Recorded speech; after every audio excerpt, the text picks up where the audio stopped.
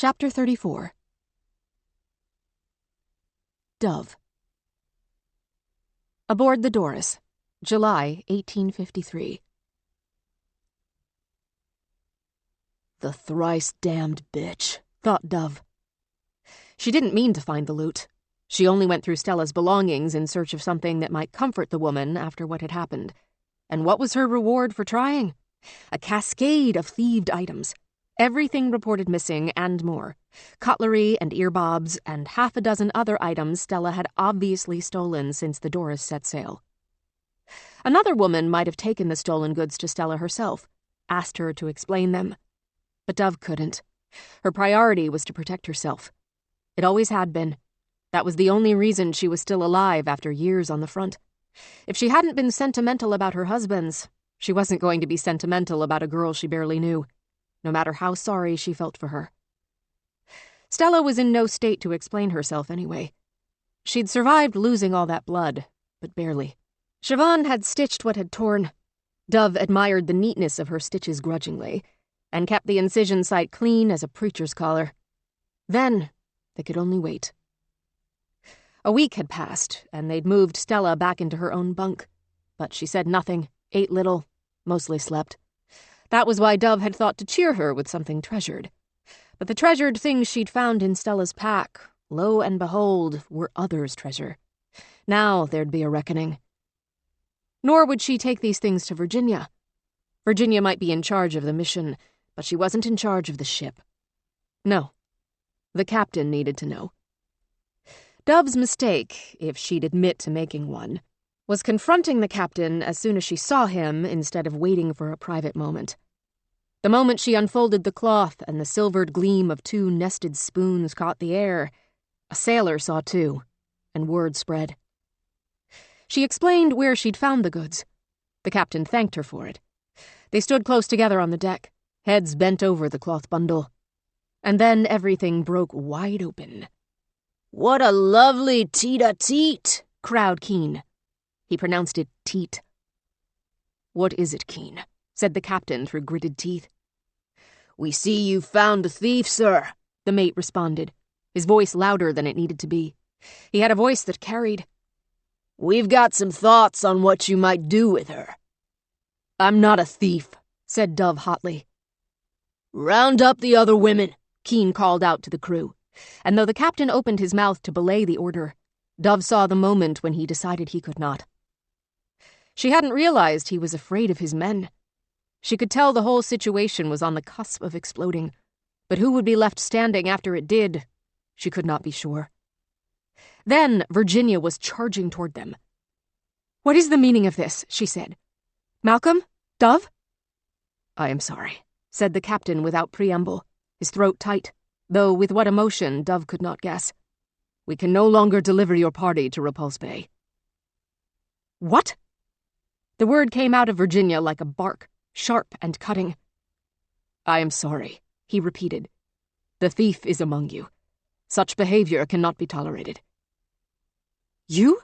Virginia asked Dove. "Stella." Her gaze flicked over to where Dove now saw the women were assembled. They clustered together like doves in a cote. What had they been told, and by whom? Even Stella herself was among them, pale but upright, with an Englishwoman on either side to steady her. Virginia drew close to the captain. "Can we discuss this privately?" Her eyes darted around, her message clear. But if she hadn't figured out yet that the captain had lost control of the crew, she would soon. Keene grabbed for her arm. "No, miss. You can have this conversation in the presence of God and everyone instead of trying to seduce the good captain with your little mousehole." "Watch your language, Keene," growled the captain. "I told you this would happen, sir, taking these women on. And here we are, 2 dead in their party and a thief. Not to mention the near miss with the ones that went in the drink. Put their party off before the next death is ours."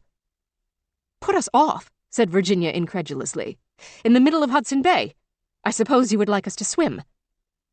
Now the crew began to chip in. "Sounds good, yeah. See if they float." "Might be we'd give you a craft. Might even be one that doesn't leak much," Keene said, his face smug. Not your decision, mate, said the captain. Behind Keen, though, Dove saw some of the larger men gathering. She recognized the one named Coffin, who had fists like sledgehammers, and an equally large seaman she'd only heard called Bear. 500 miles from where you promised to deliver us, argued Virginia, her voice clear and strident, unbowed. Nowhere near Repulse Bay. Nowhere near the search area, making it impossible for us to complete our mission before winter comes. Your mission ain't our business, Coffin growled. Our business is staying alive. Would you have us do less? Caprice shouted at the huge man, her coat a crimson splash like blood against the navy and gray of the rest of the crowd. Abandoning us on the shore hundreds of miles from civilization. No idea where we are or where we're going. If we did take you to shore, the captain said, his voice quieter, you could go south to Prince of Wales Fort. Churchill's just beyond. Probably a month's journey. But just hug the shore, you can't miss it. All you have to do is turn south. Or we might turn north, Caprice said, a challenging light in her eye. Or we could stay on board until Repulse Bay, per our agreement, Virginia said loudly. Turning herself to directly address Captain Malcolm, she added, and you could keep to your contract as a man of your word. Like a siren, she calls, Keen countered, stepping between her and the captain, the huge men behind him moving in concert. We knew it from the first. You said they would bring us no harm, yet there's been nothing but harm from the beginning. Do you see now what they are, what they do? Dove saw her moment and interrupted. Not all of us, sirs. The captain's gaze flicked from face to face, uneasy. Then, answering Dove's question without looking her in the eye, he said, I'm sorry. The men of the Doris want you gone. But we're not all troublemakers, said Dove. Take me, for example. I know how to get along. Dove! Althea's voice was shocked. If she'd had pearls at her neck, she would have clutched them. Didn't mean anything by it, Dove said. I only meant that if some of us were to stay on board, we would listen to you, Captain Malcolm. Obey your orders. Fall into line like any of your sailors. We're not all bad luck, you know. The captain and Virginia locked eyes, and he looked... what? Pitiful? Pitying? Virginia seemed to weigh something and make a decision. Then she said quietly, I'll go, and Stella will go. They all looked at Stella. She gave a small, weak nod. And any of the other women who want to go with us are welcome, called Virginia. To the captain, she said, in return, we take all the supplies we brought with us, and I expect safe passage for the women who remain on board. You think he's in a position to make that bargain? The mate asked, his voice mocking. But the captain glared daggers at him, stepping forward, his hand going to the firearm at his hip. I can make what bargain I like. They were right on the edge of disaster, thought Dove. The aggression that had bubbled just under the surface was about to boil over. It wasn't just disapproval. What these men felt for these women, it was a deep, choking hate. Was she foolish to stay? Perhaps. But her chances of survival were better on a ship than on the land, and she'd always been a smart one for playing the odds. Finding Franklin had been a lark. Now it was about survival. Who's with me? Asked Dove, stepping forward, addressing the women directly. I will protect any woman who stays. Caprice took one long step forward, and Dove found herself wondering which way the woman would go. She'd made no secret of her dislike for Virginia, but she was also hungry for glory, and there would be none of that going home on this ship. Their road home would be the opposite of glory. So it was not entirely a surprise when Caprice, eyes burning bright, said, Thanks for that offer, Dove, but I'll be trying my luck on the ice. We're with Virginia. We? Me and Elizabeth, said Caprice, without looking behind her. It was not a question. But the dark-skinned woman's voice trembled on a single word. Well. Caprice turned then, smooth and unhurried, to face Elizabeth. You think you'd be welcome returning without me? No, but... Caprice drew closer to Elizabeth then, and spoke a couple of words in her ear, fast and low. Dove only caught one. Reward. And watched Elizabeth's face carefully. She was wavering. Dove interrupted. Are we going to chit-chat, or are we going to choose? Because I don't see much patience where I'm looking. Caprice raised her voice one more time and said to Elizabeth, Let's go. And whether it was the authority in Caprice's voice, or whatever Caprice had offered, or for her own private reasons, Elizabeth said, I suppose that's fine, then, and stepped forward. As the two crossed to stand next to Virginia and Stella, Virginia's eyes stormy with emotion, Caprice reached out to tap Anne on the shoulder as she passed. I assume Anne is with us, right, Anne? Her voice was almost cheerful. Your dogs will want to run. Right behind you, miss, Anne said. The crew, surprisingly, parted without comment to allow the women to make their choices. Dove drew herself up to her full height. Every woman now knew what was at stake. It was up to each of them to choose. For a moment, Dove feared she might be left alone on the ship. Then she would not be safe. If Caprice could make a case, so could she. So she called, Althea, Ebba, I assume you want to stay on board. Respectable women like you. Althea murmured, Yes, of course, without looking at anyone.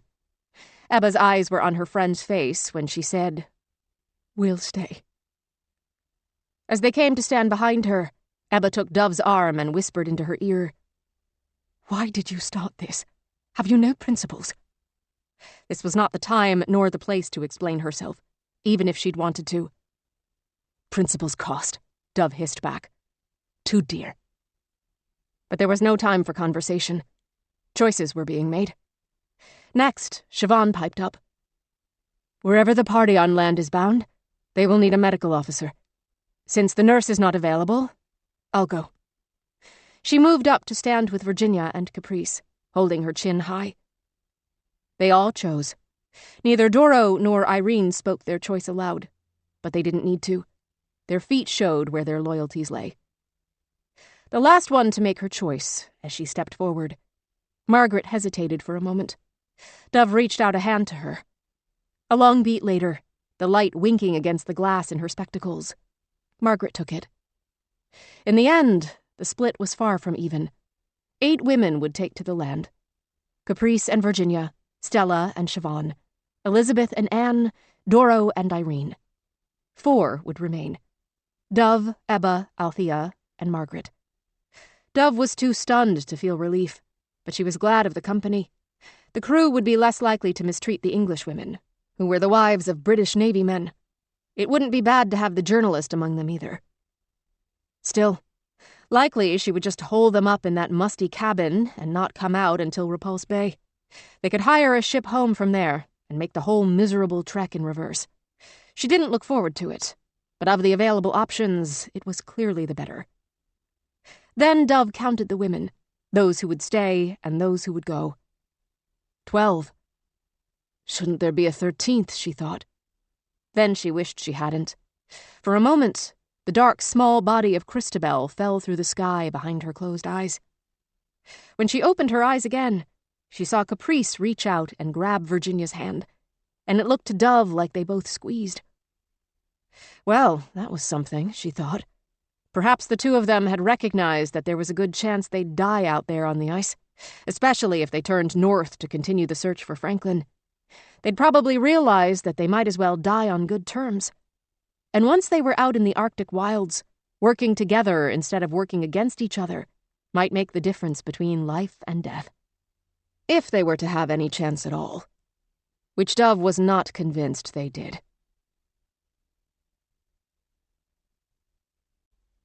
Chapter 35. Margaret. Aboard the Doris, July 1853. It was Mr. Emerson's voice she heard during the tense scene on the deck, telling her to stay. Think of your legacy, Miss Bridges, the dream voice whispered to her. Don't put yourself at risk. Stay with your pages, your story. She felt pulled in both directions, longing to go, but feeling fear and the imagined words of Mr. Emerson pressing her to stay. It was after the women were launched in their tiny open craft that everything came clear to her. Mr. Emerson was a fool. He was right, of course, that dream Emerson. If she'd gone on land, taking her journals of the journey so far, they would be as much at risk as she was, which was saying something. But if she had listened to Mr. Emerson, she wouldn't have come on this adventure in the first place. Besides, Mr. Emerson was a bit of a charlatan. He'd made her the first female editor of his journal, which was a great honor, and then failed to pay her even a single red cent for her labor over the course of 2 years, which was an equally great slap in the face. Metaphorical, though she would have welcomed a physical one. If someone slapped her, she could slap them back.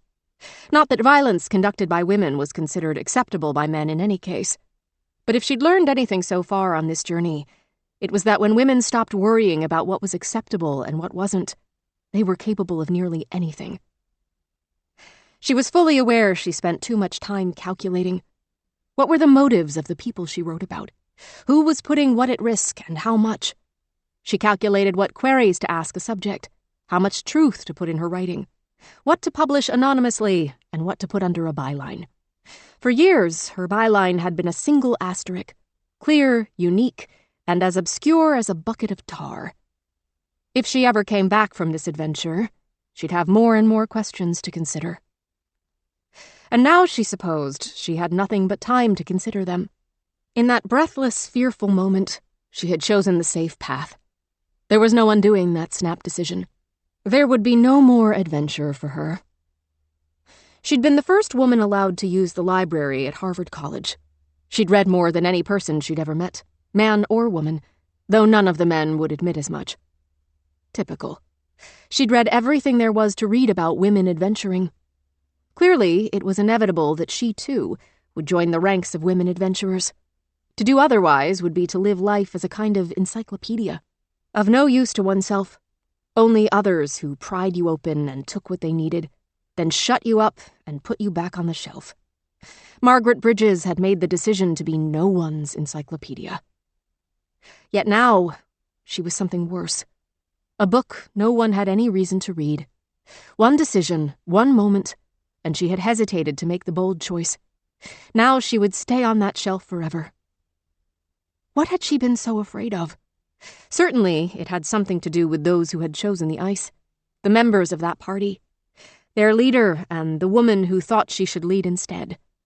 She knew, with the certainty of a practiced evaluator, that Caprice Collins and Virginia Reeve were going to come to blows. She hadn't liked Caprice, who always seemed to be trying to get Margaret to write down something that glorified her exploits, but she certainly had a fire to her, one that clashed with Virginia's. A lazy journalist would have called the women oil and water. If she were writing about them, which she someday might, she would have called them something more descriptive. Snow and sun, time and space, spark and gunpowder. Yes, spark and gunpowder, that was good. She grabbed her book to write it, but a thought stopped her hand. If nothing else, she could have lit their fires. She could have torn a page out of her journals one at a time and set fire to it. It would have hurt to give up the journals. But when it was the difference between life and death, of course she would have done it. This handful of women, especially if they turned north onto the ice, they would need fire. Before she could consider any more, before she could talk herself out of it, she yanked on her cold weather gear and gathered all 3 journals in her mittened hands, leaving the women's cabin behind. Death by freezing was painless, or so she had heard, though she was always suspicious of those who claimed to know what death of one sort or another was like. The only people fully qualified to speak to a particular form of death were those who'd already died from it, and therefore spoke no more. Margaret raced to the ship's stern and flung each of her journals, one at a time, into the water.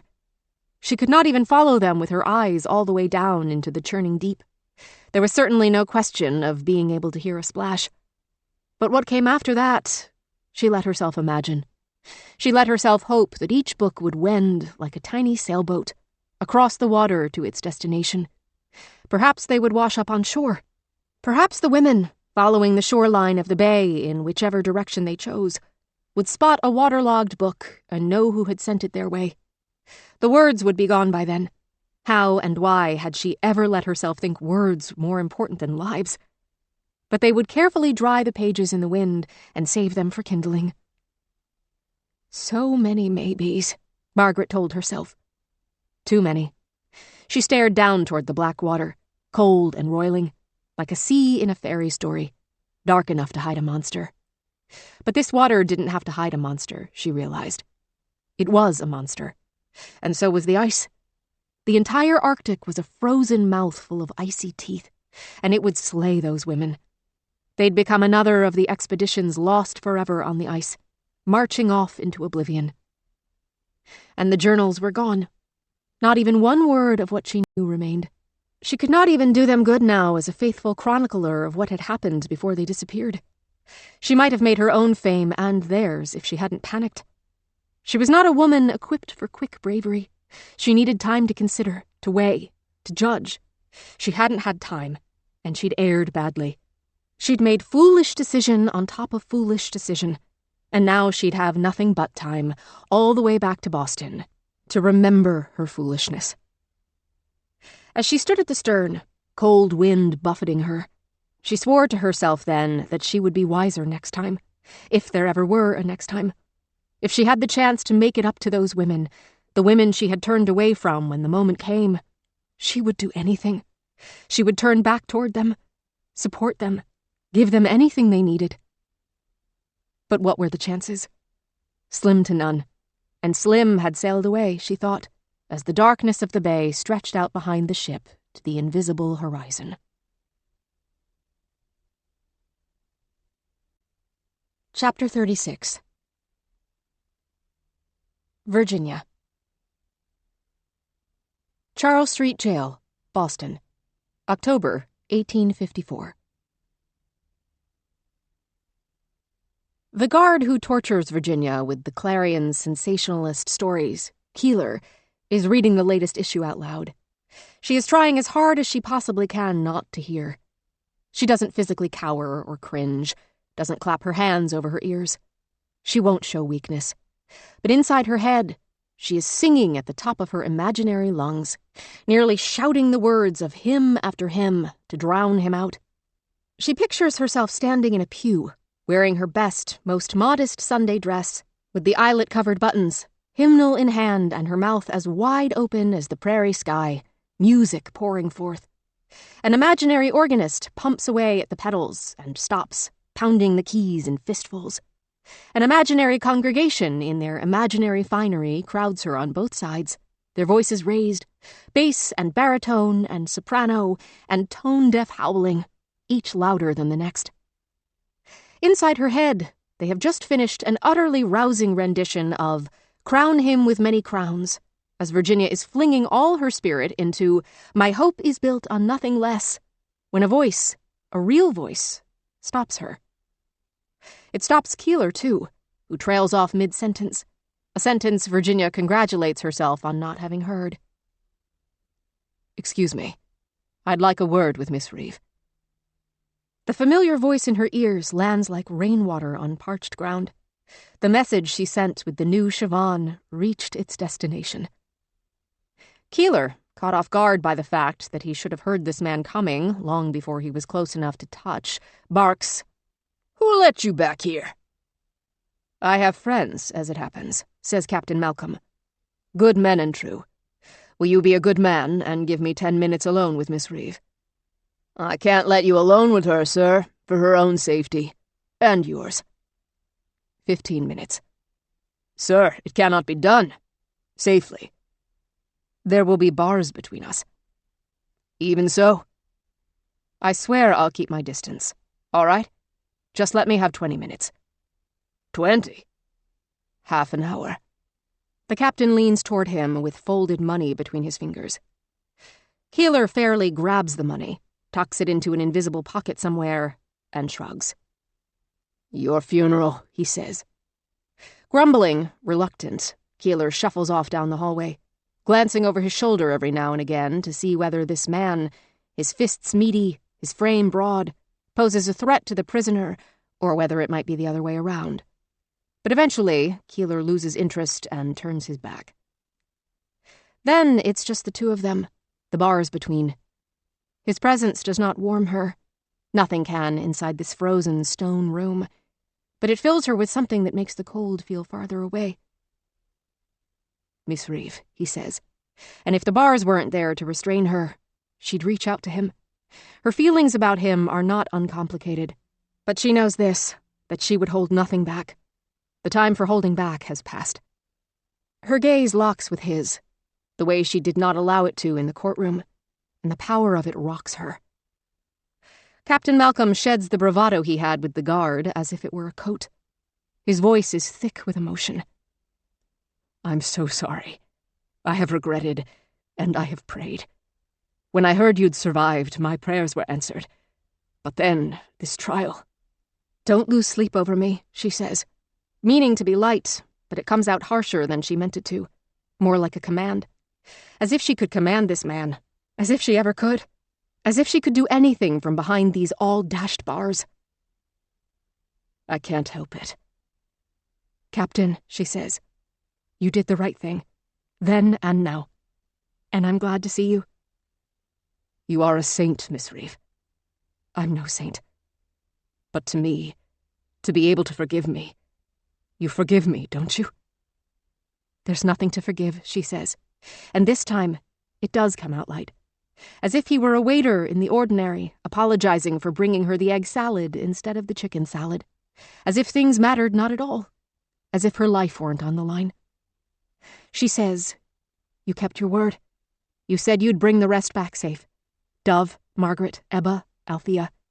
And you did that. But I should have. I could. You couldn't, she says firmly. Virginia, he says this time, and there is a note of urgency to his voice. I would not have presumed to come, but you called for me. I'm glad you answered. His voice is still rough with emotion. Are you truly resigned to your fate? Up in the north, you were always determined, even when everything was against you. Everything is against you now again, but I hoped I would still see fire in you. Do you see it? Now she draws closer to the bars, letting herself look at him. The luxury is dizzying. It may well be the last time she sees him, she tells herself, so why not indulge?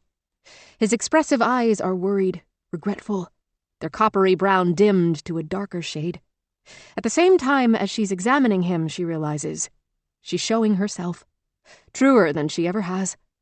The emotion she's been smothering all these days in the courtroom, all the anger and fear, she lets them out now, lets them radiate out of her like a light. Virginia, he says in response, throatily, tell me, what can I do? I have a favor to ask. I don't know anyone else who can help, but I hope you can, and I'm in dire need. Done. You don't know what it is yet? Doesn't matter. Whatever you need, done. Thank you.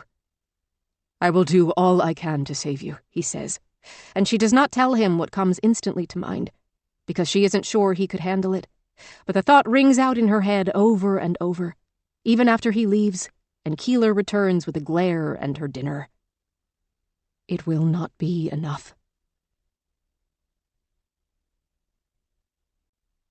Chapter 37. Virginia. On the Expedition, July 1853.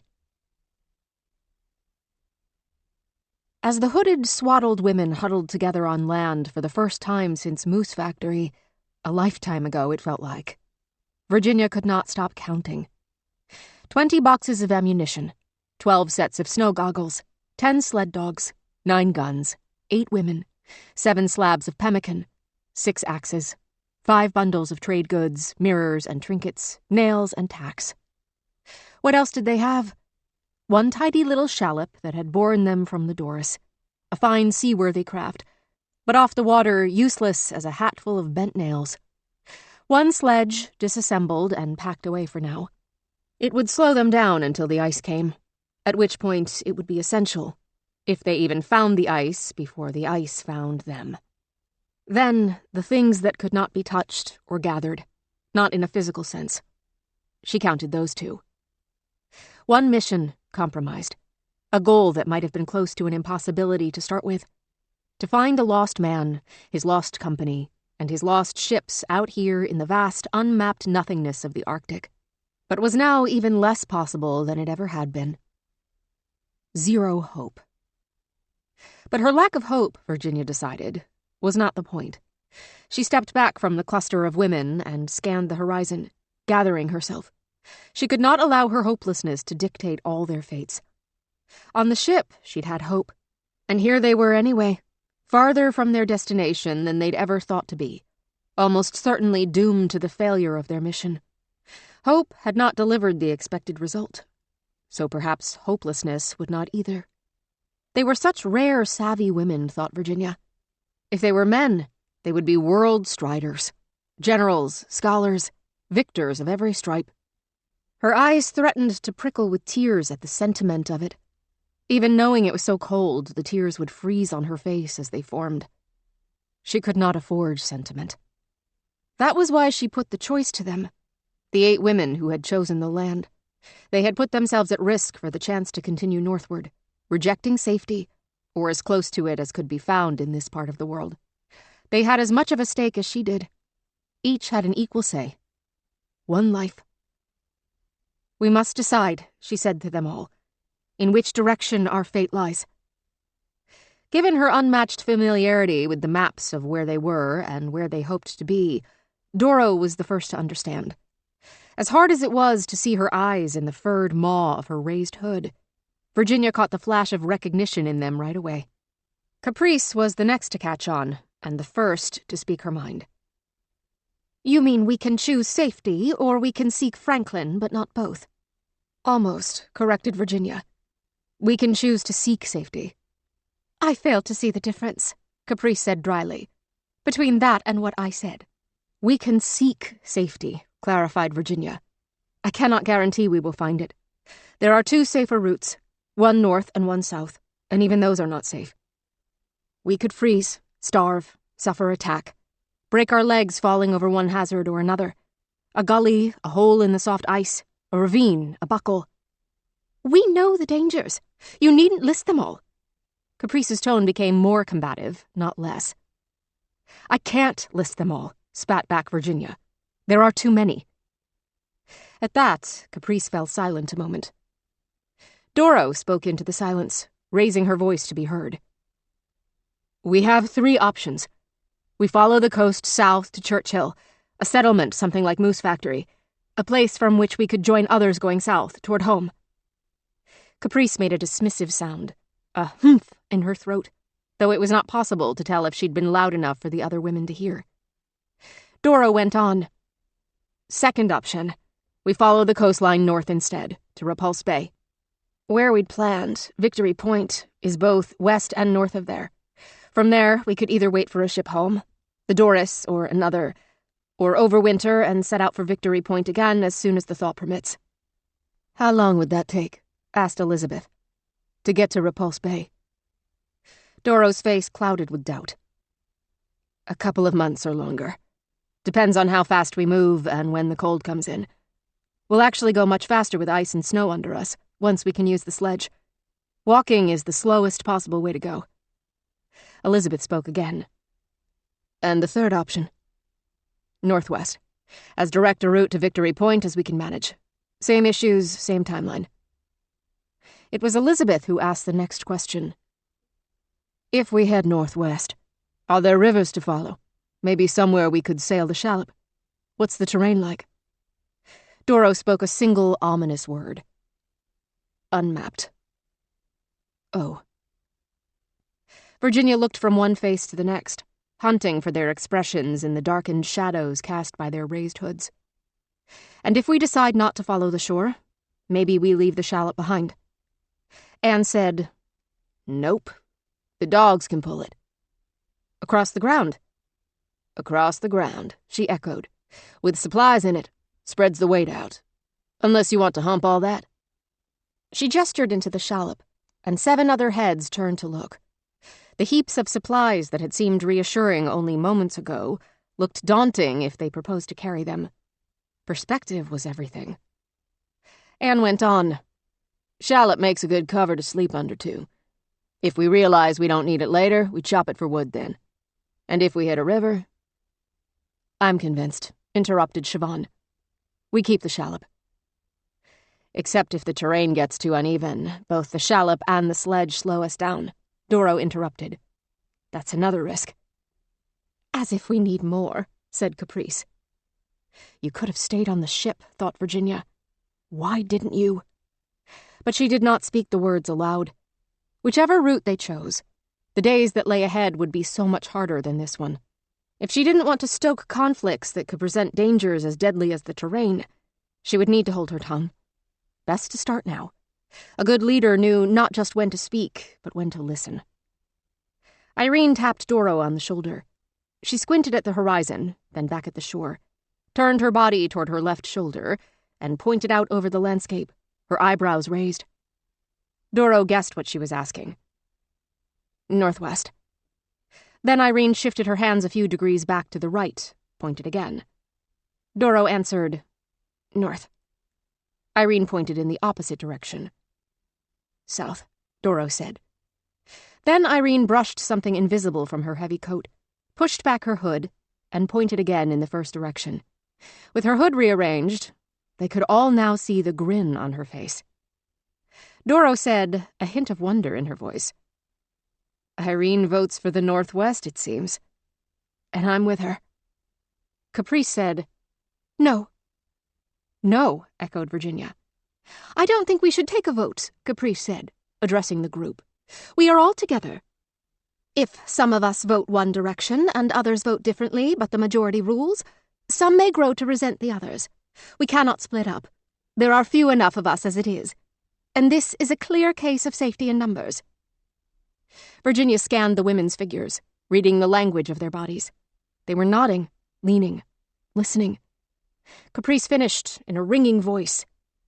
Anyone who wanted to play it safe had the option to do so back on the ship. So let us throw ourselves into this adventure together. We will survive together or not. Then she took a step closer to Virginia and said, Right, Virginia? Grateful and a little stunned, Virginia answered, That's right. In the changing light, she could see their faces better, and she examined each in turn. Each had a similar, determined expression. Even Stella, who'd been worn to a shell of herself mere days before, turned her back on the rocky shore, facing toward the open, daunting flatlands. Virginia said, All right, ladies. Northwest it is. The shallop already had supplies arranged down the middle like their canoe had, and Anne took only a moment to strap the dogs, yipping with excitement, into their traces.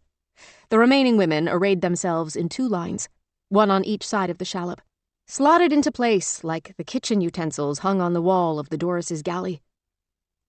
Irene reached out for Stella and gestured toward the back of the shallop. Stella's face was drained of color, and as determined as she looked, Virginia realized Irene was right. Stella should ride, not walk, if that was at all possible, as long as she was still recovering. As they headed out, Virginia wiped any hint of concern or consternation from her face. Not that the women could necessarily see it around the shielding of her hood. But the brave face wasn't just for them. It was also for her. Anne snapped the traces over the dogs' backs, and they began to pull. Too fast at first, but under Anne's practiced hands, they settled into a speed that was only slightly faster than the walking women. They were on their way. That first night, they did not stop. They were tired, yes, but the sunlight stayed with them, so they could see the shape of the terrain they crossed, and it was smooth and featureless. Virginia tried not to think too hard about how unmarked all this space was, how it would be so easy to become lost if Doro weren't steadily shaping their direction. No one asked Virginia if they should stop, but if they had, she would have forbidden it, because moving was the thing that kept them from freezing. There might not be ice on the ground, not yet, but it already felt like there was ice in their veins. She knew, in theory, what the Arctic cold would be like. She'd even gotten flashes of it on the ship, below decks where the ice-clogged water of the bay chilled the planks of the hull so thoroughly they radiated that cold inward. The heat only went so far, and one could walk around a corner from relative comfort into a sharp bout of cold that caused you to inhale sharply. But when you did, the insides of your nostrils instantly froze together. More than once, Virginia had found this happening to her, and flung up her mittens against her cheeks and backed around the corner again into the relative heat. Here, there would be none of that. Nowhere to retreat to. In the day, there was some relief, but at night, there was only cold. Unending, unrelieved. Their instruments said the temperature of the air itself was above the freezing point, but the harsh slap of icy wind on their cheeks told a different story. Hours into their walk, in the hours near midnight, when the light thinned and dimmed into something that was barely a glow, but still not darkness, Virginia strongly considered giving up. If she stopped long enough, there would be peace. The cold would take her away if she just let it. It could take all of them away. In death, there would be no struggle, no anger. Because there was so much anger in her. She'd had no idea. When she'd looked at the map of the far north and seen the word fury, it had only occurred to her that this was a word for a vengeful goddess, that so many Arctic features had been named for hazards because it was a world of hazards. But now she saw its other meaning, fury as in anger. As they marched ever forward, she thought only of how unjust it was that she and these women were forced farther away from their goal instead of closer. What could they have done if they were helped instead of hindered? Now they would have to work twice as hard just to get back to where they should have been.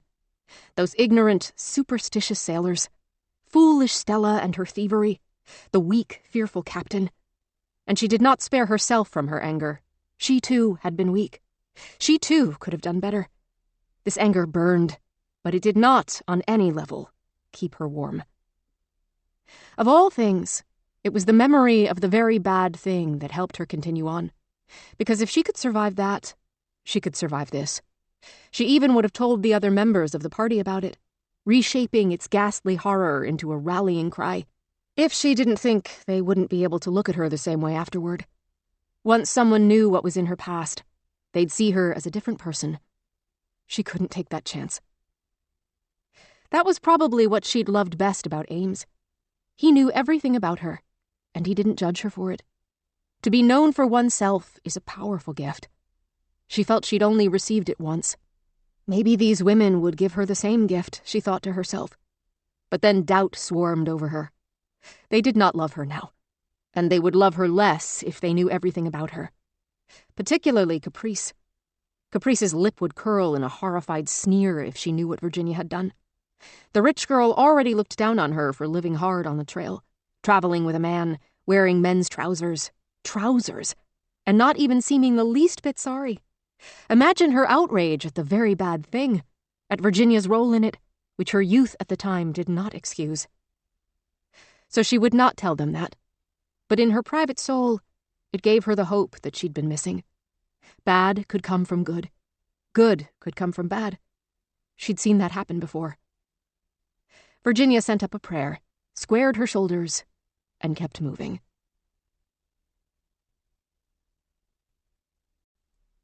Chapter 38. Virginia. Massachusetts Superior Court, Boston, October 1854. Sundays in the prison are Virginia's worst days by far. There is no respite from her cell when court is not in session. The Sunday guard is a matron, an oddity. The nameless woman slides trays of food into the cell at the appointed times, but does not speak or even look at the inmate. Does she disapprove? Think of Virginia as a gender traitor? If so, what part of Virginia's behavior has offended her? There are so many possibilities. But her silence makes Virginia miss the guards who engage with her, even when that engagement takes the form of hatred. When court is out of session, Virginia is alone with her thoughts, and she does not like the company. But there is one reason to look forward to Sundays, one she has forged herself. On Sunday mornings, because she cannot go to church, church comes to her. She stands and sits as if called to from the pulpit. She opens her hands in front of her like a hymnal, like a prayer book, and sings, sometimes even out loud. For the postlude, she hammers out an approximation of organ music on the hard edge of her cot, though if her hands touched actual keys, she would make only noise, not music. Afterward, she doesn't always feel better, but at least she doesn't feel worse. And distracting her busy mind is a welcome, necessary break.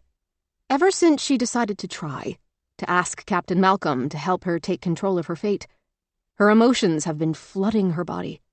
She almost misses those early days in her cell when all she felt was the cool, reassuring virtue of resignation. Hope, when it alternates with fear, hurts more.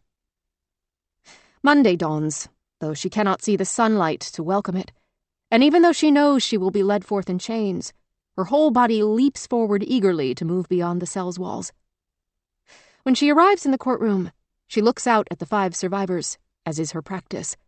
But today, what she sees surprises her. She sees something she hasn't seen in their gazes in a long time. Hope. What is it, she wonders? What do they know that she doesn't? She looks at her counsel, who doesn't bother to look at her, and she risks a glance out into the sea of spectators. She does not spot Captain Malcolm. There are more people than she remembers, but she has been intentionally avoiding looking at the crowd these past days, so there's no telling when it grew. Then the bailiff calls the name of the next witness, one who wasn't on the list her counsel had gathered at the beginning of the trial. If he knew this was coming, he's kept it to himself. The prosecution calls to the stand Levi Brooks. Brooks. In her roiling thoughts, which should be consumed with the same hope her friends are feeling, she can only focus on one overwhelming thought. So Brooks was his last name all along. Somehow it feels powerful to know that. They have been trading in names, she and he, since the day they met, and his was always kept back. Caprice Collins, the first name he said to her, that fateful, fraught name. Dorothea Rossett, the one he'd never intended to give her, that she'd tracked until she solved the mystery. Stella, the name he'd never even told her. The fact of a body all that mattered to him from his comfortable perch in civilization. Names added to lists and struck from them. Names of the living and the dead. And now, Levi Brooks. Levi. Knowing his name feels like an ingredient in a wizard's incantation. Those 2 short syllables feel like a place to put her anger. Store it away, for now. 2 syllables, just like the word fury. But there is no more time to dwell on his name, because here comes the man himself, striding to the front of the room with familiar, steady confidence. He has the swagger of the voyageurs, but he's so different from them he looks almost like a different species. The tailoring of his trim black garb is impeccable. Unlike the women he sent north, he has not changed in any way since the journey began. And why should he? He is not an adventurer, just a factotum. They left civilization, endured the wild, created their own pocket nation, struck out into the unknown, fought their way back to civilization again. They have evolved. He, with the rest of society, has remained. Passing the long rows of courtroom seats, stepping into the witness box, he does not look out of place. He looks ready. Virginia keeps her face utterly still, but inside her mind, she is pouring anger toward him, sending it out in an invisible wave, willing it to disappear inside his rigid, arrogant body. He does not even glance in her direction. He is here. Brooks is here. She doesn't know how they could have found him, forced him to come. But he is here. Is it Captain Malcolm's doing? This wasn't what she asked him to do. But did he manage it somehow? Brooks can back up her story. Whether he wants to or not, he has no choice. Brooks will change the course of the trial, and someone will believe her at last. She is desperate to have someone, anyone, believe her. He is sworn in and identified, all without incident.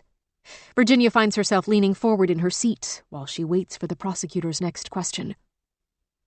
"And where do you hail from, Mr. Brooks?" "Australia." Australia, of course. Another realization. Lady Franklin's lackey was acquired during her days in Von Diemen's Land, on the other side of the world. Life in America was famously easy compared to the hard-scrabble life of the former penal colony, Australia. A well-off patroness like Lady Franklin would have had no trouble convincing him to follow her to the other side of the world if it suited her purposes. And it has, all these years. But now he sits in front of the court, compelled to tell the whole truth and nothing but. It will be hard for him, she thinks, but he has no choice. Yet he looks no more worried than he ever has in her experience. She felt like he always thought himself superior. Clearly, he still has that thought in his head. "You've come a long way, sir," says the lawyer. "America is my home now. As it should be. The land of opportunity." "Exactly." "Opportunity," the lawyer muses, and Virginia can feel him winding up like a child's toy with a key in its back. Once he's wound up, he'll let fly with his next question. What will it be? He goes on. "We brought you here for an opportunity." Brooks looks mildly curious. "Well, I do hope it's a worthwhile one. I've taken a great deal of trouble to appear." "Your testimony will be extremely helpful in setting the record straight. Now, I've been told that this defendant, Virginia Reeve, has claimed that a man named Brooks was acting on behalf of Lady Jane Franklin to send her on an all-female expedition to the Arctic." "A what?" Brooks interrupts. "Female expedition?" "Yes, sir. I know it sounds preposterous, but we are doing our due diligence here. And though we believe her fully guilty, and all the evidence so far has pointed in that direction, it is our solemn duty to be sure justice is done." "Of course. You're very conscientious." "I'm a man of the law." The attorney nods gravely, enjoying plaudits. Virginia's own attorney, of course, does nothing more than shuffle his papers. Looking at either of them will infuriate her too much. At the moment, she cannot decide which she hates more. She turns her attention back to Brooks, who still sits comfortably in the witness box as if it were a box seat at the theater, and he is watching a mildly interesting but not too lively play. The prosecutor says to Brooks, "She claims that you are that man." "Levi Brooks? She specified the name." "As it happens, no. She couldn't give your Christian name, only the last name, Brooks." "I see," he says slowly, as if to suggest he doesn't. "Then how was I chosen for the honor of testifying today?" "We asked the local hotels within a 5-mile radius to show us their records from a set of specific dates. All the hotels, mind you, from Porterhouse all the way down to some of the less reputable houses by the docks. All complied, without exception. I imagine you're eager to hear what we've found." "Well, yes. I'm sure I'm not the only one." The prosecutor continues. "You, sir, were the only person with the last name Brooks to stay in one of these hotels during the period when the defendant claims to have met the mysterious Brooks. Accordingly, it could only be you, if the mysterious Brooks exists at all, of course." The realization hits Virginia like a punch to the gut. No, it was not Captain Malcolm who brought Brooks here. She should never have fantasized that he did. She should have realized it sooner, right away, as soon as he walked in. But her optimism, her completely misguided optimism, blinded her. She hadn't been listening. Brooks is testifying for the prosecution, not the defense. His voice mild, his manner almost distant. Brooks agrees. "Of course." "So please, Mr. Brooks, we need your utmost cooperation in solving this mystery. Can you provide the confirmation that the defendant is eager to have you give? Can you tell us that you met this young woman and helped her arrange her travel and the travel of the women who accompanied her into the northern wastes?" Brooks' pause is mercifully brief. He does not try to keep them in suspense. He has that mercy, at least. In a clear, steady voice, he says, "Sorry to say, here in front of the court, seeing as there's so much interest in it, but I've never met the woman in my life." In the stunning silence after, Virginia doesn't know what she expects. Lightning, God, to strike him dead. Nothing strikes. He simply tells the baldest of bald-faced lies, and the world keeps on merrily turning. Was there even any truth to the story about asking the hotels for their rosters? Or was that just a fig leaf concocted by the prosecution? Has he been paid for his lies? Or does he give them freely to sever Virginia, once and for all, from his employer for the sake of keeping the Franklin name unsullied by this failure? "You may step down," the judge says to Brooks, his voice almost friendly, warm with kind regret. "Thank you for your service." She looks at the survivors in the front row and realizes none of them ever met Brooks. They must have been excited because his name was read out. But even Ebba and Althea never met the man, only Virginia herself. They could testify that they'd corresponded with someone named Brooks. But they could testify to Lady Franklin's name being used as well. And yet no one could prove Lady Franklin had really sponsored their travel. The coin was untraceable. Letters would be inconclusive, even if they'd kept them, which she knew they hadn't. And her own letters that might have served as proof, well, she knew exactly what had happened to them. As Brooks leaves the court without even glancing her way, she curses him under her breath for his cleverness. He and Lady Franklin had been 3 steps ahead this whole time. From the very beginning, it seemed. Keeping her at arm's length, and everyone else even more distant, their connection indirect. Perhaps Caprice had met Brooks. She alone among them might have. But a fat lot of good that does Virginia now. The Collins parents, too, had likely met him. But since they want Virginia dead, they won't be the ones to come forward with evidence that would set her free. Franklin and Brooks are in control. And with that thought, there is only one question that nags at her. Why is Brooks here at all? In America, let alone Boston. His testimony is damning, but not defining. What is the point of his presence when he could have avoided this entire charade by staying far away? There must be a reason, and the fact that she has no idea what it is burrows down into the base of her skull and rests there, awkward and heavy. The 5 survivors still sit there in the front row, and the hope is gone from their faces. In its place, she sees nothing but disappointment. She holds the gazes of her friends, her compatriots, and wonders how many more times she will see them, how many more times she will be led in shackles to this room where her fate will be decided. Our Father, she prays, whatever happens, and I fear the worst will happen, I pray only that when my judgment comes, you receive me with forgiveness into your holy kingdom. But why should God prove more merciful than anyone else in this world? Than this judge, than this jury? God, after all, like this judge, like these lawyers, like every single juror who holds Virginia's fate in his hands, is a man. With precious few exceptions, she has not known men to take her part or smooth her way. She can only think of 2 men who've ever truly helped her when push came to shove. Ames and Captain Malcolm. And even so, both of those precious 2 also failed her, each in his own fashion.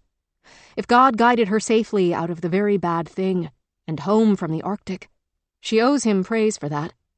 But it doesn't mean that he, too, won't fail her when the reckoning comes. World without end, she prays. Amen. Chapter 39. Virginia. On the expedition, July and August, 1853. Quickly, the party established a reliable rhythm. During the day, instead of stopping for meals, whoever was riding in the shallop, most often Stella, would pass around each woman's ration of pemmican or meat. They ate walking. Every 3rd night or so, they did stop for a nighttime sleep, overturning the shallop and huddling tight together underneath for warmth. The dogs snuggled among them, their warm fur better than any blanket, their reeking breath becoming a familiar comfort. Irene had the job of constantly scanning the horizon for game, and when she spotted a pack of caribou or a smattering of wild sheep, she rapped on the shoulder of the nearest woman, who gave a soft whistle of warning to bring everyone to a halt. 3 to 5 women were sent in the direction of the animals, while Anne quieted the dogs, and they did not get underway again until the animals had either scattered or been successfully brought down. Irene was a crack shot from the beginning. Elizabeth was steadily gaining in aptitude, quickly establishing herself as a natural talent. Virginia and Anne both had excellent aim, but lacked skill in staying quiet enough not to disturb the animals. Stella was the opposite, all stealth and no precision. Caprice preferred not to hunt, which Virginia was willing to overlook for now. While they'd become friendlier, she was still somehow uneasy with the idea of the mountaineer putting her hands on a loaded gun.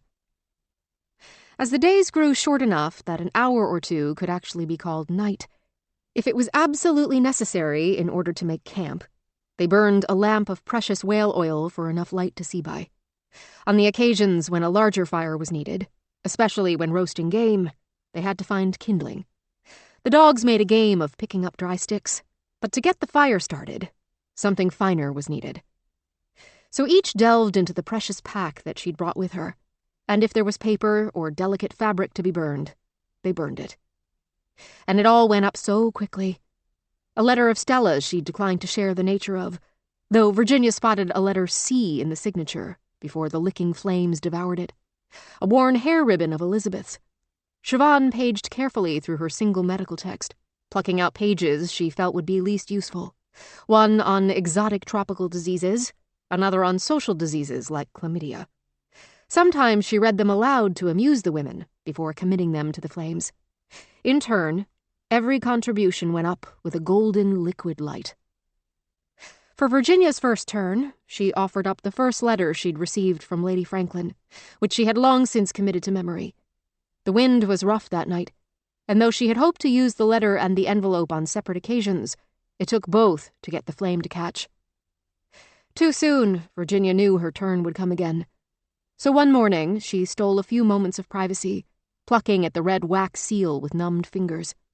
It was well past the time that Lady Franklin would have wanted her to read the third letter, but her journey had become something Lady Franklin had never foreseen. This was her decision.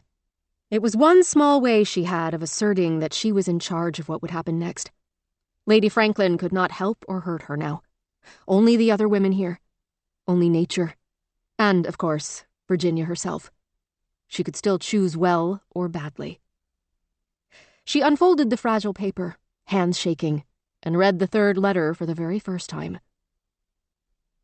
Dear Virginia, I may call you Virginia now, may I not? I imagine I hear your assent. We have been through a lot now, you and I. In the reality in which I write this, we met only yesterday, but you are in the third month of your journey, which means a great deal of time has passed, and many miles in that time. I am with you in the only way I can be. I wish I could have been with my husband in this way. You know by now, I think, that I am not just writing these letters for you. I am writing them for me. The process of poring over maps, plotting out courses, measuring miles against months, is like a balm to me. I imagine you and your ship in each of these places, and I imagine my husband and his ships there as well. The broad expanse of the straits, the piled ice that lines each shore, the buckled, hazardous ice fields that surround King William's Land. I can see you silhouetted there in my mind's eye, and more importantly, I can see John. I encouraged him to go. You may not know that. Our experience in Van Diemen's Land ended poorly, and he needed a new post, a way to prove himself. So I made sure he had this one. He went there because I wished it. Now I wish his return. So you see it must be so. Did I do right, sending you? Is it a fool's errand? Some part of me hoped to prove that women's intelligence and fortitude could compare to men's. But I fear there was a flaw in the design of my experiment. No matter how many women you have with you, there is no real safety in numbers, is there? Your will, your leadership, are still subject to the whims and desires of men. Ah, the desires of men. The words I could write to you on this subject would fill far more than the stack of paper sitting here beside me. But you know that as well as I, and I fear your education on the matter grows every day. Virginia, I owe you an apology. I did not want to close you in on a ship with men who think women inferior, only there is no other kind. They are raised to think themselves superior in every way. I chose you because you have proved yourself more than capable, a true survivor. And a woman like that does not trifle with who thinks what of whom. She sets her goal and accomplishes it. That is all I expect from you, and if you stay true to your goal, then no matter what happens, you will have succeeded. Am I feeling sentimental? It seems so. Then I will end on a note of a personal nature. Virginia, I am sorry for your hardships, both those you have endured and have yet to endure. May the latter category, be far less than the former. Yours very truly, J. 2 nights later, they burned the envelope, nurturing the flame into a fire that roasted a brace of rabbits Irene had brought down nearly single-handedly. Anne excused herself to toss morsels to the dogs, and the other women huddled shoulder to shoulder around the fire, devouring the warm meat with gusto. This close to the roaring flame, they could remove their mittens just long enough to eat, and once the animals' skeletons had been gnawed down to bare bone, every woman licked and sucked the rich grease from her fingers with a thorough, eager tongue. The fire had died down to embers, and the women were arranging their shallop shelter for the night, when Doro took Virginia and Anne aside. "I can unfold the map to show you," said Doro, "but I don't want to lose my fingers." "Tell us, then," said Virginia, Anne nodding alongside. She could barely form words in the evenings, let alone thoughts, and certainly not strategies. But Doro would not have brought an idea to her if it weren't worthwhile. "On one of the Ray maps, I think I've found a spot we should stop. A cache." Anne leaned in. "What is that?" Doro said, "A cache, a place to set aside food and supplies for future expeditions, or for the same expedition if it's coming back the same way. John Ray came up this way more than once, and found that he and his group were able to bring in more game than they needed to feed themselves. Not the way it usually goes, obviously. So I think there may actually be something to find in this spot. Shall we go, then?" "It does take us off our intended course." "By how much?" She squinted and seemed to be calculating in her head. Virginia had done the same countless times for familiar distances, but up here, she would not dare to guess at a path. It would be like taking a pickaxe to a patch of ice, not knowing how deep it went or what lay underneath. At last, Doro said, "About 3 days, I think. To get off our course, check the cache, and get back on. We'll join the trail farther up, of course. So maybe we lose 2 days, 2.5. Worth it in your opinion?" "Worth it." "Well then, let's go." Doro smiled, a rare smile for her in these days. "In the morning." "In the morning," Virginia echoed. As they turned away from the last glimmers of light from the fire's embers, the ghost of Doro's smile remained. 3 days' hard travel later, they found the cache. "I see something," Caprice said, pointing off into the distance. Virginia squinted. She didn't even see a smear. She saw nothing. But she said, "Let's go," and gestured for Caprice to lead them in the direction she wanted them to go. If there was no hope, there was no reason to go forward. Without hope, they might as well lie down on the cold, stony ground and die. As they closed the distance, she began to see it. A faint gray line at first. How did Caprice even spot it? Perhaps her eyes, experienced as they were at reading the territory of snow-covered mountains, adjusted more quickly to the light that seemed to blind the rest of them. As they got closer, the object grew, defined itself as a thick mark of dark gray against the mottled lighter grays of the landscape. A cairn, likely made of stones piled high, not quite as tall as a man. It stood out clearly with its regular, artificially precise angles, the first man-made thing they had seen in days. Wait, far more than days, she thought, tallying up what passed in this part of the world for sunsets. 2 weeks at least. She would have to ask Irene to tell her how many days they'd been on land. Of all of them, the mute woman had the most unerring sense of time. Virginia's heart quickened, which was a painful squeezing motion in the cold. She could not afford for her heart to gallop out of control. But the excitement brought that perilously close to happening. She forced herself to look at the exploration as an exercise. What possible things could a party find in a cairn in the far north? If this were merely an exercise, if her life and the lives of the women who'd trusted her didn't hang in the balance, then she could calm her racing heart. In a way, she wished Margaret had left the ship to come with them so there would be a record. Then again, perhaps nothing good would happen here, in which case a record would only cause pain. Would the records the journalist had written so far praise her or condemn her? How would it all work out, if it did? She supposed that depended on whether they found evidence of Franklin's whereabouts. The world and most specifically Jane Franklin, would laud a success and ignore a failure.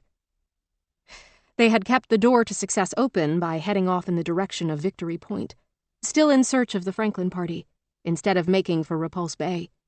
But the odds were still very much against them. They were a long way from succeeding. "Something's wrong," she heard Siobhan say, and the women's footsteps slowed. "What is it?" "It's too regular," Siobhan said. "Those aren't stones." As they approached, once the shapes came clear, they lost their concern in the face of curiosity. The cache was not made of stones, but a pile of tin cans, stacked a bit higher than all their heads. The labels had worn away, but the seals remained. "Is it food?" someone asked. "They just look so wrong," said Elizabeth, echoing what Virginia supposed they were all thinking. "No, not wrong," said Stella in a thready voice. "Althea told me once how the British packed their ships. Tons of supplies like you wouldn't imagine, because they were headed into a wasteland." "So it is food that we could eat," Caprice said. "Wait." Stella reached out, holding her palm in front of Caprice's eager form. "The other thing Althea said was that a few years after the Terror and the Erebus sailed, the man who'd won the contract to furnish it out was barred from doing business with the government again. Seems his cans didn't preserve as well as he'd claimed." "So the question is," Elizabeth said, "are these cans from Franklin's expedition or another?" "Likely another," said Doro, at the exact moment that Caprice said, "Well, no way to know for sure." "Even if we could open them up," said Stella, "I'm not so sure I'd try one." "Oh, I'll try it," said Caprice, oddly merry. "You wouldn't believe the things I've eaten on mountainsides. Local stews, the occasional eyeball from who knows what animal. Whatever it was, it kept me alive. I've got an iron stomach by now, so hand it over." Irene had a can in one hand, and as she was nearest Caprice reached out for it. Irene yanked it back before she could wrap her glove around the metal. "Oh, come on," Caprice said gruffly. Irene shook her head. When Caprice feinted toward her, the mute woman whipped her hand back and hurled the can as far as she could throw it, which was indeed far. It clanged once against a stone and disappeared somewhere in the endless hillocks and buckles of variegated brown and gray. With a glare and a shrug, Caprice walked over to the stack of cans next to the cairn and grabbed another tin. "Someone needs to try." "I'm not so sure," said Virginia. Caprice said fiercely, "Don't be ridiculous, Reeve. We can't leave them behind if they might be valuable. We can't afford to take them if they might kill us all. So the only logical thing to do is for someone to open a can up and tuck in. And I'm volunteering to do it.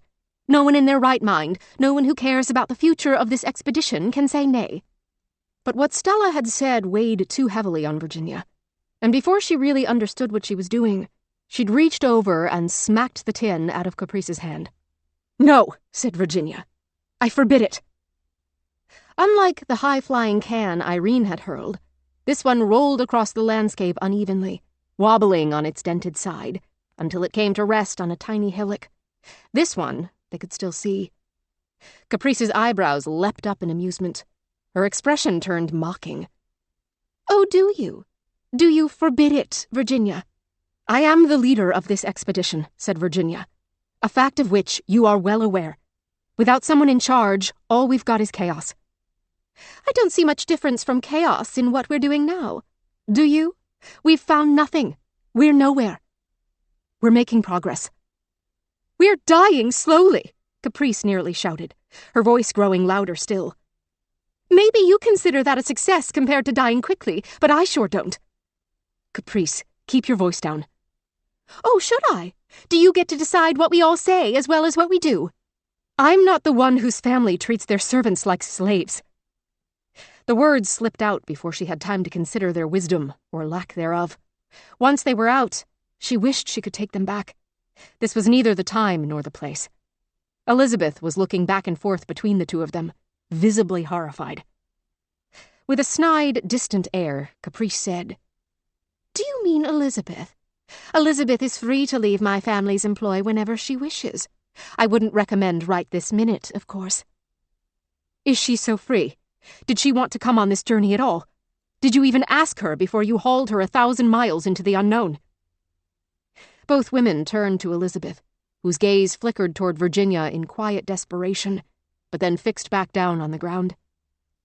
The flash in Caprice's eyes could have been either anger or fear. Either way, almost as soon as Virginia noticed it, it vanished. Then Caprice waved a hand dismissively. "You know the truth? She's no worse off than you or me. Women are all slaves of one sort or another." "How can you say that?" Virginia was aghast. Surely the woman must see the difference. She hadn't realized it herself at first, how much more constrained Elizabeth's choices were than her own. But as soon as Elizabeth had pointed it out, she understood. All her life, Caprice had lived in a household with servants, had been their mistress. She must understand they were not all the same. Didn't she? "You think I'm free?" challenged Caprice. "I'm not. I do what my parents tell me up until they marry me off so I can do what my husband tells me." "Poor you," Virginia returned, her voice dripping with sarcasm. Anger heated her blood. She was surprised it didn't heat the air around them, warm it until it felt like true summer, not just the North's version of it. She felt that much fire. "It must be so hard to get everything you want." "Everything I want? You know nothing about me." They were both shouting now, completely out of control, heedless of the horrified women watching them in silence. "I know you're spoiled and childish, and the only reason you're on this voyage is because I was forced to bring you along for the money," spat Virginia. "Money isn't everything." "That's what people with money say." Caprice answered, her voice harsh with anger. "You never gave me a chance. You saw a woman of means and decided because I was lucky I couldn't also be good." "And have you been good? Have you contributed, worked hard, put yourself at risk for the other women here?" "It's come to exactly that, hasn't it?" said Caprice. "And I will." Then she drew her knife. Instinctively, Virginia leaned back, putting herself out of reach. Then Caprice took the blade and began stabbing down into the nearest can. The sound of the blade piercing the metal fell somewhere between a thump and a shriek, and every time it repeated, Virginia winced. Caprice paid no mind. She stabbed the can over and over, more than a dozen times, until it yielded up its contents. Then she put her mouth against the tin and slurped directly from it. Virginia was terrified she'd cut herself on the metal. She looked over to Siobhan, who clearly shared her worry and readied herself. They all watched Caprice in horrified silence, or at least in Virginia's case, it was horrified. How did the other women feel? Did they admire her, even a little bit, for taking the risk? Were they bold enough to follow her lead? No one did. "Well then," said Virginia, "you've made your point. Now we can go." "Go? Without the cans? You can't be serious," said Caprice, gesturing at the cairn, taller than she. "I'm in charge, remember?" Virginia snapped. She could feel control slipping away. "If you wanted to be out from under my thumb, you could have stayed on the ship. Played it safe, ridden along, headed home to Pop-Pop and Mummy. But no, you're on land, headed for Victory Point. Which means you think we're going to accomplish something here. What is it?" "We're accomplishing something just by setting foot in this part of the Arctic. First women to do so." "First white women," Stella added quietly from her position on the sledge. As she got stronger, she'd begun to contribute more. She looked to Irene, who nodded encouragement. "The Eskimo were here. Are here. They've forgotten more about surviving in this environment than we'll ever know." "When they write the record books," said Caprice, "no one will put an asterisk by our names because of the color of our skin." "You think we'll be in the record books?" asked Virginia with surprise. "We could be, if you don't screw it up." "You think that's what I'm doing?" Caprice said frostily, "I'm just reminding you of your tremendous responsibility." "Don't you fret your little head about that," said Virginia. "I remember that you're my responsibility every damn minute of every damn day." "Language." "When I get back to Boston," Virginia snapped, "the very first thing I'm going to do is buy myself a parrot. And I am going to teach him to pipe up language at regular intervals to annoy any and all around him. I don't and I will name him in your honor." From the look on Caprice's face, a slightly stunned expression, she thought she'd struck home with her barbs. But it was something else entirely. The rich girl bent over and vomited. The contents of her stomach splattered with an awful sound, everyone around her shocked into utter silence. Caprice stood back up with a green, grim look and wiped her mouth with the back of her hand. Only a moment later, she bent over to retch again. In Virginia's gut roiled a combination of grim satisfaction and sickly uncertainty. What was it now? Had the contents of the tin or something else sickened Caprice? Virginia couldn't abandon an unwell woman in these wastes, even Caprice. Besides, she had no desire to answer for a disappeared heiress upon her return. That seemed unlikely, though. Caprice had a constitution of iron and a will to match. If Virginia had to lay odds on who would survive all this without a scratch, Caprice would be a good bet. Heaven knew, in her weak, overwhelmed moments, she had given the rich girl poor odds to survive this expedition. She had said it to her face. But personally, she thought Caprice was the toughest of them all. Irene had better wilderness skills, but could not lead, partly because she could not speak, partly because she did not want to. Siobhan didn't know enough about the North. Elizabeth was strong, but not naturally venturesome, though she gained new skills every day. And Doro, poor Doro. Her knowledge of the Arctic had been essential on the journey so far, and would be even more essential going forward. But could her body keep up with her mind? Virginia couldn't know for sure. Caprice, though. She had the skills, the youth, the fire. She wouldn't give up just because things seemed impossible, Virginia told herself. Caprice would be fine. Wouldn't she? Chapter 40. Virginia. Massachusetts Superior Court, Boston, October 1854. The first words Mr. Mason says to her, even before she sees his face, are the two words she both can never hear enough and has already heard far too many times. I'm sorry. She'd been praying for hours, wrestling with something much like a pain in her chest, that ringing out feeling of hopes growing and hopes dashed. It felt as if something green were forcing its way out of her, and the only way she could forget the pain was to pray. She lost track of how long she'd been there, knees dully aching on the hard bluestone, and when she heard the guard announcing a visitor, she did not look up. She had been disappointed so many times. So many times she'd caught her breath when a visitor was announced, always wondering if it could be someone she expected never to see again, hoping it wasn't, and yet unable to embrace that hope fully. I'm sorry, he says, and when she hears the unfamiliar voice, she finishes her prayer. Thy will be done, Amen, and then looks up with battle-wearied eyes. The man is unfamiliar, but she's pretty sure she knows who he is. The pain of hope in her heart, that green shoot, pushes up harder toward the sunlight. My name is Thomas Mason, he says, and I'm your new attorney. I'm sorry it took me so long to arrive. There were some complications untangling you from Mr. Clevenger's representation. He did not go willingly, but now the deed is done, and you will deal only with me for the remainder of the trial. Thank you. That's good news, says Virginia. There is no smile on his face. To be frank, I wish it were better, he says. I fear the time when I could have made great strides in your case may be behind us. Virginia stands, her legs creaking as she puts weight on her feet for the first time in hours, and almost falls. She puts out her hands and catches the cold metal of the bars to keep herself upright. The bars are so cold. They are always so cold. Thomas Mason is around her height. Not a tall man, but with a strong jaw and broad frame that gives him a larger man's presence. His nose is sharp and angular, his mouth wide. There is a warmth and sympathy in his eyes that make Virginia's mouth go dry. Whether or not that warmth is real, it is compelling. She wants to be sure of him, but at the same time, does it matter whether she is? He has to be better than her last counsel, and there is no way she'll have the chance at a third. Are you a friend of the captain's? She asks. Captain Malcolm engaged me, yes, says Mr. Mason. We are old friends from before his seafaring career began. And what do you mean about it being too late? I cannot object to anything that has already happened, he says. I cannot cross-examine witnesses who have already been dismissed.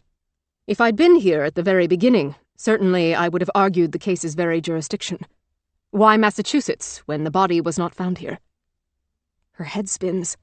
She counters, the body was not found at all. Of course, he agrees smoothly. But I could have argued that because Caprice was known to have departed the United States by crossing the border at Sault Ste. Marie, if the case is to be tried in an American court at all, it should have been tried in Michigan. Would that have been better? The state of Michigan has abolished the death penalty, he says, and the kindness in his voice almost undoes her. Struggling to speak, she forces words out, mindful that she doesn't know how long she has with him. So there are many things we can't do. What can we do? We are entering a new phase of the case, Virginia, he says. They have called every witness they plan to call. How do you know? We know. So what comes next? Our witnesses. Our strategy. Somehow, Virginia's dizziness overtakes her, and what she hears coming from her mouth are the very last words she intended to say. My last attorney was not keen on letting me take the stand. To his credit, her new attorney seems unfazed by this revelation. Really? Did he give you a reason? He said I wasn't credible. I'm not sure I agree with that, he says, and her heart lifts a little. His manner becomes more businesslike. What's most important is that I don't think it matters. We can't very well just roll over and admit that everything they've said is true. We need to counter it, which you can do. You're a well-spoken young lady. Around here, I may as well be a foreigner. That's as may be, he agrees. But what we need here is doubt. You're familiar with the standard of guilt in American courts, I assume.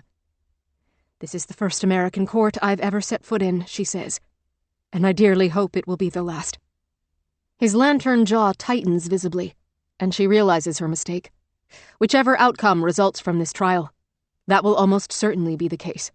Either she'll walk free and live an exemplary life hereafter, or, once her legs swing in the air as she dances from the hangman's noose, she won't set foot in a courtroom or anywhere else. In any case, she hastens to cover her error. I'm not the attorney here. Tell me, what is the standard of guilt of which you speak? It comes from England, actually, but it holds here. The presumption of innocence. Innocent until proven guilty. A gentleman named Blackstone said it another way. It is better that 10 guilty persons escape than 1 innocent suffer. She thinks about this for a while and does not know what to say. Which category does he think she fits in? You've suffered, he says. And you believe in my innocence? Your guilt, to me, is like your credibility. Not important for my purposes. Your innocence is preferable, but ultimately irrelevant. So you think I did it, and you'll defend me anyway? Not at all, he says, almost cheerfully. I'd like to believe you're innocent, but it doesn't matter what I believe. I was hired to serve the law. I'm required to give you the best defense I can, so I will. Still too stunned to speak, she tries to digest this. Her new attorney doesn't even believe she's innocent. What about Captain Malcolm, who hired him? What does he believe? She realizes he has no idea what really happened. He'd seen her with Caprice on the Doris early in their acquaintance. Their frequent clashes, jealousy, competition. Maybe he thinks her a murderer, but knows men like him have committed similar sins when in dire straits. Maybe his willingness to hire her counsel is a sort of hope that someone else would do the same for him. Now Mr. Mason tells her, "You can plead guilty if you want. They might reduce your sentence. Argue leniency if you're truly repentant." But I'm not repentant, she blurts. I simply want to give you a realistic sense of your options. I can't repent what I didn't do. I didn't kill her. This time, when he speaks, he doesn't meet her eyes. And that's the other thing you can do, which obviously you already grasp. Maintain your innocence. And if that's your gambit, then our path is clear. Her stomach rings and twists as she says, "And what is that path?" He tells her, We let you speak for yourself." Without a moment's hesitation, she replies in a firm voice. "Good." Whether it is truly a good thing, she doesn't know. But what she knows is that she must speak on her own behalf, even though there are plenty of reasons for her not to. That way, whatever comes of it, her fate will belong to her. She cannot stand the idea of being totally helpless, of standing aside while the real decisions are made about her fate. She would rather participate and lose than stand back and win. She hopes, of course, that those aren't her only two choices. Are they? Chapter 41. Virginia. On the expedition, October and November 1853. Winter fell upon them like a hammer. One morning, after sleeping in a huddle under the overturned shallop as usual, they awoke to find an inch of snow had turned the world white while they slept. After that, they added a layer of canvas to their nighttime shelter, so any morning snow could be shaken off quickly before they got back on their way. Irene had taught them that trick. She'd also been the first one to realize it was time to put on their snow goggles, which narrowed their vision to a mere slit, but kept them from going blind from the sun's glare reflected on the snow. Now that they were well and truly on the ice, thought Virginia, the whiteness seemed to go on forever. Yet someday it had to end, didn't it? Miles from here, or just over the next ridge. There had to be somewhere that was not this place. Somewhere that Franklin and his men, if God smiled upon them, might still be. Virginia hoped that they would get there, but days like this, she wasn't sure they would. Doro assured her that they were making progress toward their destination. While she was not entirely sure how long it would take them to reach the search area designated by Lady Franklin, she thought it could be measured in weeks, not months. If they could get there before the bone-chilling cold prevented any forward motion. The good news was, with the ice coating the landscape beneath, they'd assembled the sledge, which sped over the miles far faster than the shallop had. And unlike the shallop, the sledge could haul all the women and not just their goods. It didn't matter if one of the women was feeling weak, slowing her pace, and forcing the others to match her steps to avoid leaving her behind. The dogs were the only ones that mattered, and they were untiring, fearless. Day after day, week after week, the dogs took them northwest, closer and closer to King William's Land. The other good news was that Caprice had recovered quickly from whatever sickness had struck her back at the cache. Whether she'd been sickened by what was in the tins or not, no one could be sure, and they'd left the cans behind in their worry, so it hardly mattered now. She later confessed to having eaten some weeds the day before that she'd dug out of the snow, too hungry to resist, too selfish to share, which in the end was a blessing. Whatever caused it, Caprice bore up far better under the sickness than Virginia would have expected. She was pale but determined. Without complaint, she'd foregone her ration for 2 days, rather than take a chance of vomiting it up. They were all keeping a weather eye on their food supply. This far north, the hunting grew poor. During an unseasonably warm turn, they had paused for several days to hunt in earnest. They shot and dressed as many animals as they possibly could, drying meat of all varieties on racks next to a bonfire. Rabbit and venison, anything they could find. Irene had laid traps that brought down a host of lemmings, and she dressed the furs with ruthless efficiency along with drying the meat, so each of the women now had a spare pair of mittens to wear while their other pairs dried. With practice, Elizabeth's talent at shooting had surpassed even Irene's. She took down more animals than anyone else with her patient, precise aim. But the cold had clamped down like a fist again, all too soon. They had not seen game in a week. The women, by agreement, severely constrained their rations. The dogs ate more generously. Virginia worried Anne overfed them, more tenderly solicitous of their appetites than she'd ever been of her human companions, and the heap of supplies visibly dwindled on the long days. The women, eating twice a day at most, had grown lean. Virginia wished they'd had likenesses made at the beginning of the journey, so she could compare the dramatic changes. They'd be a sideshow. Come see the amazing transforming women, from hips and bosoms to skin and bones in mere weeks. Irene, already thin, was the least changed of the party. Virginia suspected she had gone longer periods on less generous rations before, given how unaffected she seemed by the hardship. The change in Stella was the most dramatic. Her moon-shaped face had thinned and hardened, and Virginia was stunned one night in the firelight to see she no longer reminded Virginia of her younger sister, Patty. Enduring one disaster hard on the heels of another had stripped her of her innocent charm. While still beautiful, Stella now had the face of a woman with no illusions left. With a start, Virginia realized that the woman she now resembled most closely was Virginia herself. As they moved north and west, and the temperature fell and fell, the land gradually began to slope upward. One day, Doro called a halt at a flat patch of territory that abutted a sharp hill, the beginning of a far steeper climb. The women tumbled down from the sledge in quiet compliance, stretching their legs, solicitously checking one another's welfare. The dogs yipped and circled Anne, who patted and stroked them, praised their smarts and strength as if they could understand every word. "This is it," said Doro. Virginia looked around. If they continued north, they'd be heading into more challenging territory. She was not even sure if the sledge could be used on ground that looked almost mountainous. To the west, the smoothness of the snow gave it away. A frozen lake lay underneath.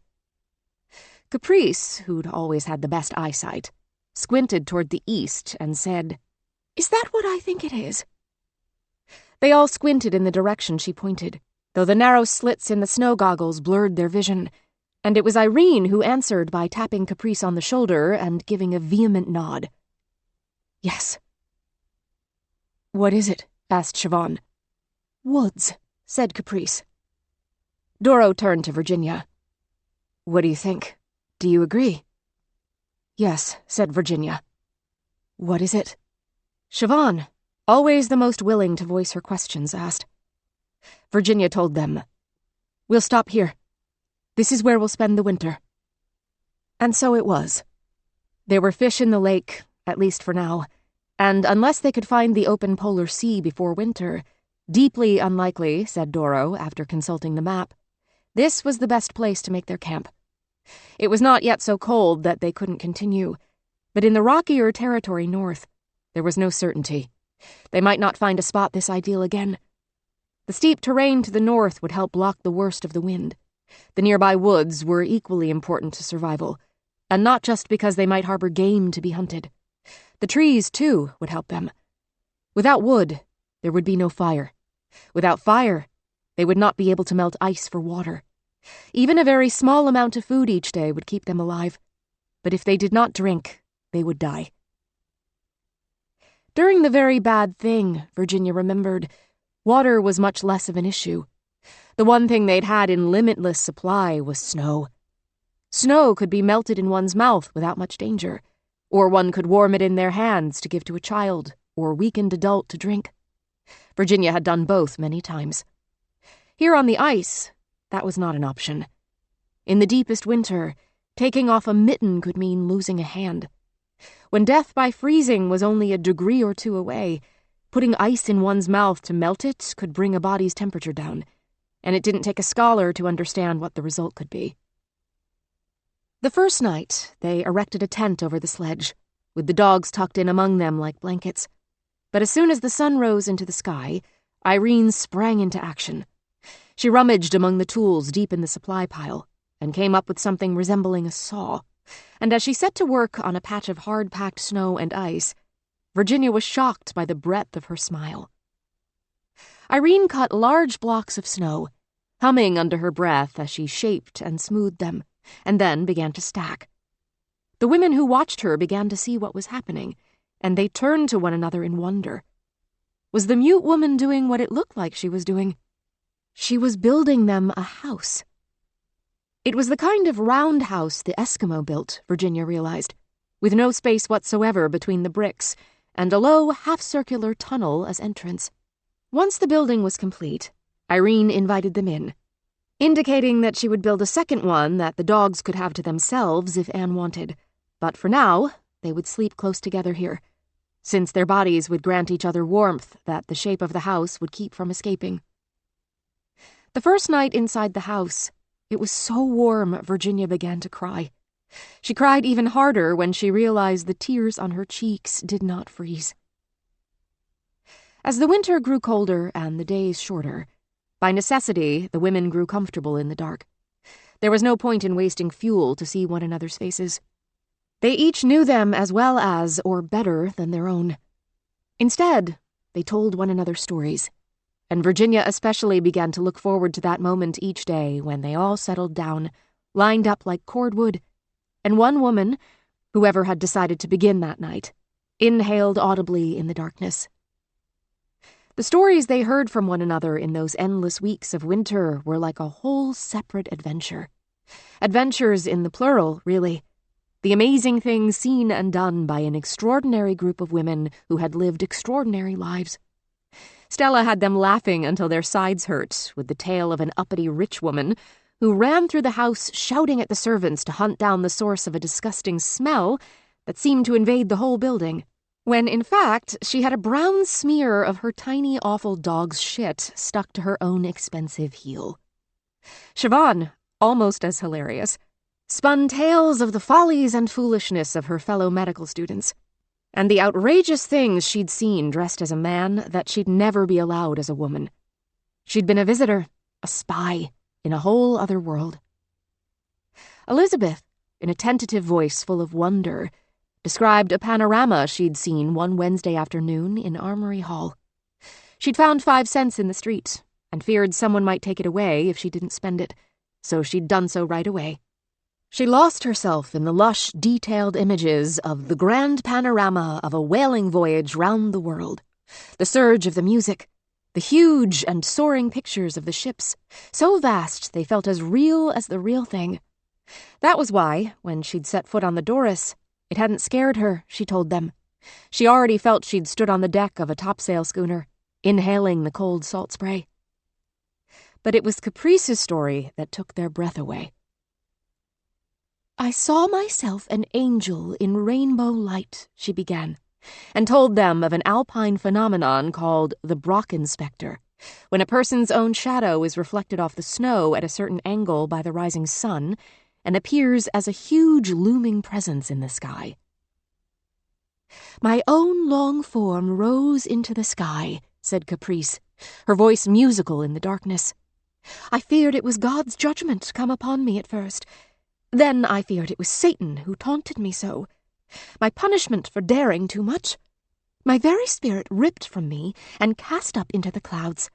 I watched to see in which direction my enormous shade would travel, up toward heaven or down toward hell, and held my breath so long my consciousness began to dim at the edges. The brightness of the alpine sunrise turning black, like a burnt crust of toast, held too close to the fire." When she fell silent, no one broke the silence. No breath was even audible in the dark. They were prisoners in her palm, eager for the next word, caught in the power of her spell.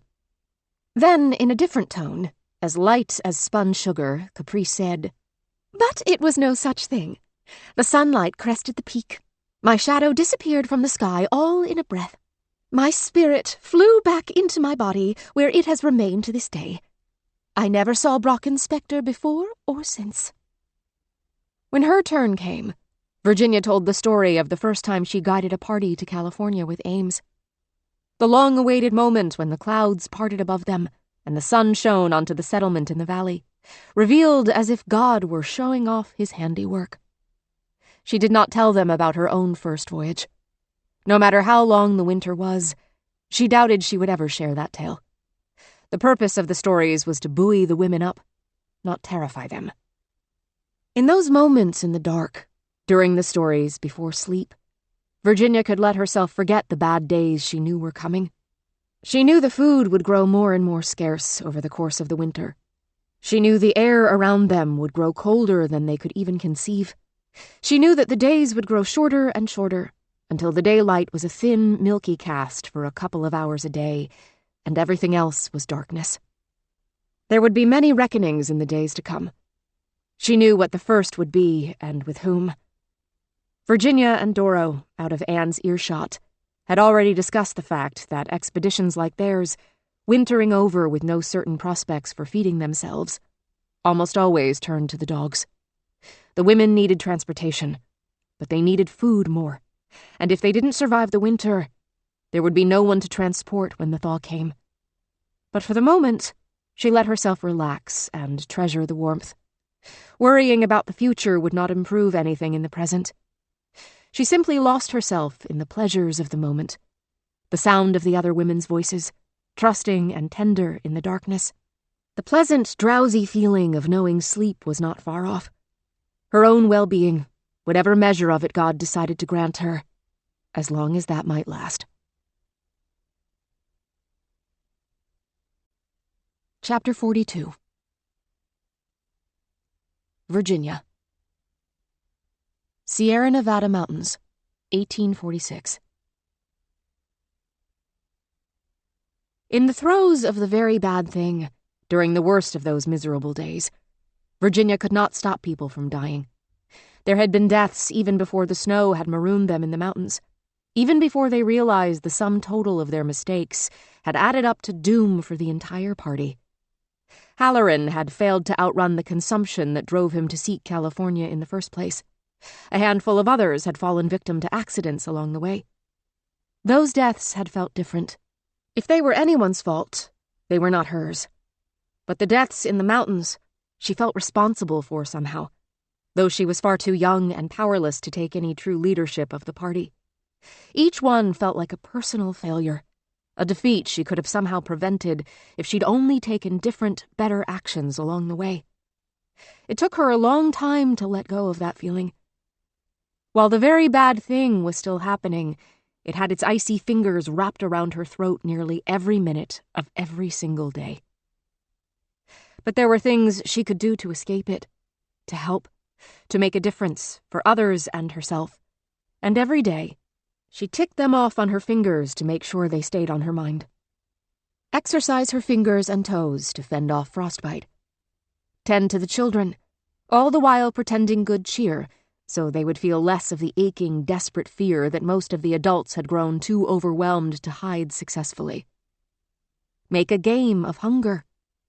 Make one good effort to find new food, whether that meant scraping down through the ice to find the bark of a not yet stripped tree, or sitting silently as far away from camp as she dared, in the hopes a lone squirrel or rabbit might happen by, or turning something that had never been intended as food into some minor, sad form of nourishment. The only book they had left was the family Bible, so she'd taken a knife to it, separated cover from pages, to get at the glue on the inside of the spine. It had no taste, but there was a chew to it, a texture. 5 of the children happily jawed away at it for over an hour. The other thing she did, which no one else wanted to do, was go back and forth between the lake camp and the Donner camp, keeping the path from vanishing under the snow. By appearing in both camps regularly, Virginia decided, she could stay on everyone's mind. As if there weren't enough real fears to keep her awake and trembling, she'd developed a pathological fear that she might get left behind. If relief parties ever did come, and at this point that felt not just uncertain or unlikely, but impossible, she had a terror that they would come, sweep up the children on sledges, then come back for the adults. But because she was neither truly one or the other, she'd get left in camp to fend for herself. She was less weak than most. That would be another reason to deny her escape. And yet, wouldn't any rescue party try to help as many as they could? Where was this fear coming from, and what could she do to banish it? If she knew what it was, she thought that might mean that she could overcome it. But for now, there were no easy answers. Earlier in the winter, they'd tried to walk out and seek help, 4 of them. Virginia, her mother, and 2 hired hands, a driver named Milt and their cook, Eliza. Her mother joked grimly at the time that Eliza might as well help in the search, since, as it was, there was no food left for her to cook. It seemed funny to say so, until another snowstorm blew up and they had to abandon their trek, giving up and turning back. When they returned after 4 days, in their absence, even the rotting ox hides that had formed the roof of their cabin had been eaten. Even less funny, considering what had been left to eat after that, which was only sometimes cooked, fuel growing almost as scarce as food as the snow piled high around them. The next time a party went for help, Virginia begged to be included. She still carried a burden from the failure of the first party. If only they'd turned right or left at a different moment, would it have mattered? It had only been the poor timing of more snow that had forced them back. This time, wouldn't things be better? Besides, this time, one of the men had made them snowshoes. Sarah Fosdick, the married daughter of the Graves family, heard Virginia's pleas to be included and took her aside. Bending down, she looked Virginia in the eye and said, "You are not coming. The die has been cast. What we need more is someone we can trust to care for those who remain behind. Rally spirits. So take all the energy you are wasting begging to come with us and save it to keep the rest of the party alive." Somehow, even those wise words did not keep Virginia from protesting once more. "But couldn't I be of more use?"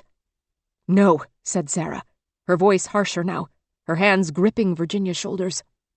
Virginia would never forget how she could feel every one of the woman's fingertips, sharp and steady. The flesh had grown so scarce on her upper arms, there was nothing to shield bone from bone. Sarah went on, a rasp in her voice. "Do what you can. God be with you. I have every hope we'll bring back help. If it is at all possible, we will do it, I swear. But absent that, when all is uncertain, the only person you can count on is you." She pressed a kiss against Virginia's forehead. It was dry and painfully cold, and felt nothing like a kiss at all. Her lips had no more spirit or give than a thumb. That put more fear in Virginia than anything Sarah or any of the others could do or say. She watched the snowshoe party depart over the mountains. She watched until the dark outlines of their bodies vanished into the white. She paid particular attention to the slender form of Sarah Fosdick, setting a crisp pace, her body unbending even with the strain. In the end, every form, even Sarah's, disappeared into the white distance, swallowed whole. Virginia had tried and failed, and she had hated how it felt to fail. But she hadn't known what it felt like to stay behind, to not be part of the group that tried, to wait while important decisions and actions were underway elsewhere, her fate in others' hands, trusting those others to do what was right to bring her back from the brink of death. Now, she knew how that made one feel. Like even more of a failure.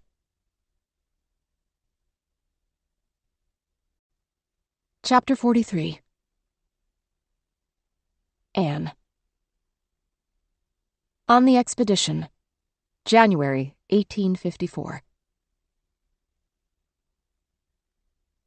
Anne knew as well as anyone that when explorers had to choose between their own lives and the lives of their dogs, they chose themselves. But for all her days and weeks and months on this expedition, Anne told herself grimly, she was not really an explorer. It was funny, she thought. She could tell she was well on her way to death. She had been exhausted and starving for so long. You'd think that every day would feel just as awful as it possibly could.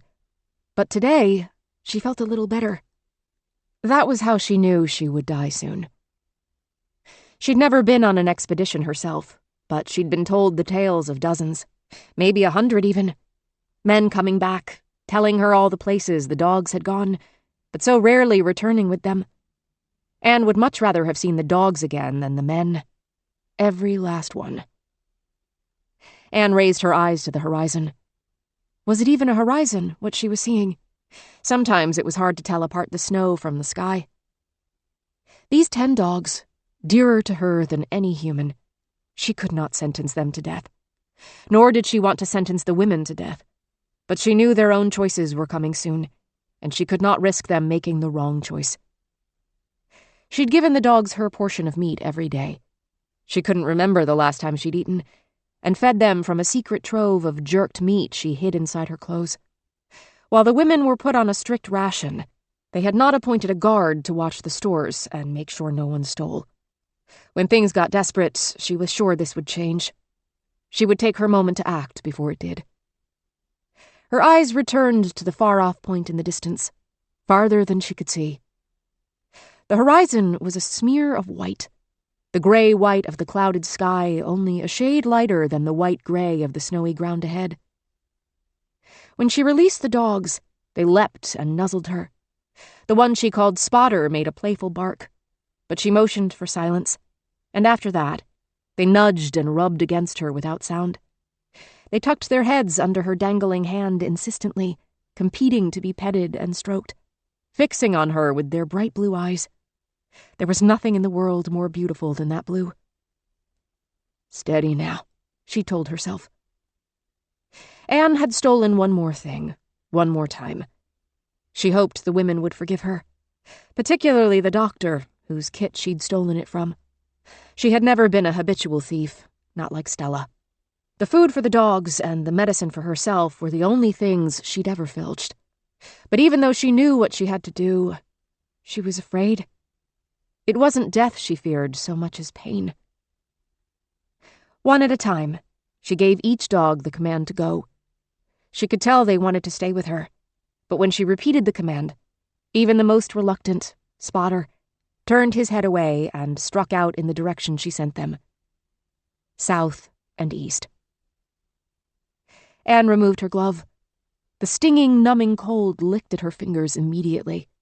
She had to act quickly or be lost.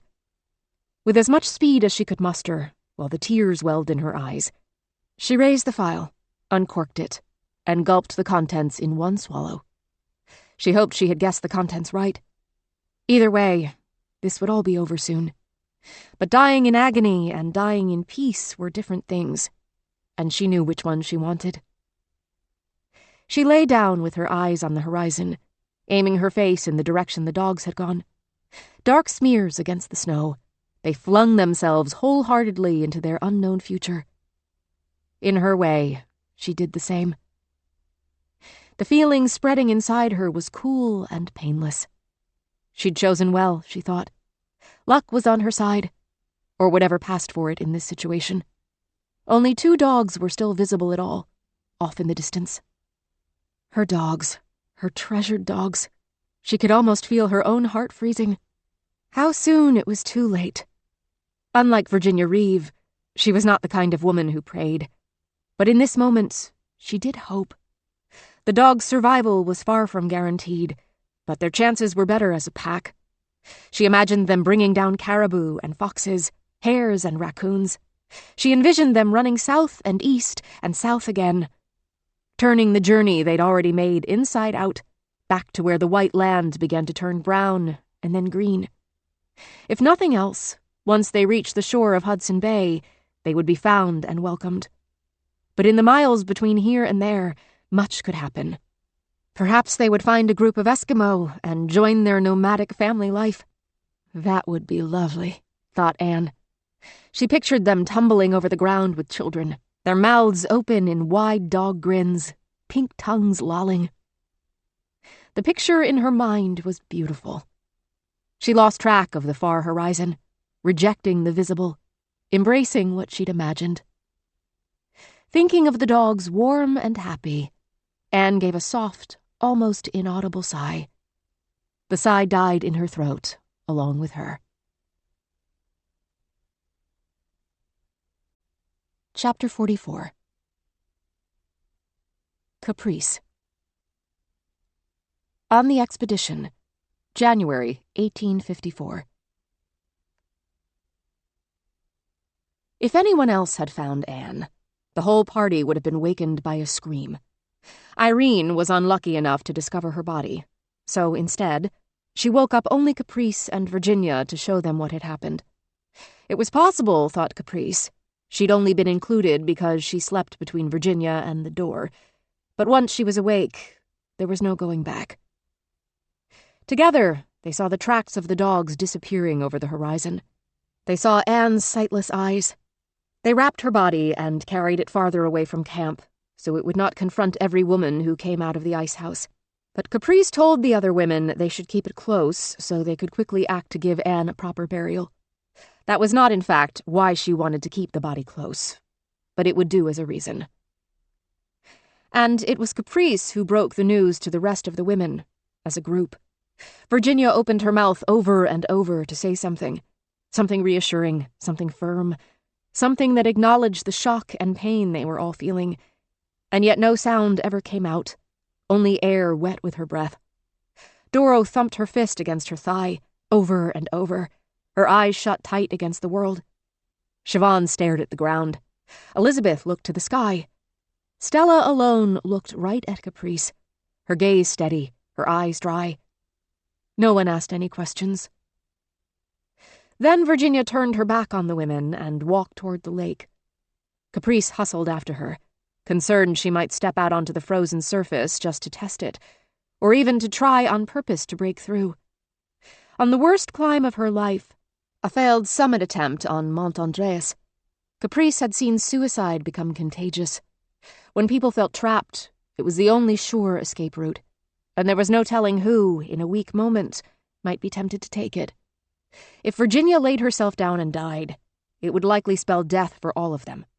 They'd had their differences, but Caprice knew by now that losing Virginia would break the remaining spirit these women had. The combined loss of Anne and her dogs would bend them to the breaking point. They would not be able to endure more. Caprice balled her hands into tight fists under her enormous gloves. If her hands had been bare, she would have been able to feel her fingernails biting into her palm. But as it was, in the enormous mittens, she could not even close her hand all the way. She approached Virginia slowly from behind, not sure what to say, but certain she had to say something. She wasn't even sure the other woman knew she was there until Virginia said, "And what do you want?" She bit off her words like the leathery jerked meat they'd all tired of ages ago. Caprice said, "We need to discuss what to do with her." Staring over the frozen water, Virginia said, "What can we do? Leave her in the ice until the thaw comes. We can't bury her in the land, and we can't bury her at sea." "People in our situation, they don't always bury bodies." "Of course they don't. What did I just say?" "That's not what I mean," said Caprice carefully. She had no desire to do what she was talking about, but she had to bring it up. It was a possibility, if a disturbing one. They weren't desperate enough yet, but they could easily become so. It would behoove them all to be on the same page before that happened. "Then say what you mean." "She let the dogs go because she didn't want us to eat them," said Caprice, forcing out each word against the cold air that threatened to freeze her lips shut. "And you know what? We probably would have." Virginia didn't look at her. "You're so sure?" "Yes, certain. I wish Anne hadn't done what she did, of course I wish that. But about the dogs, she was right. She knew these next months could kill us, that we could die of hunger if we don't make hard choices. And now we have—" Virginia wheeled on her then, raising her hand to bring across Caprice's face. Caprice's move away was equal parts dodge and stumble, her limbs slow from cold, and the few inches she moved made the difference. Virginia's mittened hand clouded Caprice on the side of the head, but through her thick hood, scarves, and Welsh cap, she barely felt the blow. Virginia's voice, though, sent fear whistling down her spine. "If you so much as mention that possibility again, I will kill you myself," Virginia said. "Don't think I won't." "Virginia," said Caprice in disbelief. "I'm just trying to—" "I don't need you to try," Virginia fairly snarled. "I need you to shut up and keep your head down until you get sick of real work. I'm sure that's coming soon. We'll hunker down, we'll survive the winter. Then whatever happens next, we'll find a trading post or another ship to leave you on, and I won't have to see you for the rest of my life." Caprice crossed her arms. "You keep on like this." "Like what?" "You keep on like this, pushing us away, refusing to let anyone help you do anything, even when you need it, and good God, Virginia, you're not going to have much life left to live." "Language," responded Virginia automatically in a taunting tone. "Don't you dare take the Lord's name in vain." "Profanity isn't the only thing God hates. How dare you presume to know what he hates or loves?" Her voice was full of anger, but not just anger. There was fear there, and desperation. She sounded far too close to a breaking point. Caprice wondered if perhaps she was already there. I'm trying to talk in words you're going to understand." Caprice wanted to soothe her, but she knew Virginia was in no shape for soothing. She had to speak boldly, without apologies. Only the unvarnished truth could help now. "Everything else seems to fall on deaf ears. I hoped that by talking to you in the only language you seem to understand, the words of God, you might actually hear me for once." "I hear you." But her words were without emotion. "But are you listening? Are you taking it to heart?" "What difference does it make to you?" "I want to survive," Caprice almost shouted. "I think my chances, all our chances, are best if you survive too. But I'm not even sure you want to." In a small, almost inaudible voice, Virginia told her, "I'm not sure of that either, for what it's worth." Lowering her voice, so the other women back by their shelter would not hear it, Caprice said, "We chose the risky path when we could have been safe. We all had our reasons. We took our chance. Now none of us may make it out alive. But that doesn't excuse any of us, especially you, from trying." "That was well put." "Try not to sound so surprised," Virginia said with a little more spirit. "I'll try. And by the way, mountaineering wasn't just idle sport." If they were being completely honest at last, Caprice had something to get off her chest. "I know you think I'm a dilettante. I know you think that money insulated me from everything. But just because there were guides who watched me summit the mountain, that doesn't mean I didn't do all the work to summit it. No one carried me up there on a litter. It was cold and dirty and hard, and I did it. Damn you, Virginia, I did it. And you don't get to look down on me just because my background is different from yours." "I'll tell you what," said Virginia, seeming like herself at last. "I won't look down on you for having money, if you don't look down on me for not having it." "That's fair," said Caprice. "And I owe you an apology." "For what?" "I judged you. It wasn't fair. But all my life, everyone's told me to be a lady, and that was the most important thing. Even while I was climbing mountains. I did it with a full skirt and a broad-brimmed hat and a picnic basket. Not because I thought I needed those things, because I'd been told that was the only way." Caprice chanced taking a breath of the cold air, but she wasn't done yet, and when Virginia didn't stop her, she rushed to continue. "Then you showed up, reaching for your own sandwiches and saying whatever you wanted. Handing out divided skirts, and not even blinking at Anne when she showed up in Buffalo wearing breeches. I'd been told the world would end if men outside my family saw the shape of my legs, and you didn't care about that. And the world didn't end. I was angry because you didn't have to act like a lady. You just lived as a woman." Caprice moved to the edge of the frozen water to stand next to Virginia. She smiled, though she knew Virginia couldn't see it. She hoped the difference could be heard in her voice. "So let's get through the winter. Together. And when we bring Franklin home, you'll be rich then, and we can be high society rivals back in Boston. Won't that be fun?" "It'll be a delight," Virginia answered. "I've never had a rival." "Even if you had, I'd be a better one." Caprice reached out with her mitten as if to grab Virginia's hand, but neither could bend their fingers inside the thickness of the material. They touched their hands and let them drop in the same instant. "Let's go back to the others," said Caprice. "You won't have to say anything." "You're not going to, are you?" "We're going to get through this." "What is there to say?" asked Caprice. She did not wait for an answer, gliding back toward the ice house and the other women. Behind her, she heard Virginia following. Chapter 45. Virginia. Massachusetts Superior Court, Boston, October 1854. When the day comes to testify, Virginia is surprised to find a visitor has been sent to her without being announced. Althea, bearing a new dress in her arms. Her straw gold hair is plaited and knotted in upon itself like some exotic basket, pulled just as airtight. The look on her damaged face is inscrutable. At a sign from the guard, she stuffs the gown in between the bars, muttering to Virginia in a rush. Put this on. Put this on. Virginia acts first, knowing her questions can wait. And besides, she's used to not having her questions answered by now. Action first, always. Turn your back!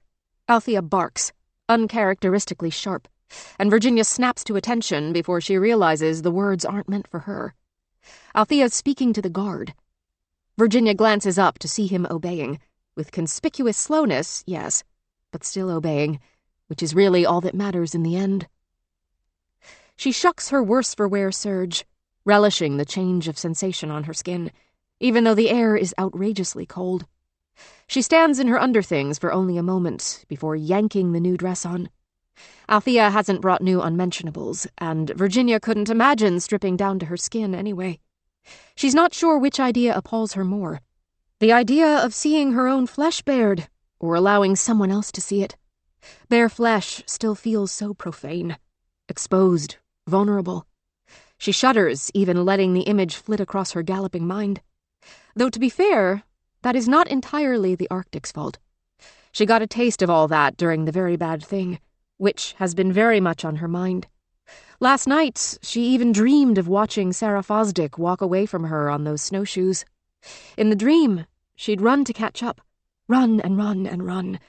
And she almost had her hand on Sarah's shoulder when she awoke. Up goes the dress over her arms, her chest, her back. Wordlessly, Althea reaches through the bars to button up her fastenings. Parts of Virginia have to touch the bars in order for Althea's fingers, not as nimble as they once were, to reach. The sound of her breath is the only thing she hears at first. And then there's Althea's breath, and the guards, all three of them tense in the silence. Finally, the last button slides through the last buttonhole. Althea steps back, and so does Virginia. Thank you. It's nothing, says Althea, though she must know that it isn't. It's something. Virginia just isn't sure what. The dress is finer than anything she's used to, and that worries her, but she doesn't ask questions. It is too late to do anything differently. Besides, the new fabric distracts her, which is good.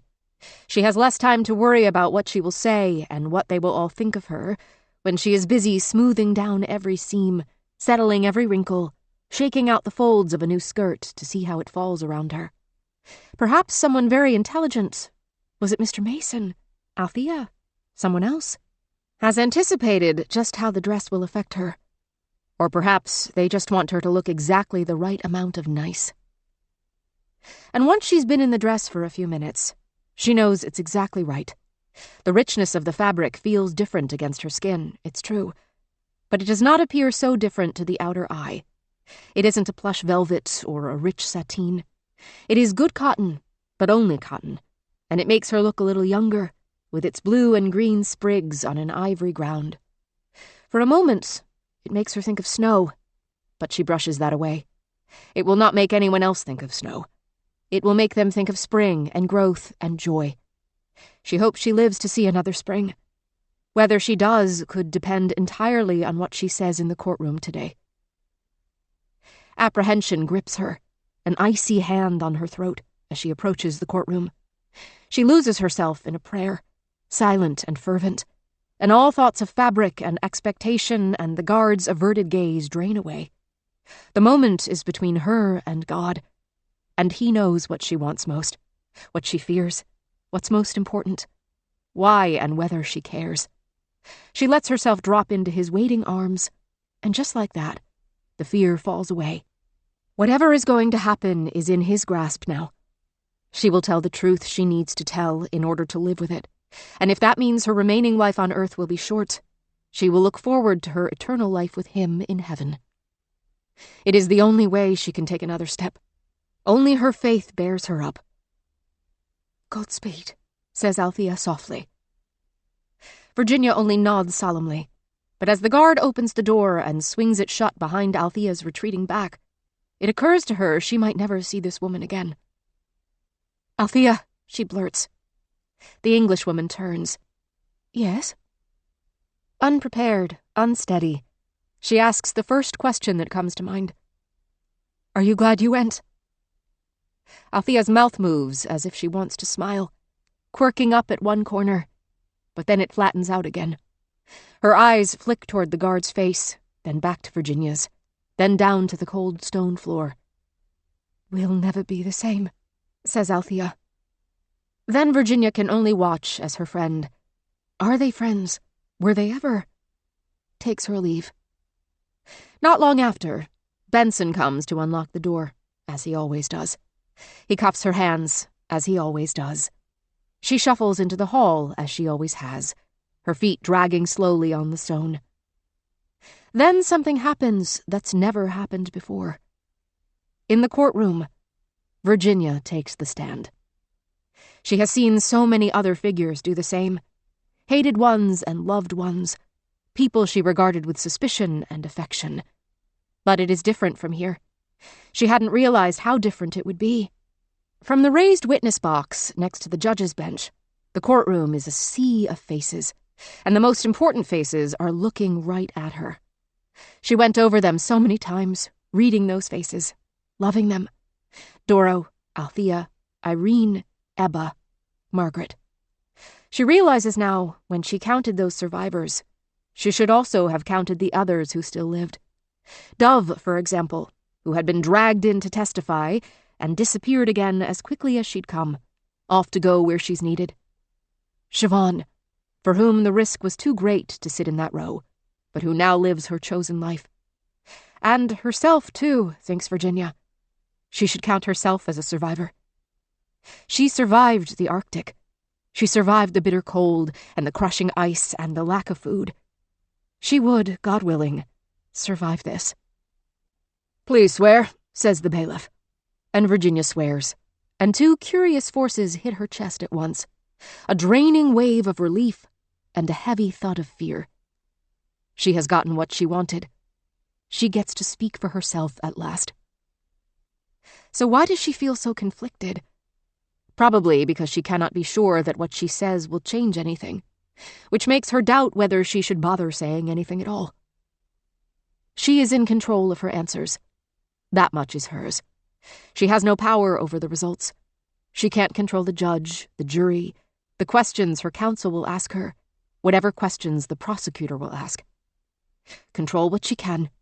Let go of the rest. She was never good at this. Not on the trail, or even before. Her life has hung in the balance before, but never quite in this way. She has been in danger from the hazards of the trail, jagged mountains and ravines of ice, the open waters of a fierce bay. She almost laughs at the inadequacy of that list, a mere sampling of dangers. So many things have come within a hair's breadth of killing her. Hunger, anger, fear. The sky, the snow, the sea, men, women, mistakes, regret. Right now, it feels like she's most in danger from herself. Virginia smooths down the sprigged skirt of her new gown and looks out over the assembled audience. She sees so much naked antagonism there, it takes her breath away. She looks down at her clasped hands so she can regain control of herself. And then, she lets herself look at the 5 survivors she can see. Irene, Althea, Doro, Ebba, Margaret. 10 flinty eyes watching her, not without kindness, not without hope. If they had no hope for her, they would not be sitting there. She meets their gazes, each in turn, feeling her entire fate hovering in a pocket limbo as she waits for the questioning to begin. She looks out to see if Captain Malcolm is here. A foolish hope, she decides. Or is that him in the back? No, but then she lets herself imagine that the stranger is Ames. Though that is a ridiculous feat of imagination. She knows Ames is dead. She saw him die. If she hadn't, she wouldn't be here today. The man in the back is not Ames. But if he is the ghost of Ames, so be it. He will keep her honest, as he did in life. Finally, Mason approaches. She is relieved to see her counsel looking grim and intelligent. She can tell he knows what's at stake here. That was one of the many failings of her previous counsel. One of the things that gave him away. He never seemed daunted by his burden. Mason does. That may not mean he can lift the burden, but at least it means he's aware of it resting on his shoulders. Miss Reeve, I understand this is all very challenging for you, and you've been held over in jail without real evidence of wrongdoing for several months already. I'll endeavor to keep my questions as brief as I can. Thank you. So let's begin at the beginning, for the sake of these good people's understanding. Why did you go north? I was hired to do so, says Virginia, because it's the truth. By whom? By Lady Jane Franklin. Whispers circulate around the court. The claim's been made before from the witness box, but she supposes hearing it from her lips is somehow different. And what did Lady Jane Franklin set as your goal? To find her husband and his lost ships. Did you succeed? She still regrets having to admit it. We did not, sadly. I'm certain your adventures on the ice were both inspiring and daunting, and though I'm sure the good people here would love to listen to them, unfortunately, in a trial like this, we must stay focused on our capital business. This doesn't seem to call for a verbal answer, so she simply nods to show her agreement. So I will ask you the question at the core of this trial. Virginia Reeve, did you kill Caprice Collins? No, sir, she answers, and is proud of herself for the conviction in her voice. She is glad he used the pointed word kill, and not the more elegant construction, feel responsible for the death of. She would have had to answer that one in the affirmative. In your own words, he says soberly, please describe to us the last time you saw Caprice Collins alive. This will be the hardest part, she thinks. More than the prosecutor's pointed questions and accusations. More than the dark corners of the past she's been dragged into thus far. There is no more delaying it, putting it off, sweeping it under.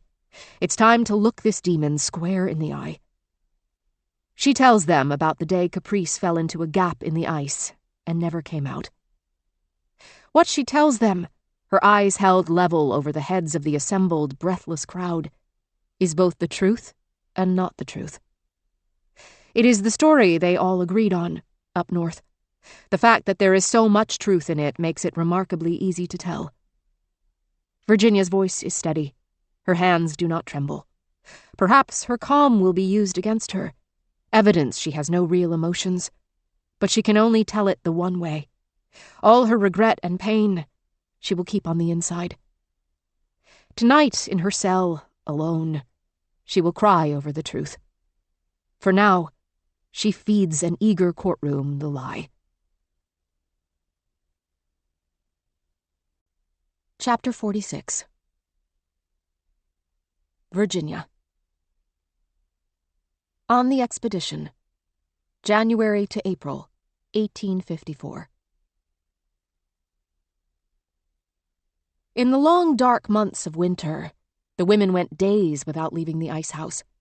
Some days it was too cold to risk exposure, even for moments. Some days they simply could not stir themselves from their huddle. On the first day of January, Virginia counted on Irene to keep track. They went down to 1 ration a day instead of 2, and as a result, their energy flagged even more, leaving little to go on. There was a particular horror to the relentlessness of the Arctic, thought Virginia.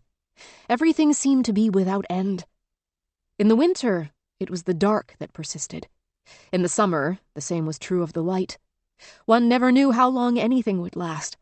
A snowstorm, a bout of good hunting, a high ridge of ice. The uncertainty was probably exciting to true explorers. If she had discovered nothing else on this journey, Virginia had discovered she was not a true explorer.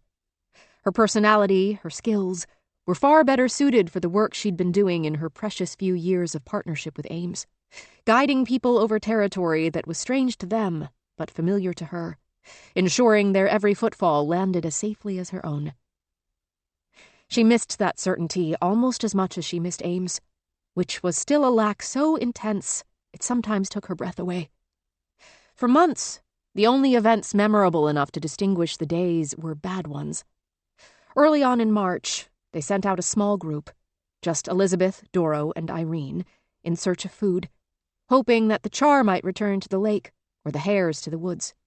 They suspected it was too soon, but they tried anyway, thinking it was better than just waiting inside the ice house to die. The 3 women were tied together at the waist with a rope so they could not be separated, and the remaining women lost a night of sleep when the 3 who'd gone out did not return until the morning. Elizabeth and Irene were only chilled to the bone and quickly recovered, but Doro had lost her goggles on the failed hunt. She'd been so snowblind and disoriented that she didn't realize her Welsh cap had gotten soaking wet on one side, then frozen. By the time she returned, the ear underneath was so badly frostbitten, Siobhan had to cut away what was left, using precious morphine from her kit to blunt the pain. She did not have enough to take the pain away entirely, but she did her best, as did Doro.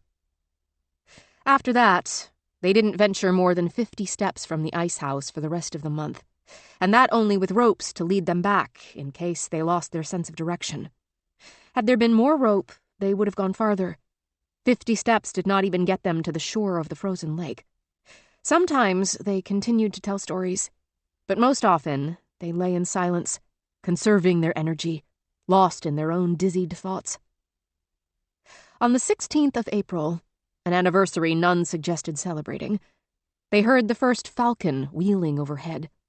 They had not heard or seen a single bird since November. The rapture of it sent them all scrambling out into the snow, whooping with laughter. The sun had not yet risen, but they searched the sky for more birds, a promising omen. Immediately, someone suggested a hunt. Virginia would never remember who, and they tied themselves together on 2 long ropes in case they stumbled. Virginia approved consuming the day's ration early to give them the energy to trek, and they moved out together into what looked like a perfectly typical clouded-over day. The terrain was high and uneven, their feet slipping on snow and ice, but half grim, half giddy, they charged on. 2 hours later, hints of a warm, soft breeze tickling their cheeks, they had bagged a dozen lemmings, small and wriggling. It was all they could do not to eat the furry creatures raw. Irene dispatched each with forceful spare motions and packed them to cook later over the fire. They went on with their search.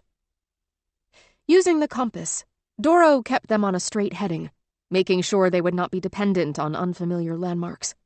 The lemmings would not feed them for long, so they continued.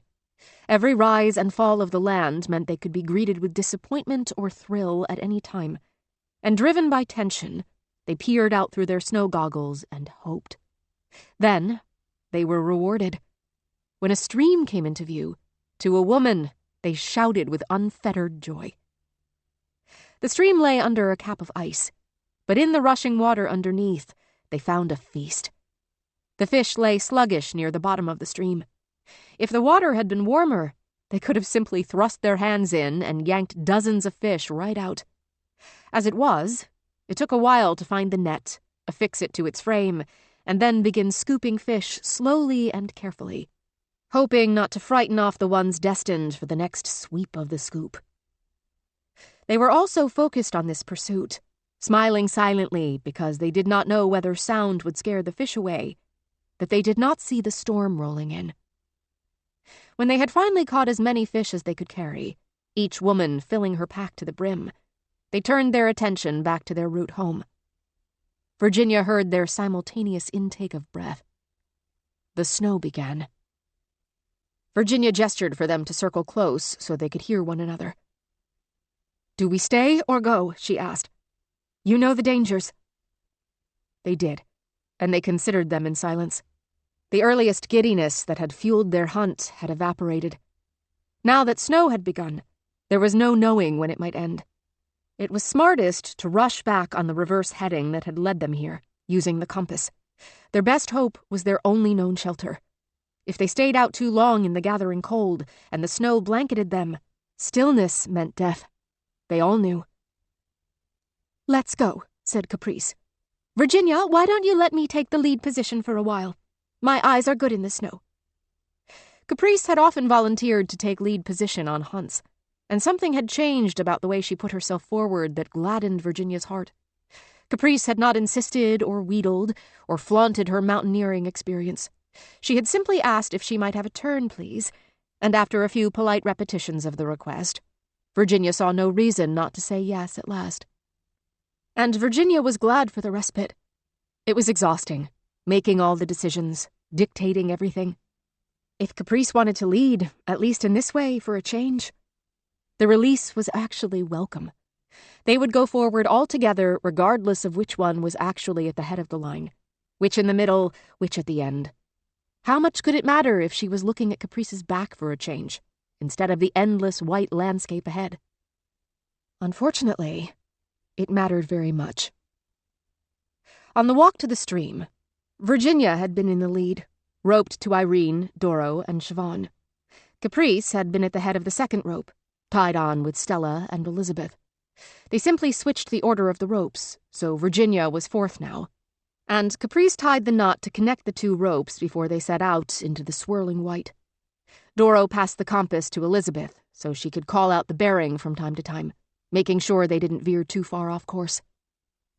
There was no telling how long they'd been walking when it happened, but Virginia was still feeling the novelty of not walking in the lead. The jagged rises seemed higher, the valleys lower somehow. Instead of the featureless white before her, there was the bright red of Caprice's famous coat, a scarlet blot on her vision, followed by the two dark forms of Stella and Elizabeth. There was something she enjoyed about that. But then she blinked, and when her eyes opened again, she saw only white. What? She thought. She felt a hard tug for a moment, pulling her 2 steps forward, then nothing. "Caprice!" she shouted. The wind was strong, and the snow blew in her face, and through the narrow slits of her goggles she saw nothing.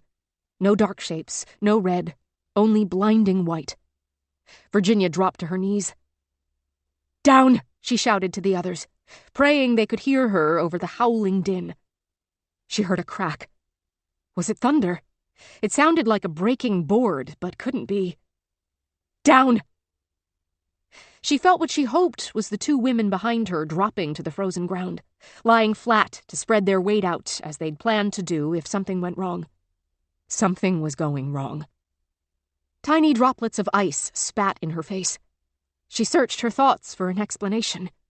There was only one, but she rejected it. The vanishing, the yank, the end of the pressure. No. Let her be wrong. Let it be something else. There should have been rope in front of her, regardless of what else had happened. The knot that Caprice tied should have held. It hadn't. They must have veered off course, not checking their bearing as often, and stumbled into some kind of hole. She would have to look, to find out how bad it was. She didn't want to. They lay there with the snow hammering down on them for so long that Virginia knew a layer of snow had built on top of her. She felt someone kick her then, and the kick might just have saved her life. If no one had tried to get her attention, if they'd just let her lay there, she might never have gotten up again. But Irene, who'd been behind her in the line, kept kicking at the sole of her boot with her own boot. Was the snow beginning to slacken? Women's voices called from somewhere below, trying desperately to keep their panic down. She was the one who taught them not to panic. She tried to hold on to the pride of that for a moment, but it slipped away almost immediately. There was no time for pride. Then the snow did clear, a final swirl of white sparkles zipping through the air like smoke from a genie's lamp, and the bright sun reflected off the ice blindingly again. Her snow goggles had gone askew when she fell to the ice, and she could feel that her upper cheek had gone numb. If she lost the eye, she told herself, she might as well find the gun at her belt and shoot herself in the head with it. Though a good Catholic would never do such a thing. Her faith had given her strength when she most needed it, during both the very bad thing and her years as a trail guide. Right now, her faith felt like a taunt, a tease. Why would any god allow these things to happen? Was it the devil at work? Did God simply not care? Or was the fault in Virginia? Had she failed in this endeavor to prove herself worthy of his love? "Caprice!" she shouted. "Elizabeth! Stella!" Now she could hear a faint repetition of 2 syllables, over and over, like some kind of far-off bird. But it was not a bird. It was a voice, warped somehow into a lower register. Suddenly, she understood the syllables. Stay back, stay back, stay back. and she recognized the voice. Caprice. Caprice, she screamed. Where are you? Stay back, came the answering call from somewhere low, sunken. Back! Don't fall! Inching forward on her belly again, Virginia crept forward with dread, just a very little bit at a time. When she felt the ice fall away under her fingertips, she jerked her mittened hand back as if she'd been bitten. Caprice, she called down. With one hand, she held tight to the ice's lip. With the other, she chanced lifting her goggles for just a moment, and in that moment, she saw all three women in a deep, narrow crevasse. The narrowness of the crevasse was probably why the fallen hadn't died on impact. The walls themselves had slowed their fall, bouncing them back and forth, depriving them of momentum all the way. Caprice's bright red coat shone like a beacon from the cool glow of a faraway blue. Don't be an idiot, called Caprice, screaming to be heard. Stay back! You're the idiot, Virginia snapped back. But the fear in her blood was rising. The three women were so far down she could barely see them. Did they even have enough rope to reach? I'm sorry, Caprice said. No, said Virginia, because there was nothing else to say. And then again, no. Caprice and the other women in the ravine busied themselves, and Virginia realized what they were doing. She turned to do the same. Untie yourselves, she said to the women behind her. We're going to haul them up. Siobhan said, I'm not sure we can. We will, shouted Virginia, and Siobhan did not protest again. When Virginia peeked down into the ravine, a woman's head was closer than she remembered. What had changed? Stella had made her way up to Caprice's shoulders. One end of the rope was tied around Stella's waist. She had tied the other around a fish from her pack as an anchor and tossed it up to Virginia. She's lightest, shouted Caprice. Take her! There was just enough rope to reach. Virginia untied the fish. Comical, but she had never felt less like laughing, and knotted the two ropes together, testing the knot over and over to make sure this one would hold. She lay down and braced herself, feeling Irene's hand around her ankles, knowing Siobhan was anchoring the entire chain. She peeked back at the other women, but their faces were unreadable under layers of leather and fur. There was no time to ask how anyone felt.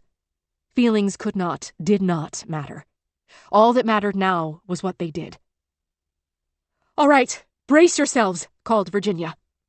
Did her shouts echo in the narrow chasm that held, or was that pure imagination?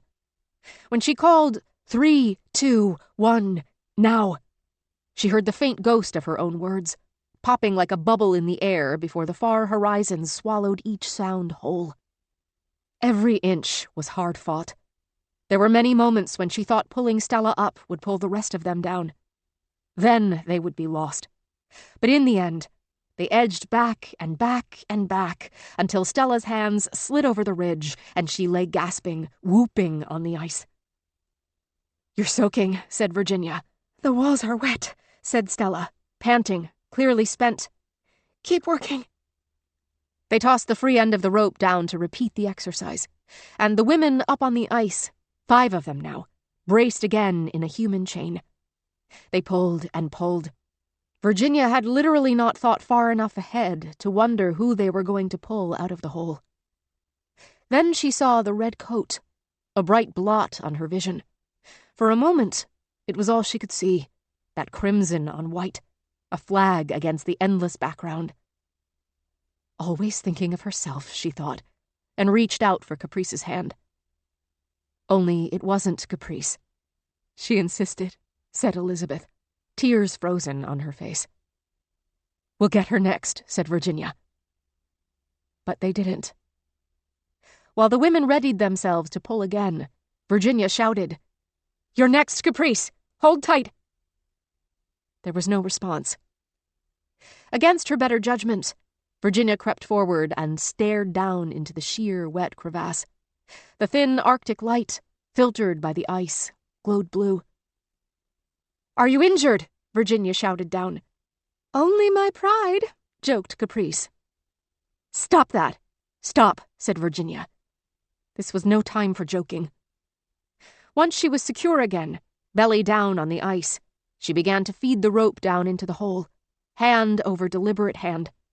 Foot after foot of the rope disappeared into the gap, vanishing, swallowed up by white like everything else was in this god-forsaken, hungry land.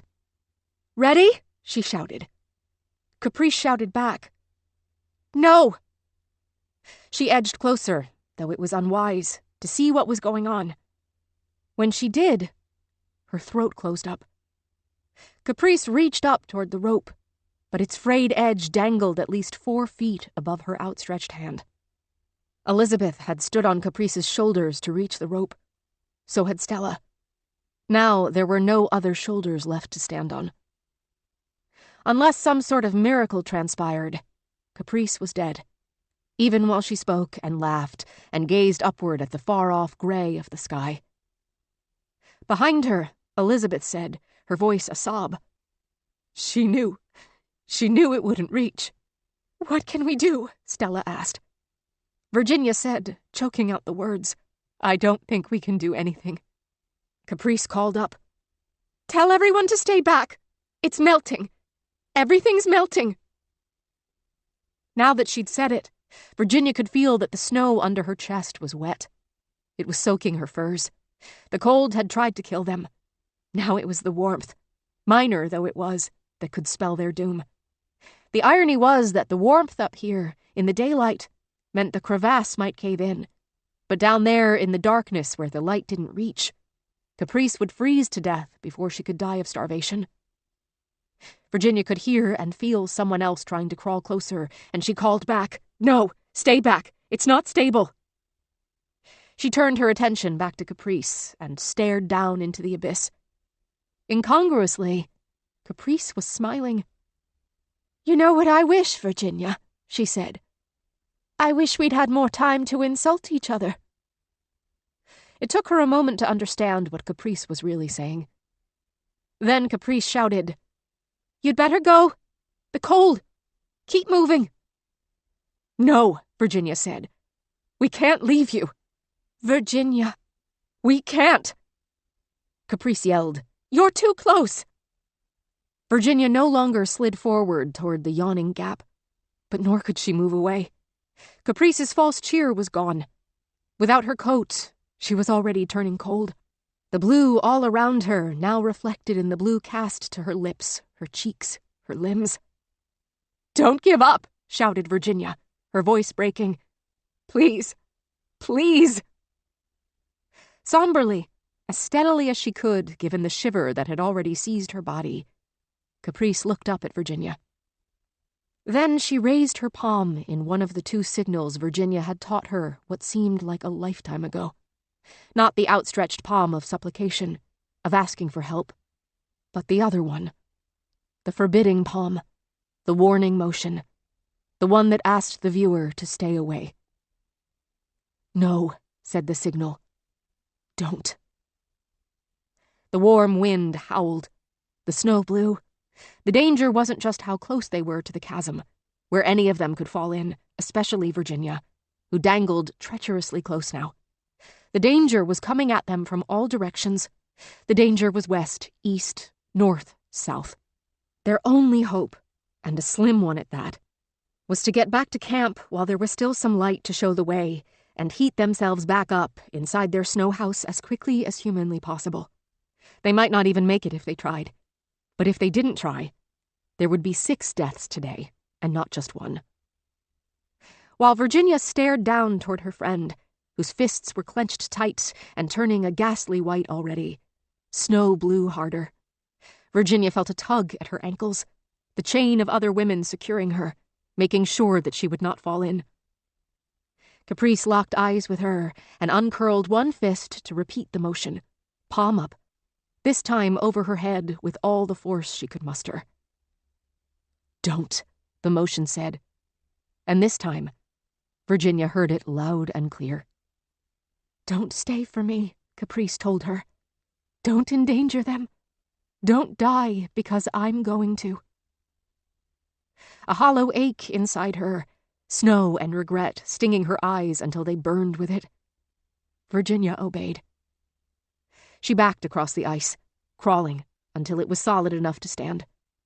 The women looked to her for a command, and she could not give it, not with her voice. She spoke with her actions. She tested the rope and began to walk, back in the lead. Virginia turned back only once.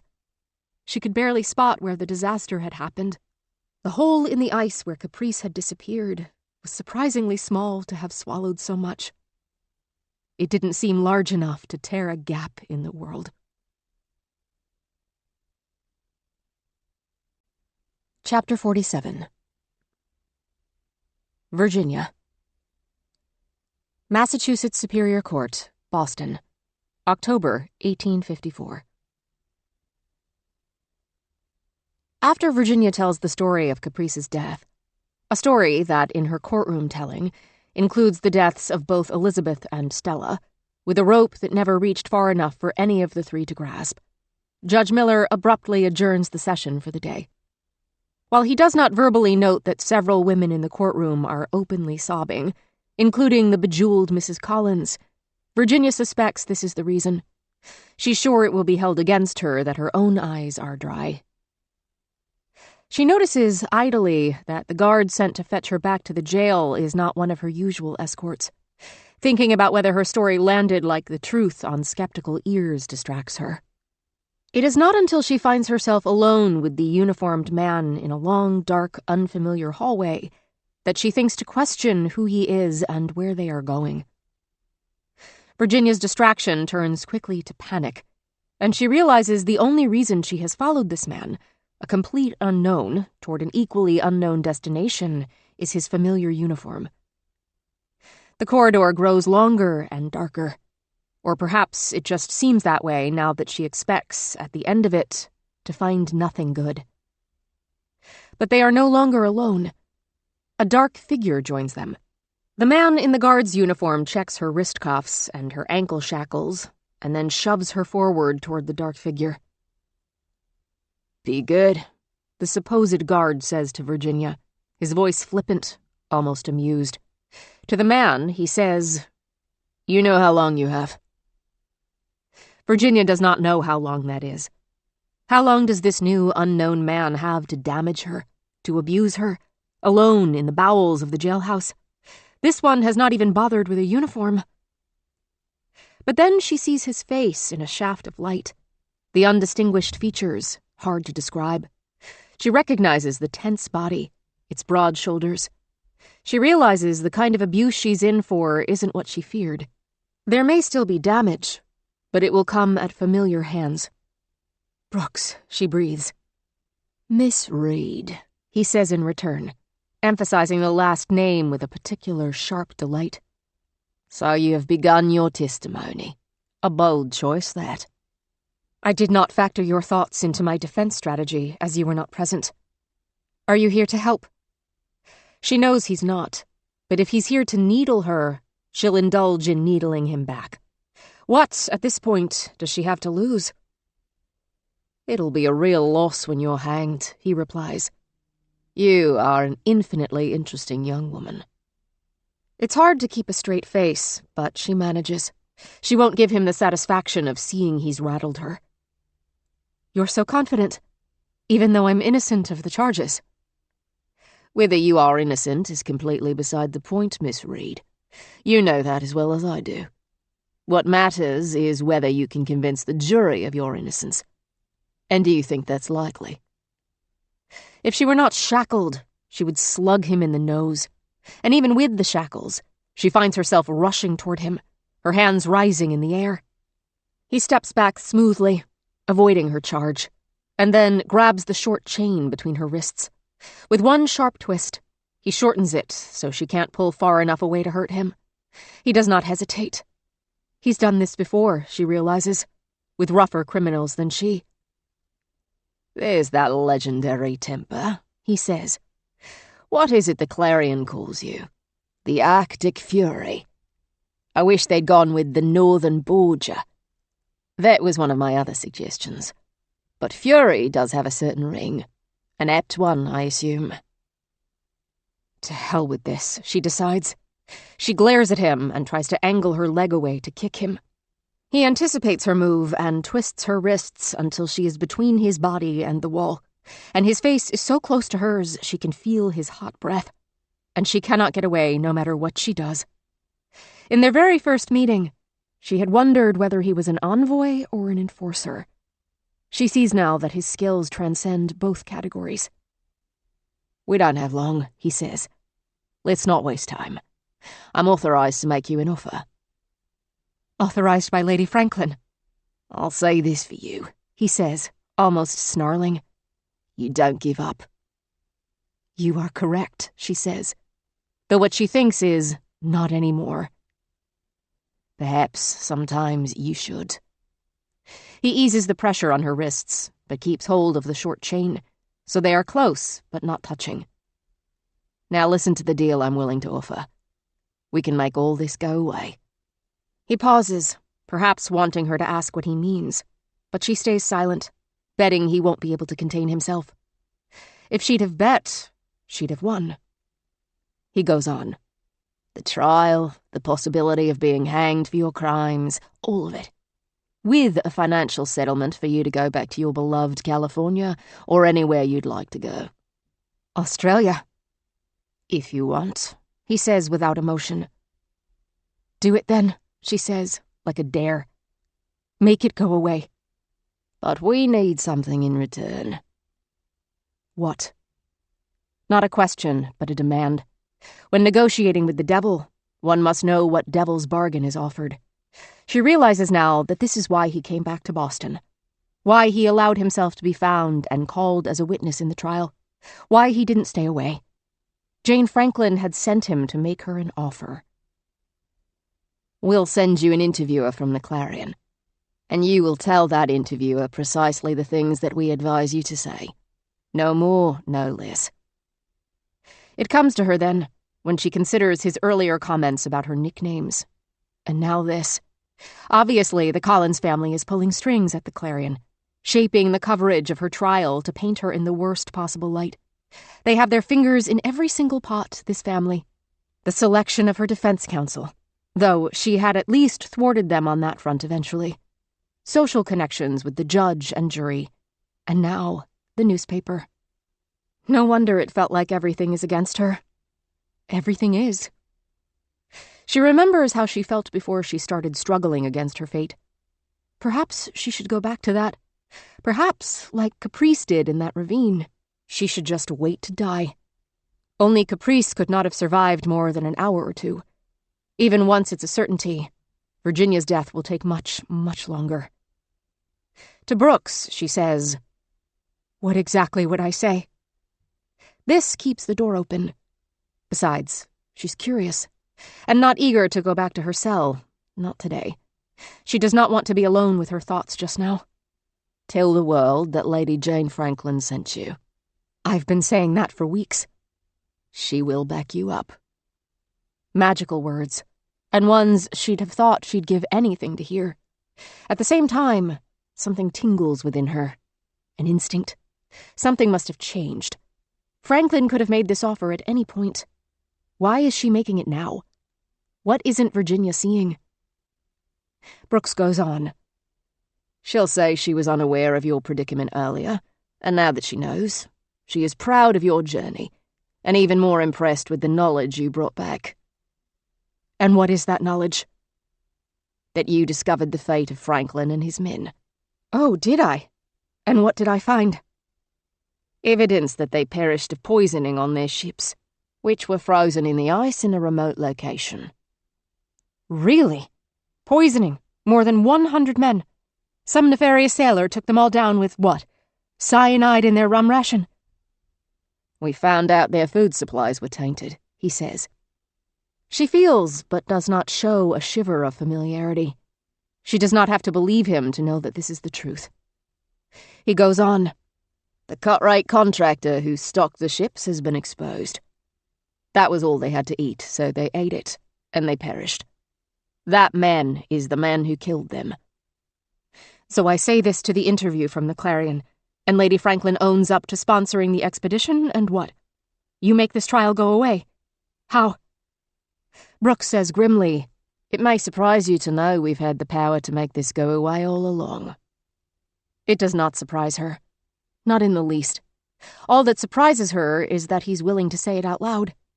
Again, she wonders why they want her cooperation now. They have placed little value on it so far. Her value has gone from nothing to everything, like a plot of rocky California land that hides an untapped vein of gold, and she has no idea why. The anger wells up again. So my life is ruined. My friends are either dead or disgraced, but at least if I tell an outright lie before God and man to befit the woman who abandoned me, I won't be unjustly hanged for a crime I didn't commit. Pardon me if I don't shout hallelujah. He says, "And she'll pay you the reward. £20,000.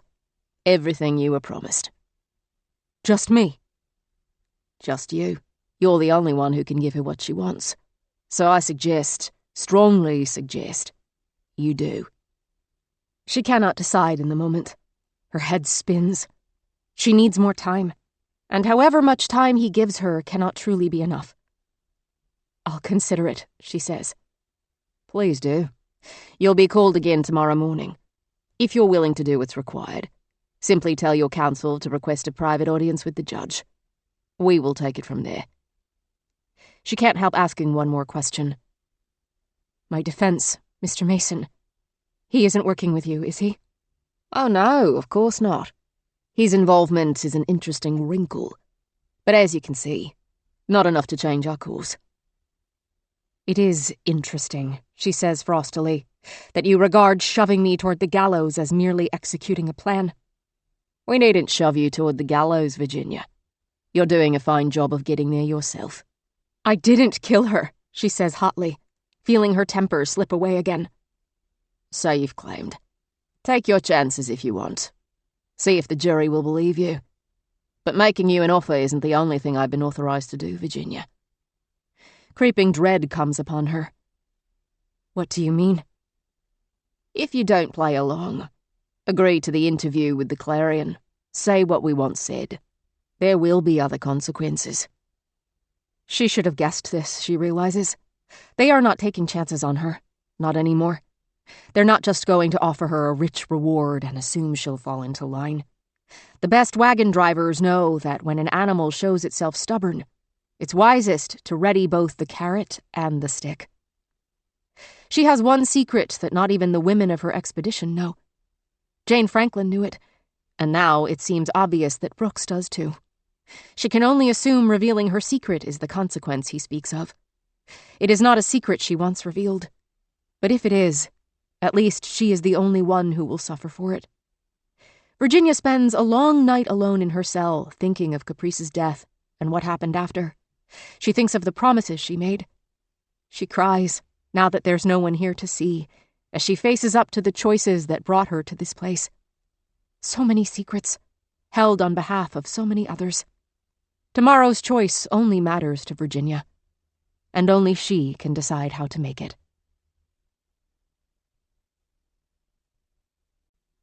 Chapter 48. Virginia. On the Expedition, April 1854. The days immediately following Caprice's death passed in a kind of haze for Virginia. Somehow, no one could have explained how, they fought their way back to the ice house and collapsed there in a dejected, exhausted heap. After a few hours' rest, perhaps they could have stirred themselves. But what was the point? They were doomed anyway, Virginia thought. If Caprice couldn't survive this wilderness, who could? But the instinct to survive was strong, and when the fire died out, Virginia found herself, with some surprise, moving to relight it. That was when she discovered Lady Franklin's letter to her husband was the only paper remaining in her possession. When the thaw advanced, they would likely discover twigs or leaf scraps to dry out for kindling. But who knew when that would come? Nothing could be counted on. Before she burned the letter, Virginia intended to read it. It wasn't hers, but how much did that matter now? More than likely, they would all die out here on the ice, and no one would know what she'd done with her final few days. If that was the case, she was not going to deny herself anything, even her curiosity. Her mittens made the letter nearly impossible to open. But as she was finding over and over again on this journey, sometimes the distinction between nearly impossible and truly impossible made all the difference. She tore the envelope in half and handed half to Doro, who began to work the stove. With her teeth, she pried off the wax seal, spat it out, and focused on the spidery, inky words on the page. Dear Virginia, of course this letter is not for my husband. He is dead. I know that. This letter, like all the others, is for you. Yet I am disappointed to find you here, fingers trembling. Did you open the envelope with care, or rip it in a rage? How do you feel, Virginia? Your eyes raking over the words you thought were never meant for you. How did you decide to violate what I told you clearly was not yours? I can only deduce you have given up hope. I suppose I cannot blame you. You are my mirror, as I have said, though I am still disappointed to find us mirrored in this way. I chose you because I thought you would never give up hope. You did not before. The fact that you have now brings you one step closer to death, and I fear that your expedition, like my husband's, is doomed. Virginia, I fear you will become careless now. That is what happens when hope is gone. Where you are now, any mistake, any error, can be fatal. I fear your hopelessness has sentenced both you and your expedition to death. Please, in the name of God, prove me wrong.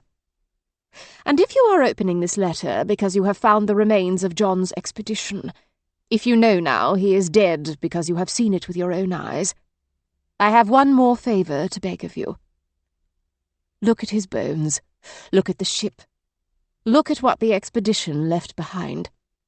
If you see any evidence that he and his men turned to the solution to which you and your family were driven, never tell.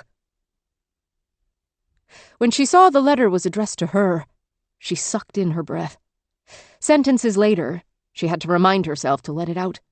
Breathe in, breathe out, she told herself.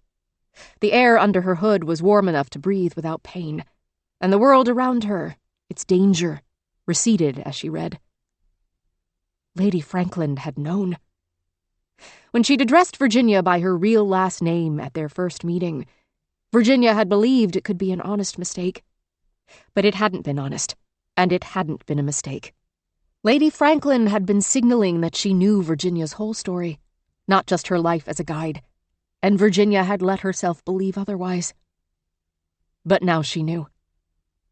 This grand experiment of sending women to the north hinged on Virginia, and now that she knew Lady Franklin's reasoning, the experiment seemed to come from a completely different route. If Lady Franklin didn't like how things turned out, and she wouldn't, Virginia thought grimly, she could write off the women's ramblings. She could disown the entire operation. That was why she only worked through Brooks, stayed in that hotel under an assumed name, sent her with a captain who had African and native blood, capable and respected on the waves, but easy to push to the margins on land. Now it all fit together. This was all about John Franklin's precious reputation, all to keep the world from finding out that he and his men had turned cannibal at the end. Virginia had thought it was about putting women forward in a new way, showing their competence and their power. Now she realized it was because women were easier to disown, deny, discredit. Especially, given her history, Virginia herself. Virginia did not know how long she stood there in the deathly cold, half an envelope and one sheet of paper pressed in her thick mittens, hating Jane Franklin. A small but unmistakable happy whoop from Doro meant the fire was lit. The sound brought Virginia back to the world. She could think about hating Jane Franklin later. There had been some wisdom in her words, too. Virginia hated that, how often the infuriating woman was right. But there would be time to think about that later. Now was not the time to think. It was the time to act. In the light of the fire, they discussed what came next. Would they go on searching for Franklin, or turn back? In honor of caprice, Virginia did not call a vote, but consensus was reached quickly.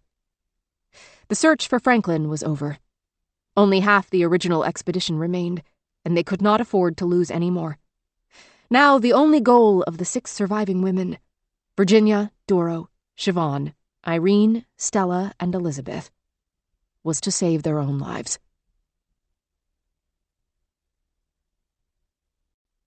Chapter 49. Virginia. Massachusetts Superior Court, Boston, October 1854.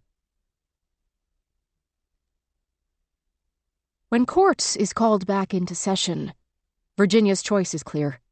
Brooks has left no room for ambiguity. She can resume her testimony and leave her fate in the hands of the jury, risking exposure of her greatest secret, the very bad thing, or she can throw herself on the mercy of Lady Franklin, lie for her to protect her husband's legacy, and walk away not only free but rich, if she trusts Lady Franklin to keep that promise. In the end, that's what makes her decision. Lady Franklin has not proven herself worthy of trust. So Virginia does not tell her counsel to request a private audience with the judge. She knows Brooks will not be in the courtroom to see what she has chosen. It would be too odd for him to appear, and his face would be recognized.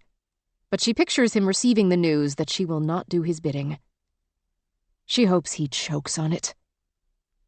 So she gives the rest of her testimony under Mr. Mason's gentle questioning, detailing her regret over Caprice's death, their path back to civilization, and finally, her shock and horror that when she went to the Collins house to offer condolences to Caprice's parents, they seized her and demanded her immediate arrest.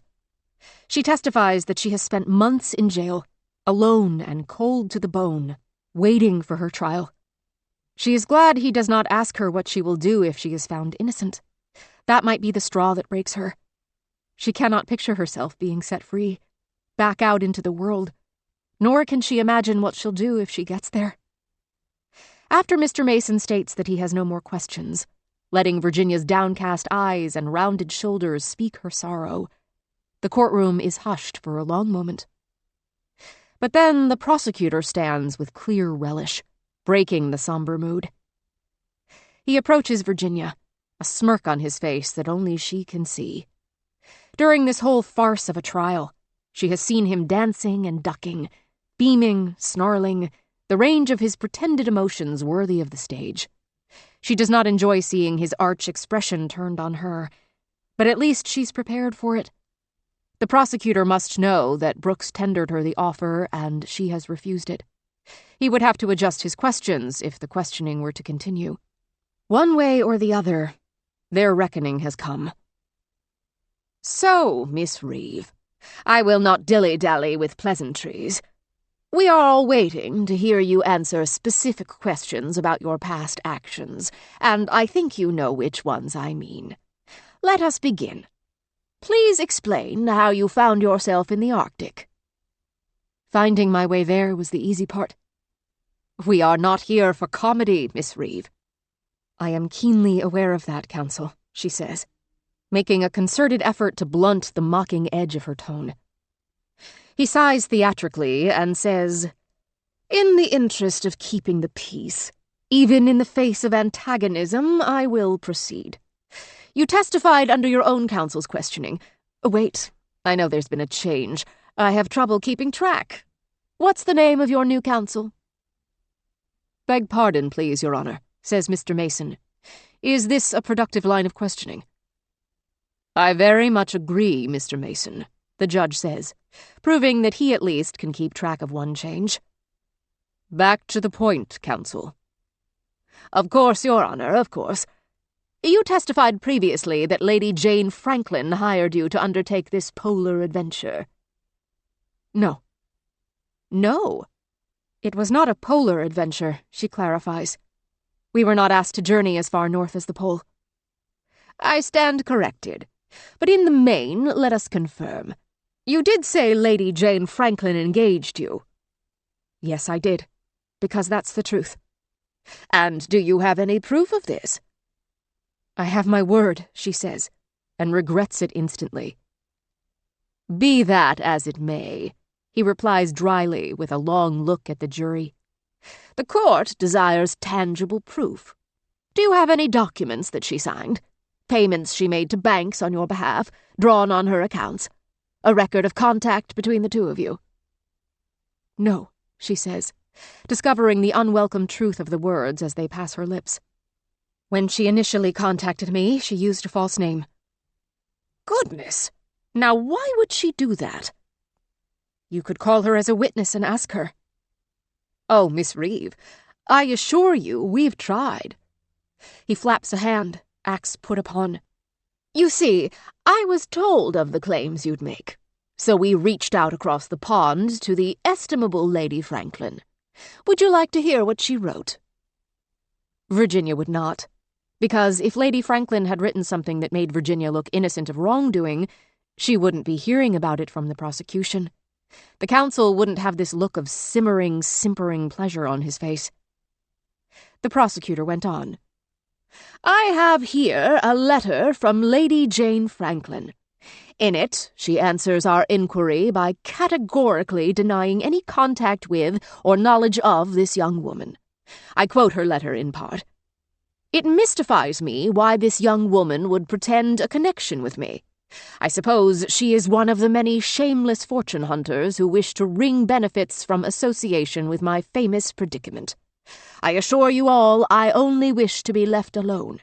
I have made my peace with my husband's disappearance. God rest his soul.'" Of all the untruths that Lady Franklin has packed into the quoted portion of the letter, this is the lie that truly upsets Virginia. The idea that Lady Franklin could calmly accept and acknowledge her husband's death. Outrageous. "So, the fine lady says she has no connection to you. Do you care to change any of your testimony so far?" "I do not." "Very well. Judge, may we enter this letter into the record?" "You may." "Consider it so entered. I do not want to waste anyone's time reading through the less essential parts. Instead, I will return to questioning the defendant so we can expose the truth as quickly and effectively as possible." Is anyone believing this tripe? Virginia wonders. She refuses to look over at the jury for fear they will look credulous. She may not be able to remain steadfast in the face of those looks, so her gaze falls on the faces of the five instead. Ebba is looking at the judge. Althea is looking at Ebba. Doro is absent-mindedly smoothing the thick coil of dark hair over the right side of her head, where the missing ear used to be. Irene and Margaret have poker faces. She wonders if they have sat in courts before. It was not a matter they ever discussed. "What else can you tell us," intones the prosecutor, "about the reason for your journey north? Whoever hired you, if you were in fact hired, what was the reason for your decision?" She thinks about what to say before she says it, but she doesn't mince words, nor does she change the facts in any way. She's been sworn in, and she takes that oath seriously, like every other one she's ever taken. "I had formerly conducted business in leading settlers safely westward to California. When I left that field, I wished to explore a new portion of the world, and when the Arctic presented itself, I believed God was calling me to use my skills in pursuit of this new goal." "Now, when you say God was calling you, do you mean you hear his voice?" "Not in the way you mean it, sir." "How do I mean it?" He looks amused, which she finds insulting beyond belief. The anger rises in her, so very hard to suppress. Clutching the sprigged fabric of her skirt in her palms, wringing her fury into it, she mostly succeeds. "Sir, I believe you mean to make me sound insane. If I were to claim that I hear God speaking directly in my ear, you would make a Joan of Arc of me." "You feel you're the same as Joan of Arc?" "No. What I said is that you... But let's leave that aside." The burning joy in his eyes shows her that she cannot let herself get drawn into his game. She must be the most level-headed, most reasonable, most trustworthy young woman who has ever sat in this witness box. If she's anything less, she fails. Calm, calm, she tells herself. The five. A motley crew, to be sure, though here in these four walls they are clean and bright. She wishes she could speak freely to these women, tell them how much she appreciates them, how they keep her going, how much it means to her that they come here day after day, sitting with gloved hands in their laps and their ankles crossed, constant. "Miss Reeve, are you attending? Miss Reeve!" She forces herself to look at him without appearing startled. She's already damaged herself by not hearing him. Look calm, she has to tell herself. Look like you don't care. But is that the right course of action? Everything is wrong. Everything is a mistake. She can feel her chances slipping away. "Well, I can understand why you might not respond to that name." A sinking feeling swims its way up into her throat, as bad as the last time she saw Caprice, as bad as that moment on the ship when she first saw Stella's swollen belly. In moments like this, she is suspended between before and after. There will be no going back to before. She savors the last scrap of it and tries not to choke on what's to come. The prosecutor says, "Your name isn't Virginia Reeve, is it?" "Of course it is." "Because you changed it." Virginia says nothing. The prosecutor goes on. "You're wise not to object. I have the papers, of course." Mason jumps in to respond, his voice thick with grit. "Excuse me, what bearing does this have on the case?" Virginia's eyes fly to him, but there is nothing she can do. She should have told him, but he never would have let her speak if she'd done so. She hoped the truth wouldn't get out. She should have known it would. Didn't it always? The prosecutor says, "Here is the evidence for the court. A document from California Superior Court, 1850. The legal name is, yes, Virginia Reeve. Miss R. Well, miss, would you mind reading the name that it was changed from?" "I would," she says, and she is surprised she has any calm left to muster, but muster it she does. "Judge," says the prosecutor wearily, with one of his theatrical sighs, "is it necessary for me to compel the witness?" The judge says, in a steady voice much more terrifying than the prosecutor's play-acting, "The witness will comply." The prosecutor slips the paper under Virginia's nose, but she does not look at it. She knows what it is. Maybe she shouldn't have bothered filing a court document, but at the time, it had felt important, momentous, a clean break between the grim past and a promising future. And here that past was again, a hand on her throat, an arrow in her gut. "The name, please." Without looking, Virginia says, "Virginia Reed." The defense lawyer says, "And what difference does that make? That she changed her name a few paltry letters? Judge, can we move on to a different line of questioning?" She does not look at the judge, and she doesn't need to. There is barely a pause before his answer. "I anticipate the prosecutor has a reason for this. We'll see where it goes. But not too much more, Counselor." "Almost there, Your Honor," says the prosecutor, and slips another piece of paper onto the stand. She doesn't look at this one either. "Our next document for evidence. Miss Reed, do you remember writing your cousin a rather extraordinary letter?" The sick feeling in her chest spreads down to her stomach and up to her throat. Her face feels frozen in place. And by the Almighty, she certainly recalls what that feels like. In the Sierra Nevada mountains, on the ice fields of the Arctic. The people who knew her in her first freezing are so far away. Yet here comes her past, twining around her ankles like a snake. "Miss Reed," the voice comes again, and the prosecutor leans so hard on her true last name she wants to slap him.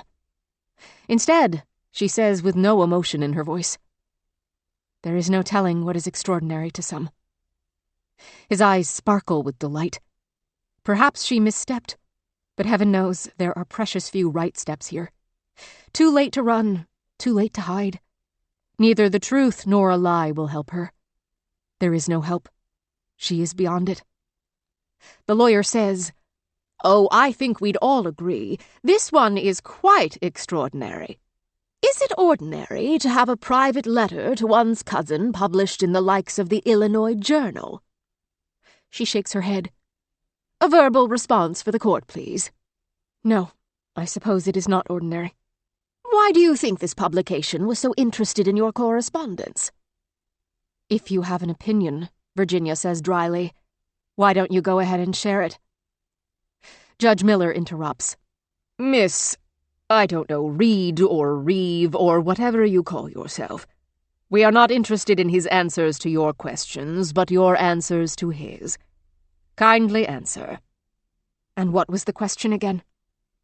The court reporter reads back. Why do you think this publication was so interested in your correspondence? Again, without looking, her voice empty as a jar, Virginia says, there was public interest in what happened during my family's journey west. Indeed. Judge, does that count as a question? Oh, come now, he says. This is getting drawn out. Counselor, please tell us the relevance of this questioning. Gladly.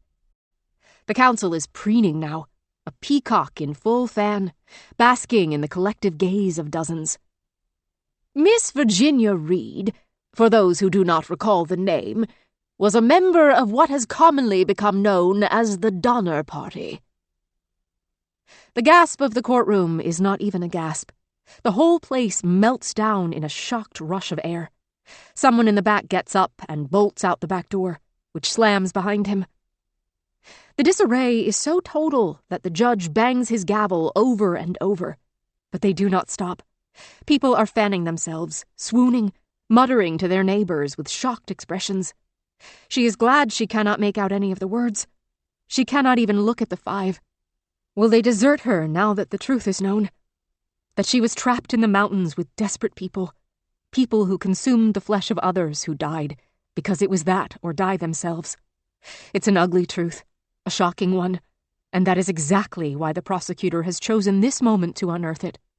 Even if she had not gotten up on the stand, he could have used it, but it played so much better with her up there for all to see. She shouldn't have taken the stand. She had to. Either way, it's done now. Recess! Adjourn till tomorrow. Take the prisoner to her cell.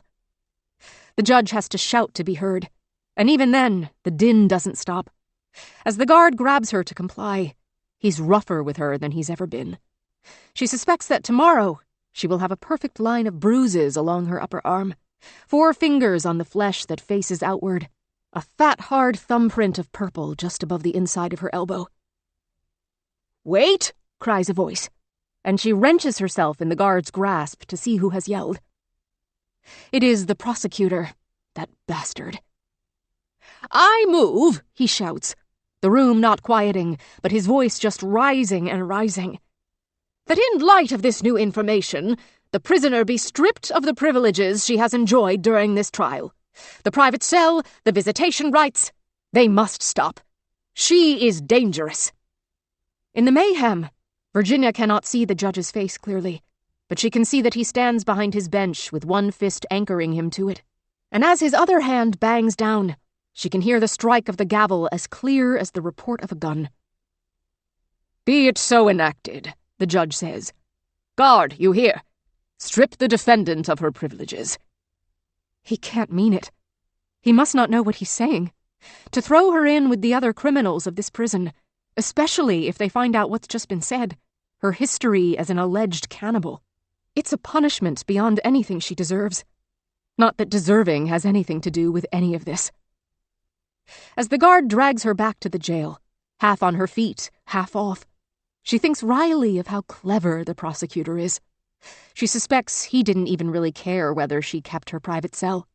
He wanted the visitation rights gone. Now that she has a competent lawyer in Mr. Mason, they have to be kept separate. Well, the prosecutor's gotten that and everything else he asked for. In a completely different part of the jail than she's used to, on the ground floor near the main entrance, the guard swings a door open to a much larger cell and shoves her inside. The door clangs shut. There are other women here. She can smell them, if not see them, lurking in the shadows. But she doesn't look. She walks straight to an empty cot and lies down on it, still wearing the new dress. It seems like days, not hours, since she put it on. She plans to sleep in it, but it turns out she doesn't sleep. She turns her face to the wall and ignores any and all voices in the half-dark around her. At least they remain only voices, for now. Hours later, on the cusp of sleep, Virginia claws at her neck. First, she blames the new dress. But that isn't it, she has to remind herself. It doesn't button up as high as it feels like it does. That constricting feeling isn't the neck of her dress. It's her body, anticipating the feeling of the noose, which she's imagining drawing tighter and tighter around her throat. Chapter 50. Virginia. On the expedition, May and June, 1854. Even though the thaw had not yet come, they decided as one not to wait for it. No one wanted to continue in the search they knew was futile. Not at this cost, not anymore. It was time to make for Repulse Bay. The 6 remaining survivors abandoned everything they could not carry on their backs and started their eastward trek. They did their best to make time, grueling mile over grueling mile. Without the dogs, in a different season, and headed over ground they'd never traversed before, everything was different. The ice was buckled and ridged, utterly unpredictable. Some days it felt like they covered more territory vertically than horizontally, made more progress toward the sky than the horizon. But all in all, at the end of each day, Virginia still sent God a heavenward prayer of thanks. They were moving. They were eating, if only a little. They were not yet dead. In a land that seemed to actively desire the death of anyone who dared to cross its surface, one more day spent living seemed a minor miracle. She hoped to string enough minor miracles together to meet their goal and make it back to civilization. Was she hoping for too much? 2 weeks in, volatile spring storms hit them in earnest, and during the day, the wind was so brutal they could no longer talk to one another. They did not untie themselves from one another for any reason. They slept fully dressed, with their ropes still tied tightly around each woman's waist. They did not even leave one another's company to perform bodily functions. But truth be told, these functions had become few and far between. Stella was the one to propose the solution to a problem none of them wanted to admit having, and told every woman to wear her rags day in and day out, so they would catch any liquid. Though they had had so little to drink, they rarely urinated, and when they did, they produced concentrated golden droplets. At least, that was what Virginia did, and she did not care to discuss the matter so frankly with her fellow travelers, so she made assumptions. She knew sisters who told each other everything. These women were her sisters now, and she would tell them almost anything, but she did have limits. She muttered a prayer every time they summited a hill, and she looked out on a new field of ice, buckled and pockmarked. Would this be the one where they lost another member to the deep, invisible crevasses? She missed Caprice. She never would have expected that she'd miss her. But when she closed her eyes, she still saw her last glimpse of the rich girl's face, drawn and beginning already to go blue, her hand raised in that solemn, unmistakable signal, "Don't." At night, when they huddled together to rest, they stared blankly at one another, wordless.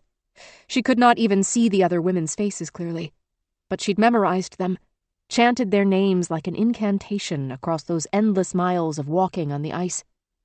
Doro, Elizabeth, Stella, Siobhan, Irene. Back on the ship, they'd left Ebba, Althea, Dove, Margaret. As far as she knew, at least, 10 of them were still alive out of the original 13. Why did it feel like they'd lost so many more than that? Because every loss was total. Every woman was precious in an uncountable number of ways. Even, or maybe most of all, Caprice Collins. Caprice had never been kind, and she had never been flawless. But toward the end, she had become dear. And now she was gone. How many more of them would survive, find Repulse Bay, board a schooner back to civilization? She could not imagine these women back in the world, not after what they'd been through. Were Elizabeth and Stella meant to go back to toadying up to well-off women, following orders and completing tasks, when they'd proven themselves capable of so much more? where Ebba and Althea meant to return to England and sit with their feet up on cushions, ringing porcelain bells to call their own servants? Was Irene meant to attach herself to another man who would abuse and mistreat her for lack of better options? And what about Virginia herself? Where did she belong? Nowhere. She hoped they would live long enough to face the conundrum of their futures, but she was not at all sure they would. The best thing that could happen would be that they'd be faced with impossible choices. More likely, they wouldn't be left alive to choose. Long before the sun rose, the women rose, and started out again across the ice. So blind was Virginia, so focused on putting one foot and then the other in the snow ahead of her, that she didn't understand for a long time why she could hear shouting. "Stop!" She finally heard the word. "Stop!" Who was calling, and from where? It had to be one of her own women. She would have to stop, as much as she hated to. She tugged on the rope, 1, 2, 3 times. She felt an answering tug. All forward progress ground to a halt. Virginia turned. She could only see the vague shapes of the women around her. They were so difficult to tell apart in their furs. "Look!" Siobhan was shouting. Her voice, thought Virginia, sounded unusually strong and powerful, in a way it hadn't for days.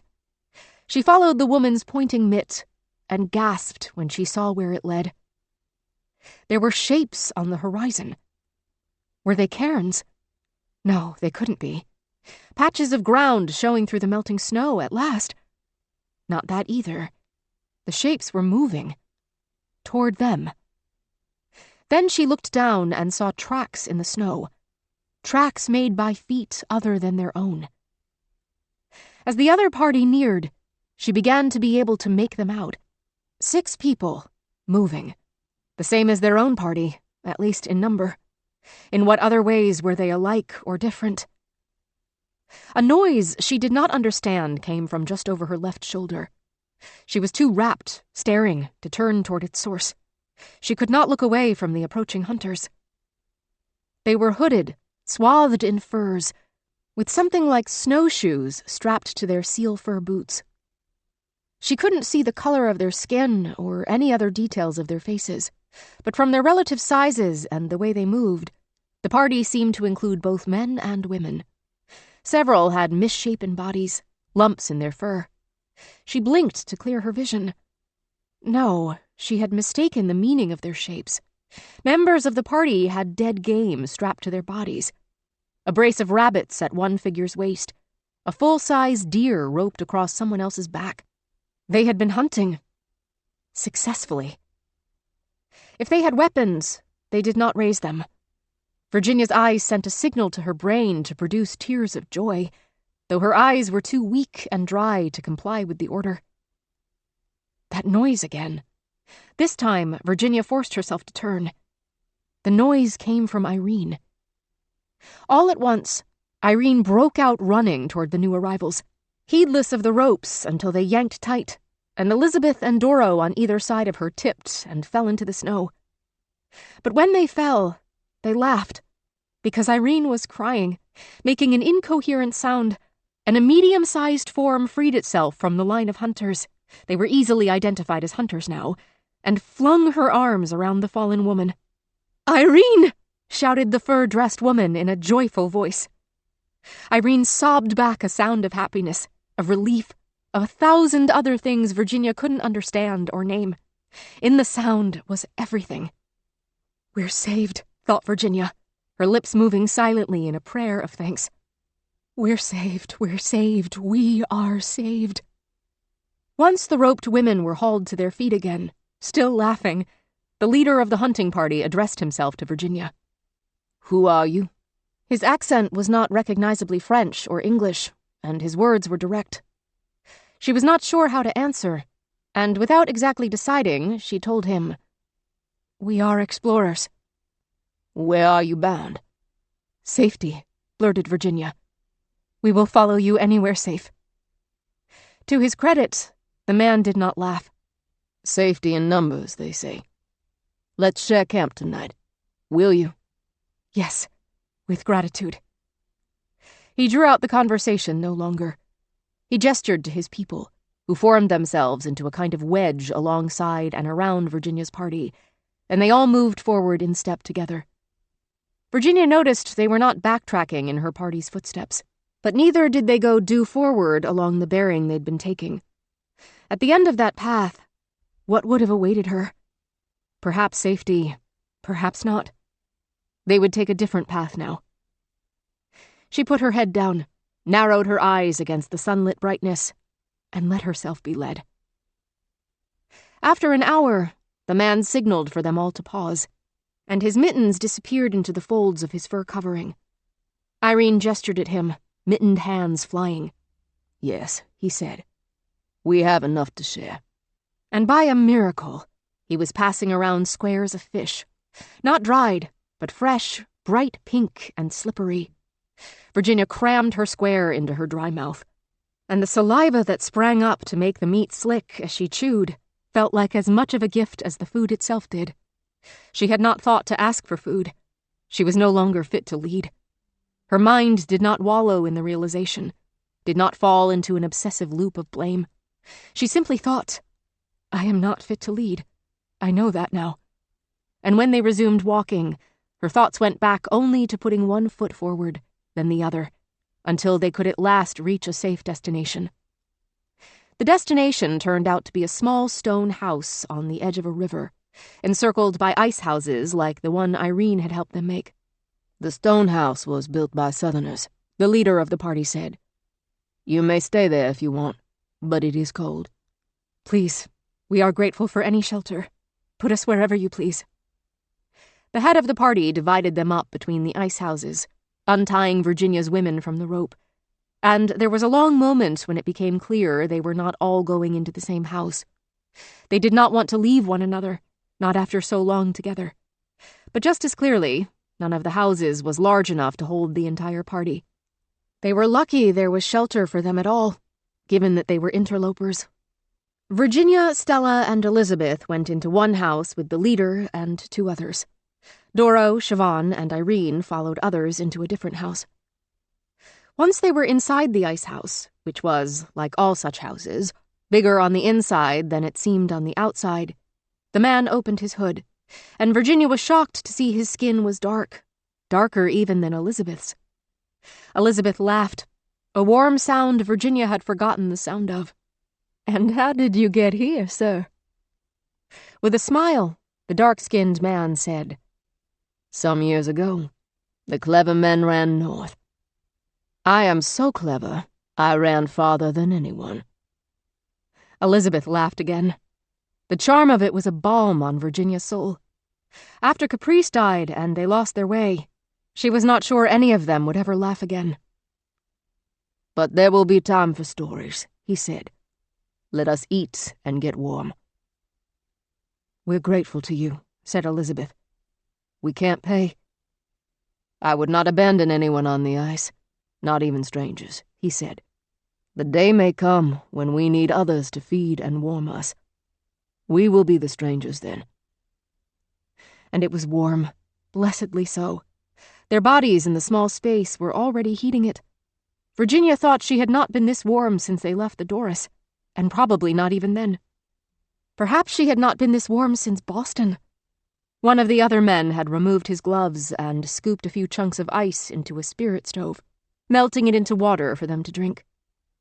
The man introduced himself as Jasper, and the woman who had greeted Irene handed around raw strips of dressed rabbit, and when Virginia felt strong enough to speak, she asked Jasper for their story. "We're headed back to Repulse Bay," he said. "We had been part of a group traveling up Back's Great Fish River, but there was a disagreement, and we're the ones who didn't want to stay." He gestured to the young woman who was animatedly chatting with Stella. On her other side sat a man who looked at her raptly, either her husband or something close to it. "And you knew this camp?" "He did," said Jasper, gesturing to the other man. "I'm glad to see it's here." Stella asked, "And once you return to Repulse Bay, what will you do then?" "We don't have a plan," admitted Jasper. "Some of us may stay there and find work. Or sail on a ship, perhaps. I hear the whalers are starting to come into Hudson Bay. We'll be there in time for the start of the season." "But none of you will return south?" asked Stella, and the note of hope in her voice made Virginia pause. "There is no need to," Jasper said. "Not for me. My life is here." "What kind of life is it?" asked Elizabeth, and Virginia heard the same note in her voice she'd heard in Stella's. A brightness, a curiosity, a note of hope she hadn't heard from either of them in months, perhaps ever. Jasper said, "A hard one. A free one.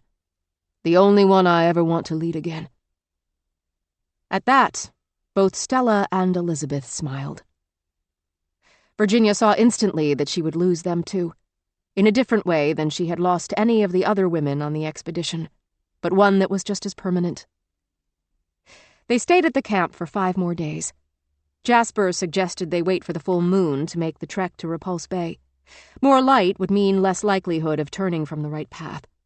They could not afford any more mistakes. Not even with the hours of daylight lengthening and the thaw finally imminent.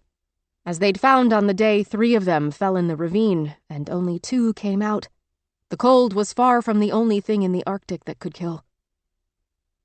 During the 5 days, Virginia took each of the women aside to ask them their plans. Elizabeth and Stella, as she suspected, wanted to stay. Doro, eager to return to her father's business, had no desire to remain in the north. She seemed to regard the entire suggestion as somewhat ludicrous. Siobhan, though she was tempted by the greater freedom, felt she would prefer her life back in Boston, where she could pursue her dreams as long as she pretended to be someone she wasn't. It was Irene's choice that surprised Virginia the most. She approached her while she was talking with her friend, using string pictures to communicate. When she asked Irene if she wanted to stay, Irene shook her head strongly in the negative, taking Virginia by surprise. "Why not? You traveled through these lands with your husband, didn't you? This is territory you know. Your friends are here." Irene grabbed the hand of her friend, made sure she was watching Irene's face, and moved her hands in a flurry Virginia couldn't understand. "Are you sure?" the woman asked Irene. Irene made a single motion in front of her own mouth, and this time, Virginia could read both the intent of the motion and the words Irene was shaping without speaking aloud. "Tell her." In halting words, the friend explained that Irene's husband had been a dangerous drunk, as so many men were on the frontier, and he was the one who had cut her tongue from her mouth in a violent rage. She spoke too many languages he didn't know, made him feel too small. "What happened to him?" asked Virginia. "He took his knife and cut out her tongue. She took his knife and cut out his heart," the woman said. Irene nodded with satisfaction. The woman went on. "Her husband had friends here. She does not want to remain. Even if it is very unlikely she would ever see those particular men again. She wants to put that life behind her. She answered the advertisement to lend help where it was needed, and she was not sure how she would feel being here again. But now, she knows she cannot stay." "I understand," said Virginia, who did not fully understand, but knew something about turning one's back on the past in hopes of a better future. On the 5th day, they all left the camp together, moving toward Repulse Bay, though not all would go into what passed for the city. Every moment of the hike toward Repulse Bay felt so different from the rest of their journey, Virginia thought. The motions were the same, yet there was something entirely new about this.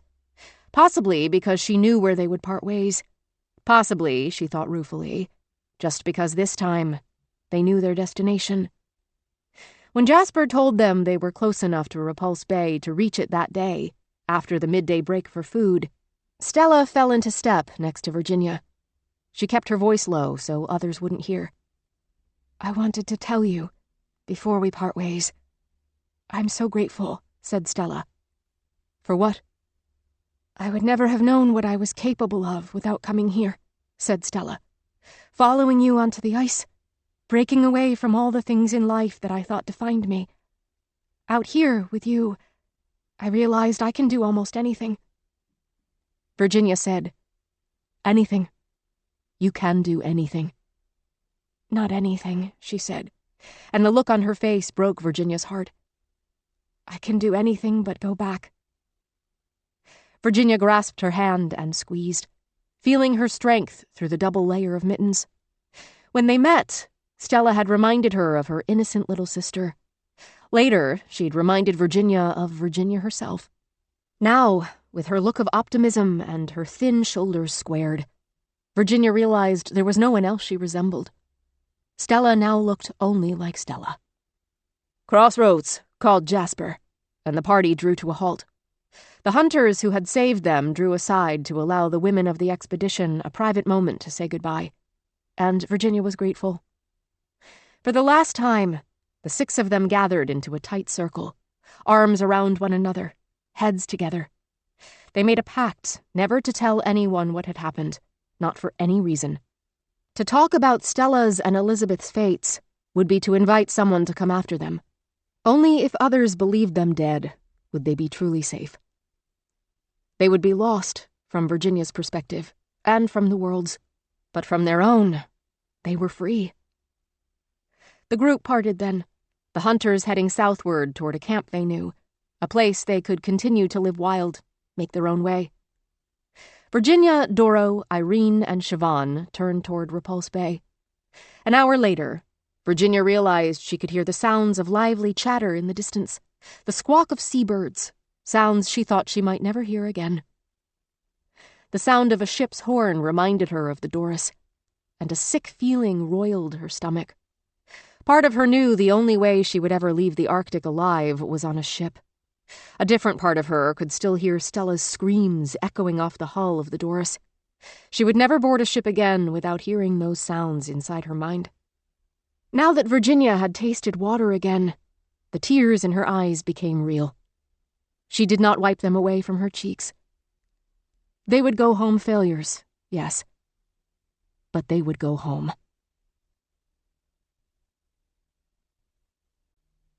Chapter 51.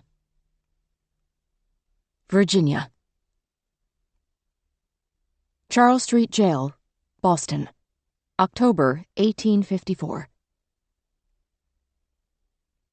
In the morning, dim light creeping across the bluestone floor of the communal cell like a sick, weakened forest animal. Virginia hears the newspaper before she sees it.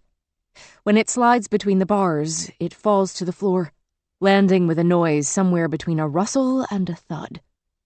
First, she thinks of the rustle of her first counsel's papers. His name be cursed. But by the time the thud strikes, she's fully awake, eyes open. She sees the newspaper then. She recognizes the voice of Benson growling toward her before she sees the toes of his shoes. Virginia has never held with the activities of spiritualists, never thought a person's aura could be read. But when she looks up at Benson, she feels contempt pouring off him like water. Earlier in the trial, he was more gentle and affectionate than Keeler. But now that he has turned, he seems more dangerous. Today, he is like an illustration of the word contempt in a child's lesson book. It would be amusing if she weren't so worried about what contempt might drive him to do. "They hanged Washington good, you know," says Benson. "They hanged that Professor Webster, what killed Parkman. Newspaper says nothing keeps a woman from being hanged just the same as a man. No tender mercies for the fairer sex, they say." Virginia is done holding her tongue. "I don't ask to keep my life because I'm a woman. I ask to keep my life because I'm innocent." "Same as Good said, far as that goes," he says, unmoved. "Webster finally confessed, hoping for a lesser sentence. But Good said he never did it, right up until the noose wouldn't let him say a word more." Delightful man, this. She cannot believe she ever thought him kind. "I sure did hope you wouldn't hang," he says. "Seemed a waste. But now that I know who you are, well, hanging's too good for you." Fear zings up her spine. Does he mean to harm her? Would he do it with witnesses present? She supposes witnesses of this kind can be bought or ignored easily enough. They were no longer people, not in here. Not any of the women behind bars, herself included. Be on your way, comes a voice from behind her. Delilah, Benson growls back. Whether it is a name or only a description, she does not know. Think you can tell me what to do, can you? It's merely a kind request, simpers the doxy. I'd very much appreciate your departure. We'll see you again soon enough, Mr. Benson, won't we? The guard seems irritated, but says nothing else before he leaves. The sight of his retreating back fills Virginia with relief. Thank you, says Virginia. Didn't do it for you. Just don't want him thinking he can boss any of us, says the doxy, rubbing her arms briskly to warm herself before crossing them over her half-exposed chest. Plus, he's cutting into my beauty rest. She saves Virginia the trouble of deciding whether she should converse by turning away, her face toward the wall. Alone. She's surrounded by women, 12 in this cell alone. How many in the jail, the city, the Commonwealth? Yet she feels far more alone here than she ever did up in the Arctic, even when she was one of only 6 souls for miles around. Benson has left the newspaper, so she pulls it out to read.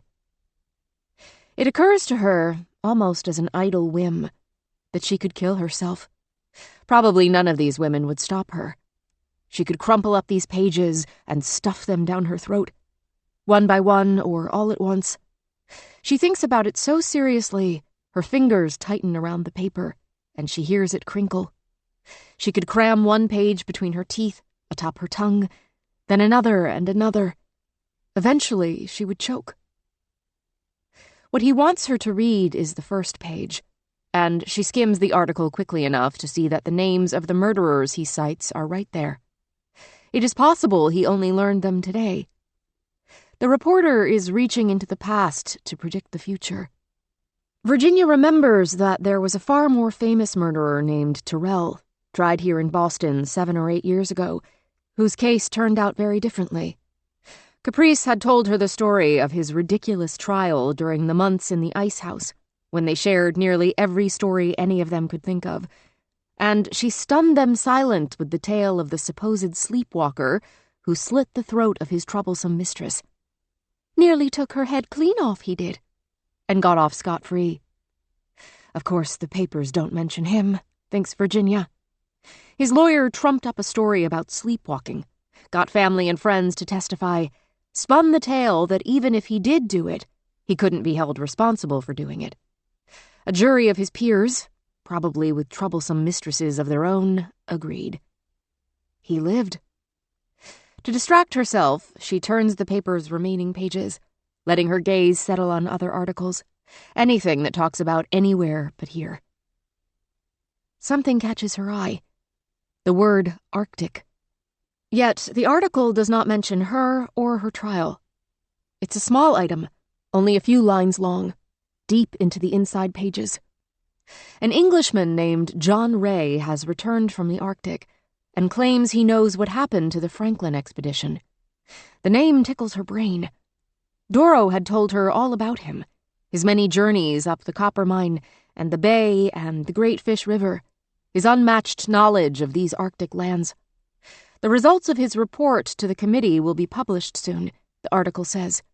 But at the moment, all that is known is that he has brought back proof of the death of Sir John Franklin. Poor Lady Franklin, she thinks first, and then feels shock at her own sympathy. Next, she feels the old unease in her stomach, that creeping sensation she felt back on the expedition when she read Lady Franklin's final letter. All the woman's words had been lies. In her letters, she had encouraged Virginia, called on her sisterly solidarity, claimed to believe that in Virginia's capable hands, anything was possible. All to mislead her, make promises she had no intention of keeping. She was trying to beat John Ray, Virginia realizes now, sending this ragtag group out like a wild, muttered prayer. If Virginia had succeeded, yes, perhaps she could have become the older woman's protégé, someone Lady Franklin could dispatch to the places she herself could now only go in spirit. But she had not succeeded. She looks back down at the newspaper, letting her finger rest on those few lines of type, words that could make an enormous difference. She had blamed the Collins family for this whole trial, for trying to kill her to exact revenge for their daughter's death while she was in Virginia's charge. But were they fully responsible? How much of the blame lay at the Collinses' feet, and how much at Lady Franklin's? This was it, she thinks, tapping her finger on John Ray's name. This is what changed, why Brooks brought that late-breaking offer from Lady Franklin. They must have found out this news was coming. If Virginia had agreed to lie, it would have been her word against John Ray's. And if Lady Franklin threw her weight behind Virginia's story, it might have enough strength to win. Lady Franklin had famous friends like Charles Dickens who would lend their voices to hers. It might have worked, thinks Virginia now, especially told with flair. The surprising newness of the story, the sheer novelty of it. Women doing this thing that no man before them could manage to do, under the direction of the woman whose husband's fate had finally been determined. But Virginia, valuing the truth over her biggest secret, over her own life, had blown their plans to smithereens. And now that Virginia had refused to lie for Lady Franklin, to protect the one thing the woman valued above all price or reason, her husband's reputation, she was of less than no use to the Englishwoman. The nagging feeling turns into something worse, a shimmering, uncertain anxiety, a question to which Virginia has no answer but dread. Now that Lady Franklin knows Virginia won't give her what she wants, what else will she do? Accordingly, if Lady Franklin has now left the Collins family to their own devices, without her protection or interest, what desperate action might they take?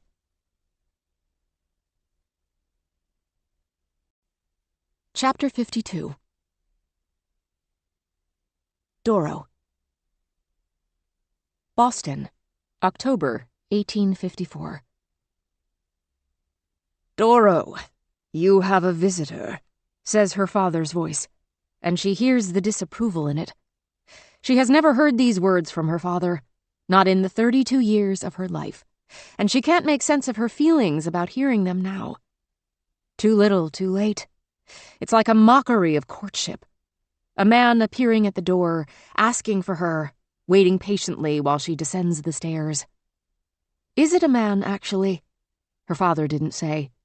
She only knows that whoever waits for her, there will be no romance to it, no seduction. Someone will want something from her. Only by descending and confronting the visitor will she find out whether it's something she wants to give. Her father is still holding the door when she enters the room, and how old he looks is like a punch in the gut. The time she was gone seems to have aged him several years. Now, standing in the dim light, his head down, waiting, he looks half in the grave. Standing in the doorframe is a woman, a stranger, older than Doro, but not quite as old as her father. Her clothing is uniformly dark, but Doro spots the quality of the silk right away. Doro has only ever used silk so fine for her little embroidered globes, and then only for the smaller ones, because the shop around the corner gave her their useless scraps for free. This woman's heavily ruched and bustled dress must use 7-8 yards of that silk, under a cloak of wool nearly as fine. She's a rich woman trying to look poor and failing. There is a familiar look to the width at which her gray-green eyes are spaced. Doro remembers eyes like that. She saw them for the last time on the ice. This woman is more beautiful than her daughter, but those eyes give her away. Doro turns to her father. "Papa," she says, "do you know who this is?" The woman interrupts in a brisk, ringing tone. "I did not give my name. My business is with you alone, Dorothea. May we speak in private?"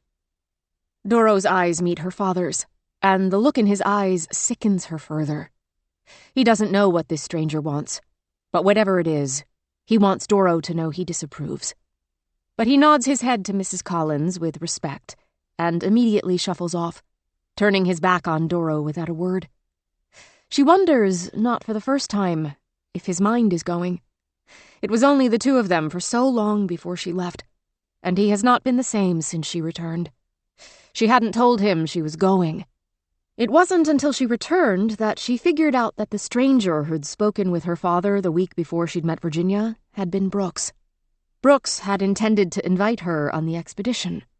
When her father had demanded a steep sum to let her go, Brooks had declined to pay. Then Virginia had come for her, and her father had lost Doro anyway, with no money to show for it. Without her, he let the shop go, and let many of his clients slip away.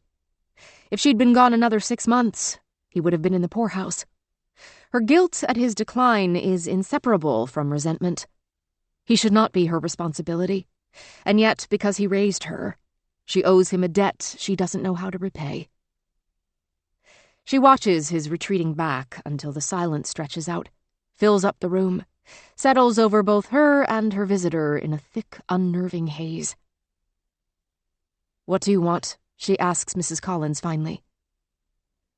"I'll allow your rudeness," says the older woman in a frosty voice, "assuming your manners were iced right out of you by your Arctic ordeals. But I believe it's customary to invite a guest in." "Because of you, my friend is on trial for her life, which she may well lose because of your vindictiveness, for a crime she did not commit. I don't want you in my home. It's not yours, really, is it? It's your father's, and from what I understand, it won't be that much longer either." So that's it. The Collins family knows about her family's financial situation, the painful secret that drove her north in the first place, though the Arctic trip did not solve the problem as she'd hoped. Probably that same Brooks fellow who'd lied to the courtroom about knowing Lady Franklin or Virginia had told them. She can hate him without knowing him, she decides, based on what Virginia told her, and what she saw with her own eyes. She wondered what reward he'd reaped for lying like that in front of God and the law. In a flash, Doro knows what Mrs. Collins is going to ask of her. The mere idea fills her with disgust. It also might be her only choice. Apparently deciding to make herself at home, Mrs. Collins begins to remove one glove. The sight of a glove coming off, exposing skin, still fills Doro with dread. She smothers a gasp. "Are you quite all right?" asks Mrs. Collins. Without missing a beat, Doro says, "I think you know I'm not." "Very well. Since you seem eager to get to the point, I'll oblige you." Doro should thank her, and doesn't. Mrs. Collins draws off her other glove and seats herself on the only chair in the room. "Dorothea, your testimony is on the schedule for tomorrow." "Yes." "And you will say what?" "Why should I tell you tonight? You can just hear it for yourself tomorrow." "I have not decided yet whether I will be in the courtroom," she says. "I don't think you realize how much it wears on me, all this talk of my daughter's death. I expect her murderer will be punished, but I fear she won't be, and I must confront that fear every single day as I enter the courtroom." "You struggle with your fear?" asks Doro with venom. "Think about how Virginia Reeve feels." "Miss Rossett." She shifts her form of address, as if that will help her case, and does not point out that Doro is using Virginia's alias instead of her real name, the name that implicates her in other crimes entirely. "I'm sure you know why I'm here." "I assume you have a proposition for me." "As I said, I worry that the guilty party will not be punished." "Justice is always done, isn't it?" says Doro. "I worry. It's a mother's worry. You perhaps don't understand, but I assure you your mother would have." Horrified, Doro answers, "You know nothing about my mother." "I know that mothers will do anything to protect their children, and that is what I am here to do. Even though I know the jury is very likely to rule correctly and lay the blame for my daughter's death at Virginia Reeve's feet where it belongs, I am concerned they might need one more, let's say, nudge in the right direction." "And what form?" Doro says with great effort. "Do you see this nudge taking?" "A very lucrative financial offer. one that will save your father's shop, and make the two of you rich enough that you'll never have to work again." On the inside, Doro is stunned. On the outside, she remains calm. It is with that calm that she says, deliberately inflammatory, "Oh, I see. You want to pay me to lie so you can see my friend hang." Offended, Mrs. Collins draws herself up. "I did not say any of that." "You did," she says, without those words, "because you're a dodge and a lousy human being." "Careful," says Mrs. Collins, a note of true menace in her voice. "Why now?" asks Doro. "Why didn't you try to bribe me earlier?" The rich woman sighs. "We did not feel it was necessary, and truth be told, perhaps it is not even necessary now. Now that the truth is out about Miss Reed's background, the jury likely will feel just fine about condemning a cannibal. But the other concerned party in the case, feels that the very last impression the jury and judge gets will make a difference to how the situation resolves. You are the very last witness on the docket. If your testimony gives the right impression, a sentence of guilt, the sentence she deserves, will come more easily. And we are prepared to compensate you for it, as I said, handsomely." "What do you want me to say?" asks Doro, stalling. "I don't have an exact script," she says. "Only you know what really happened up there. If I tell what really happened, I don't think you'll be very happy with me." Even as she says it, a small uncertainty creeps into her mind. Does she actually know what really happened? She saw everything before and after, but did she really see? As if she can sense Doro wavering, Mrs. Collins asks in a less confident voice, "Did you see my daughter die?" "No." "Tell me what you saw." "She fell, in a storm. The 5 of us were on a rope. We tied ourselves together in that weather, and she fell." "Which 5? You, my daughter, Miss Reeve, Reed, I guess I should say now. And who else?"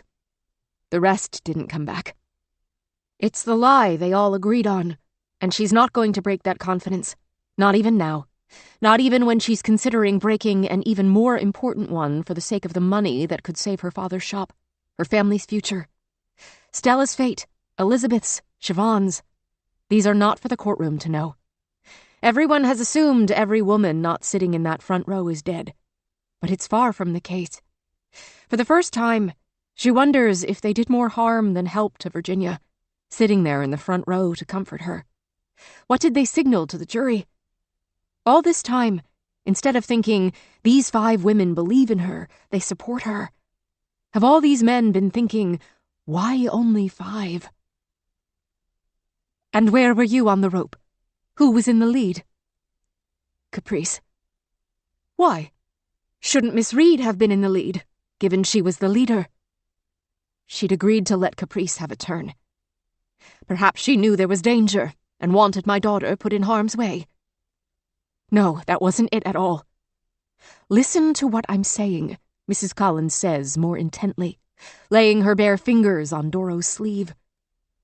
"When you tell the story, you could tell it that way, couldn't you? Lie and say she put Caprice in the front to risk her life on purpose. You could tell it that way." She stared. "For the right price," says Mrs. Collins. "That's the 3rd time you've mentioned compensation," comes a gruff voice from the other side of the room, and Doro almost jumps. Her father is standing there watching the two of them. Obviously, he's been listening. She had not even considered that he would do so. How thoroughly she forgot the rules of civilization in the months she was in the North. The rules are that men can do whatever they want. And so her father has. Mrs. Collins has turned her attention completely to Mr. Rossett. "Would you like me to tell you exactly the size of the compensation we're proposing?" Doro's father says, "I would." She names a truly outrageous number, and Doro's throat goes dry. It would be enough. More than enough. She could secure the shop with it, and with that, her father's life. maybe even his respect. Wouldn't that be something, she thinks, her hand rising against her will to stroke the knob of skin where her right ear used to be.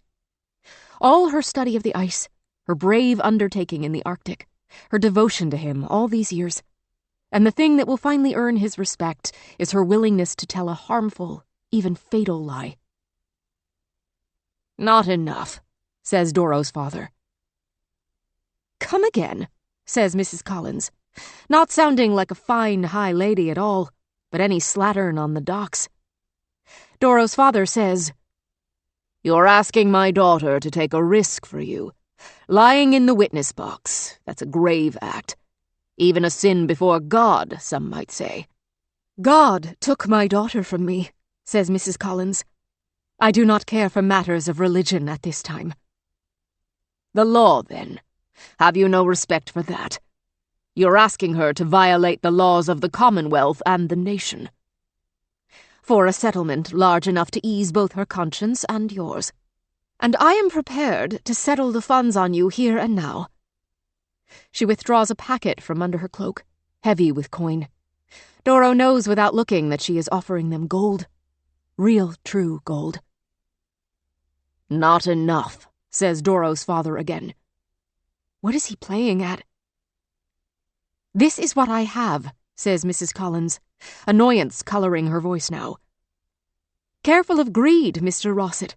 What's the saying the lower classes are so fond of? Pigs get fat and—" "Hogs get slaughtered," supplies Doro's father, unruffled. Doro looks back and forth between their faces. The fine lady and the former seaman, standing inches and worlds apart. They seem to have forgotten she is in the room at all. With a sharp, ready voice, she reminds them. Looking straight at Mrs. Collins, she says, "Your necklace." After a moment of hesitation, her father agrees. "Yes, that's a nice sweetener. It'll do." Mrs. Collins puts her hand on her throat, touching the necklace in question, which is a rich triple strand of pearls, interrupted with elegant beads of jet. "But this was a gift from my husband, one he had made for me after our third child was born. I could send you other jewelry. This one is dear to me." "More dear than your daughter's memory?" asks Doro's father, his voice dark.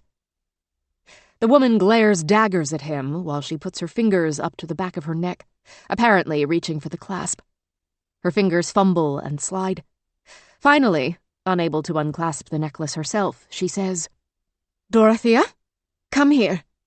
You want it, you take it." Doro puts her cold fingers on the back of the rich woman's neck and undoes the fine gold clasp. The necklace comes away in her hands, still warm from the other woman's flesh. It feels like a live thing, thinks Doro, and she has chained herself with it. She has promised to betray Virginia for coin and gem. Virginia took her north, expanded her world, trusted her when no one else did. How can she repay that with lies? She transfers the necklace to one hand, holds it between them, pearls spilling out between her fingers and dancing in the air. "I'm not sure begins Doro. Her father cuts her off. "You will. Virginia Reeve will be sentenced to hang one way or another. This grieving mother is simply going to compensate us for speaking up in the name of justice." Perhaps he's right, Doro realizes. Staying silent won't save Virginia, not now that the truth has come out about her past. A past Doro didn't know about. She thought she'd known Virginia, thought they'd shared everything. And now it seems clear that Virginia had been hiding her true self all along. "Let's go over the specifics," Mrs. Collins says, touching Doro's arm gently again. "To create the impression you need to create. It seems like the only possible way forward." Part of Doro screams against it, even as she says it, but the screaming part stays silent. The complicit part is the part that speaks. "All right," she says to Mrs. Collins. "Let's." Chapter 53. Virginia. Massachusetts Superior Court, Boston, October 1854. Because Virginia is no longer allowed to visit with her attorney, the first time she sees him after the revelation is when she is led, chained, into the courtroom for the final day of testimony. Mason falls into step beside her, matching her speed so they advance together toward the dock this final time. "I'm sorry," she tells him, softly enough that only he can hear. "I want you to know, Virginia, you are not giving up." There is a glint of humor in his eyes, but also defiance.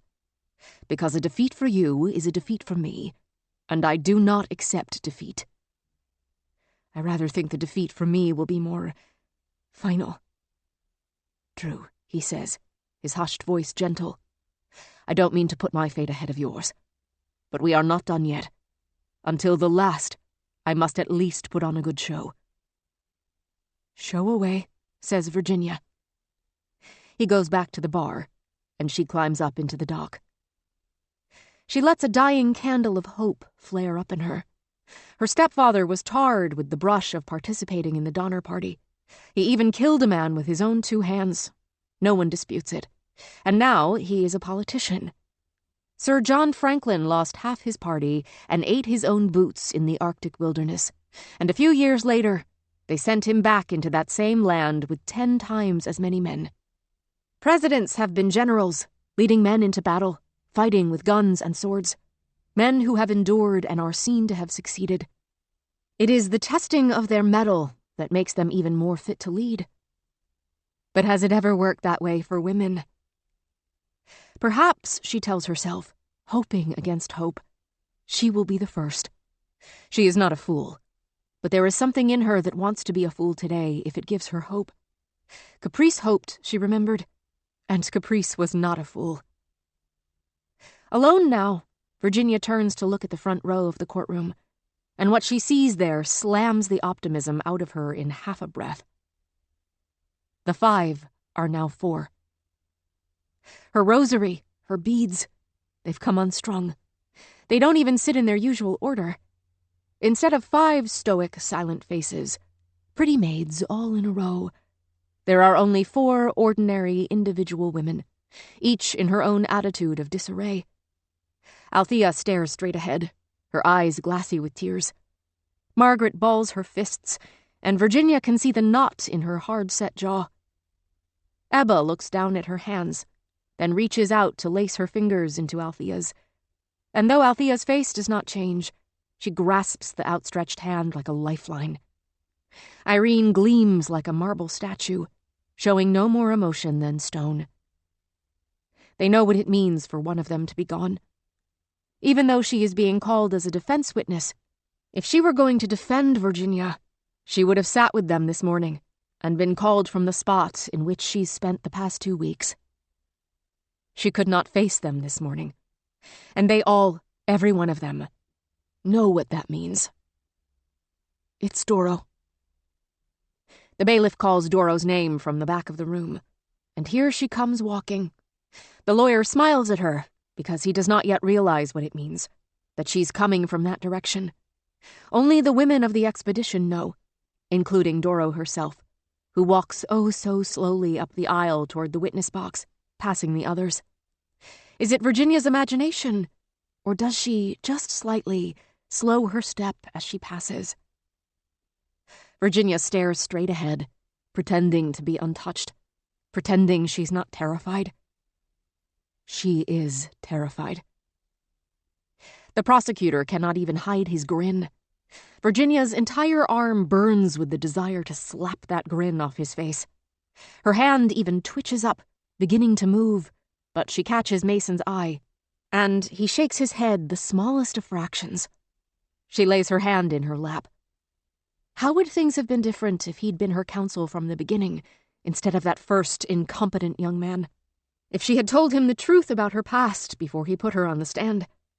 If she'd told the lie Lady Franklin offered her the world for, she'd be safe now, and rich. But no use in wishing things had been different. Now she just wishes things would be over. Doro seats herself in the witness box and tries to meet Virginia's gaze. Virginia looks past her, through her, denying her the connection she so obviously seeks. If she meets her friend's eyes, she will burst into tears. She has given up on trying to save herself, but she can at least not give the jury more evidence that she is filled with shame and regret. Doro's dark blue eyes flicker as she gingerly steps up into the witness box. Her wind-burned cheeks, as red and ruined as Virginia's, are powdered smooth now. For a moment, Virginia wonders who has powdered her. But there is only one possible answer. Doro, above all the others, was susceptible to a bribe. Her father's shop, Virginia thinks. On the ice, all that mattered was survival. Those long, cold months in the ice house, they had been a small society unto themselves. But back here in civilization, life is complicated again. The bailiff asks Doro to raise her right hand, and she raises her left. Then her red cheeks flush even darker at her mistake, and she switches hands. She has no composure. Somehow, Virginia doesn't think it will make her less credible as a witness. If the jury wants to believe Doro, they will. In a deeply flounced, modest tartan in shades of copper and cream, Doro is better dressed today than she's been since their return to civilization. Her lovely dress is buttoned all the way up to cover her throat. She looks proper, civilized. Virginia knows it's no coincidence. If she looked out into the courtroom beyond the front row, she expects she would see the Collinses. Their hands have wrought this. They have chosen their weapon and shaped her, and there's no mistaking where she's aimed. Virginia's lawyer stands, readies himself, and speaks to the witness with confidence. "So tell us, Miss Rossett, is it?" "Yes."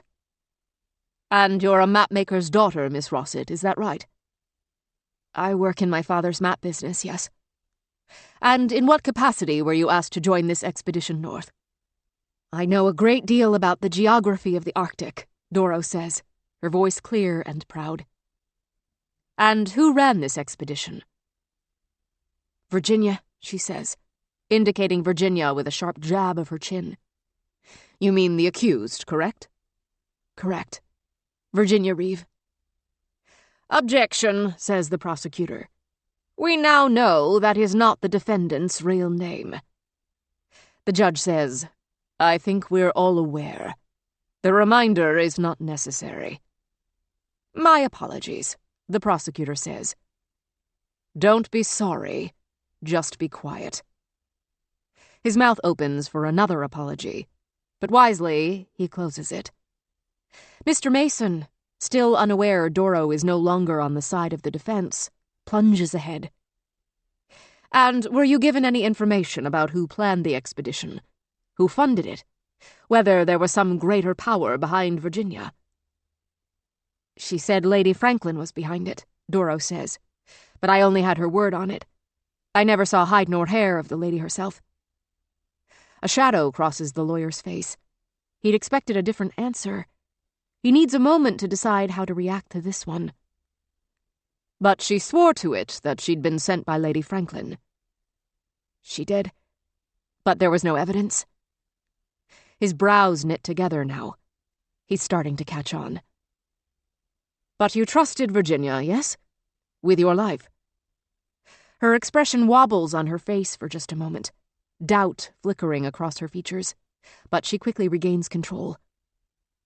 "I did then, but so did a lot of women who never came back." Hot whispers begin to circulate throughout the room. Mr. Mason looks at Virginia, then the women in the front row, then back at Doro.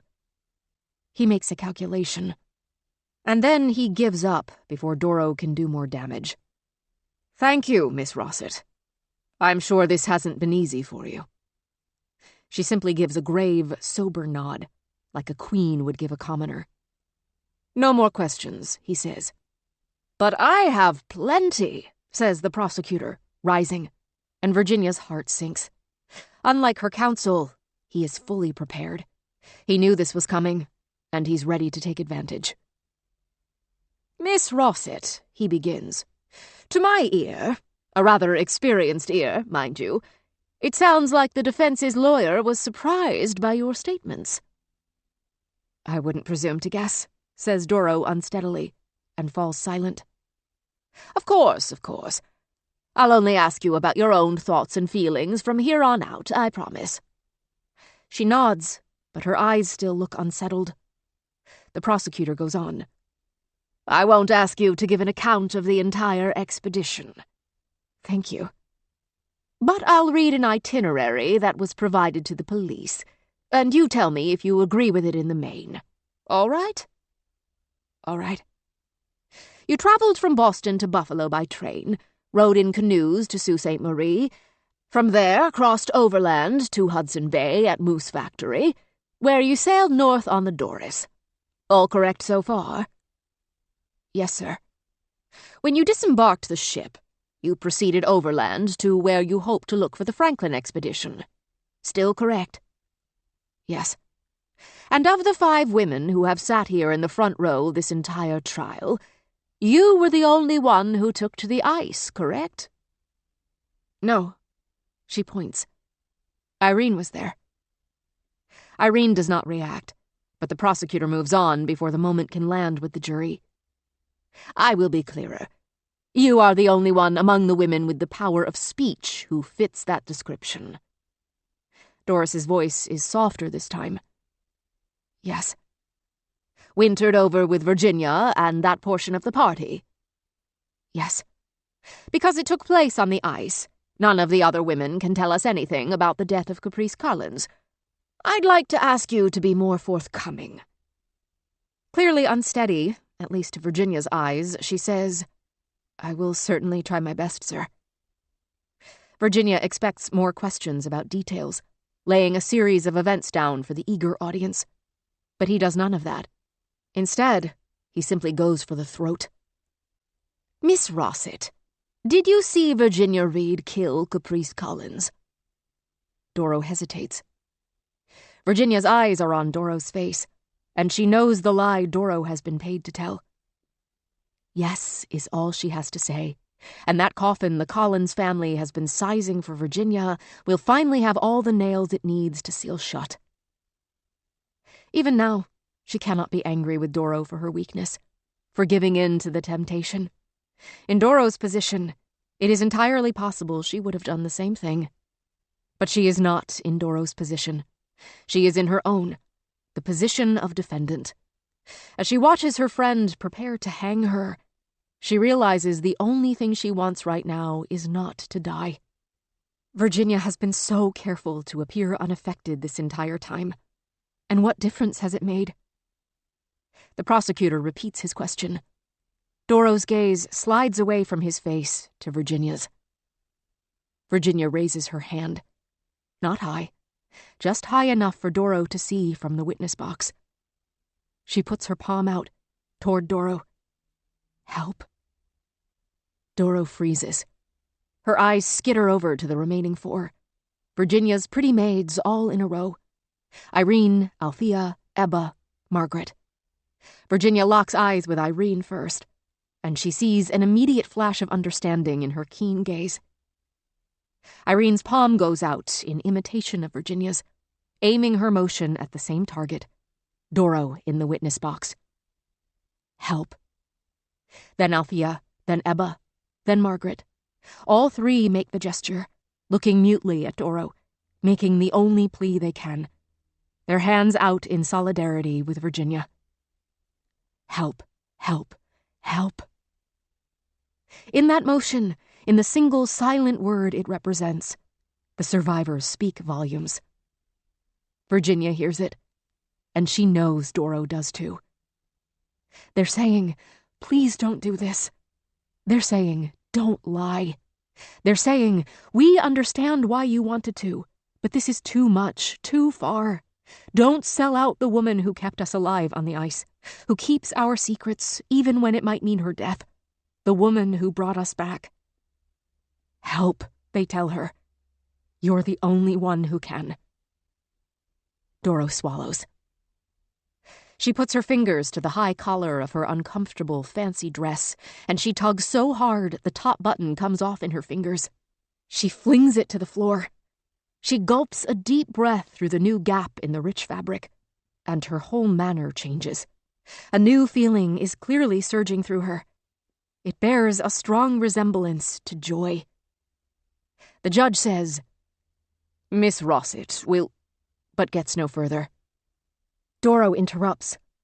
"No, I did not see Virginia kill Caprice, because she didn't.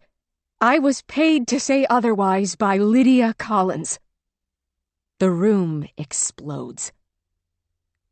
"Thank you," mouths Virginia silently, moving her palm from one signal to the other, extending her hand with its back parallel to the floor. "Thank you." There are tears in Doro's eyes, tears making tracks down her cheeks. She tosses her head back and looks up to the ceiling to try to stop them. The tears run into the hair at the sides of her head, including the whorls of hair she has fashioned to cover the missing ear. Wet and sad and coughing with emotion and smiling. She smiles at Virginia. Virginia smiles back, her eyes equally wet. "Thank you," she thinks. The judge bangs his gavel, but the shouts of the crowd do not even slow. All 4 of the women in the front row are extending their hands too, grateful to Doro for relenting, their palms echoing and multiplying the message, "Thank you, thank you, thank you, thank you." Over the din, the prosecutor shouts, "Liar! Reprehensible woman! How dare you sully the name of an upstanding, gracious lady with your lies?" Now the room quiets somewhat, though not completely. They look around for Mr. and Mrs. Collins, but do not find them. If they were here, they slipped out in the madness. "Quiet!" shouts the judge, banging his gavel 3 times. "We must hear what Miss Rossett has to say." This finally begins to do the trick. The audience quiets, hanging on every word of what comes next. "I am not lying," Doro says over the continued murmurs, her voice clear and high. Virginia can hear the tension only because she knows her so well. "I can prove it." From a pocket tied to the outside of her dress, she draws out coins of gold and lets them fall in a shower over the edge of the witness box. They bounce and scatter on the courtroom floor. The courtroom goes mad with panic, their shouts wilder this time, their sounds meshing into a rippling, cascading roar. Judge Miller bangs his gavel with the fast, hard cadence of a woodpecker. Rat-tat-tat-tat, and shouts, "This is your final warning. Anyone else interfering with these proceedings will be held in contempt. Bailiff, clean up this mess." "Do not compromise the evidence," shouts Mason, leaping to his feet. "Enter it into the record. Every coin speaks to the truth of the witness's story." The judge should probably shout him down, thinks Virginia, but even he is overwhelmed, watching the scene unfold with undisguised awe. The bailiff's eyes are round with wonder. No doubt this is more wealth than he's ever seen in one place, let alone touched with his own hands, as he scrambles to pick up the coins from where they've bounced, rolled, settled. But even as this outrageous thing is happening, something even more outrageous is underway. In the witness box, standing tall, Doro is unbuttoning her dress. The judge's gavel bangs. Althea is clutching Ebba's shoulder, and their mouths both open in mad, shared laughter. Irene's hands fly to her own mouth, cover it. Only Margaret watches calmly, her face merely open, curious, ready. The prosecutor's face is slack-jawed and, for once, completely silent. When the 5th button of her collar is undone, Doro slips her fingers between the parted tartan and draws out a strikingly gorgeous necklace. 3 ropes of perfectly matched pearls, with an occasional gleam of jet beads emphasizing their beauty. An enormously expensive necklace. A unique one. One that Virginia distinctly remembers seeing on the neck of Mrs. Collins, and she knows she's far from the only one. "Further evidence," Doro calls. "Now you are all witnesses. Perhaps you think the gold proves nothing. It could have come from anywhere. But this," she says, holding it up for the whole courtroom to see, high above her head and theirs. Only Lydia Collins could have given me this necklace, and she did so to make sure the defendant would hang for a crime she didn't commit. The simmering shock of the courtroom boils over. Whispers become shouts, laughter, even hoots and shrieks. The judge says, almost howling now, "If you cannot control yourselves, we will adjourn until you can."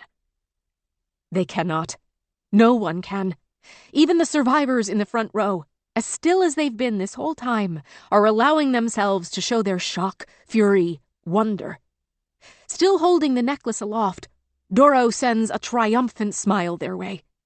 It is a question, and with smiles of their own, they answer. "I call for a mistrial, Your Honor," shouts Mason, but no one appears to hear him in the din, the judge least of all. On the inside, even while she laughs, Virginia weeps to wonder what might happen next. The newspapers, she thinks, will have a field day with this one. She sends up a silent prayer that Caprice, in the afterlife, can somehow feel the ruckus her death has stirred up. She would have loved it. Because Caprice was never appreciated enough in life. Who knows what she could have done, who she could have been. Instead, she was a bright spark that burned out early, like so many other sparks Virginia knew. Like Tamsin Donner, like Christabel Jones, like Emmanuel Ames. Virginia can only hope that when the dust settles, she herself will be allowed the chance to live on without burning out. As wild as the scene is, as much as a disaster as it appears, all this is temporary. The wheels of justice, such as they are still turning. Doro has broken the trial wide open, but who's to say it won't close back up again?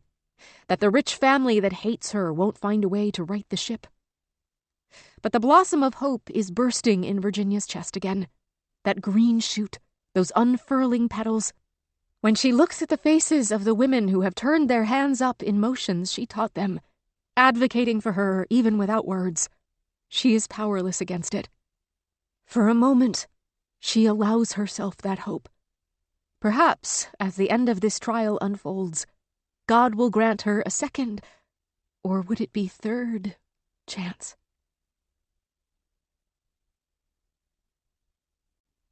Chapter 54. Virginia. Superior Court Judge's Chambers, Boston, October 1854. The guard who fetches her from the courtroom is a stranger, and he steers Virginia down an unfamiliar corridor of the courthouse. The last time this happened, the stranger, a different one, had taken her to Brooks. She hopes that will not be the case again. Even though she still has her hands in cuffs and won't be able to strike him, she knows she won't be able to resist trying. She is done keeping herself in check. She has nothing left to lose. "Where are you taking me?" she asks the guard.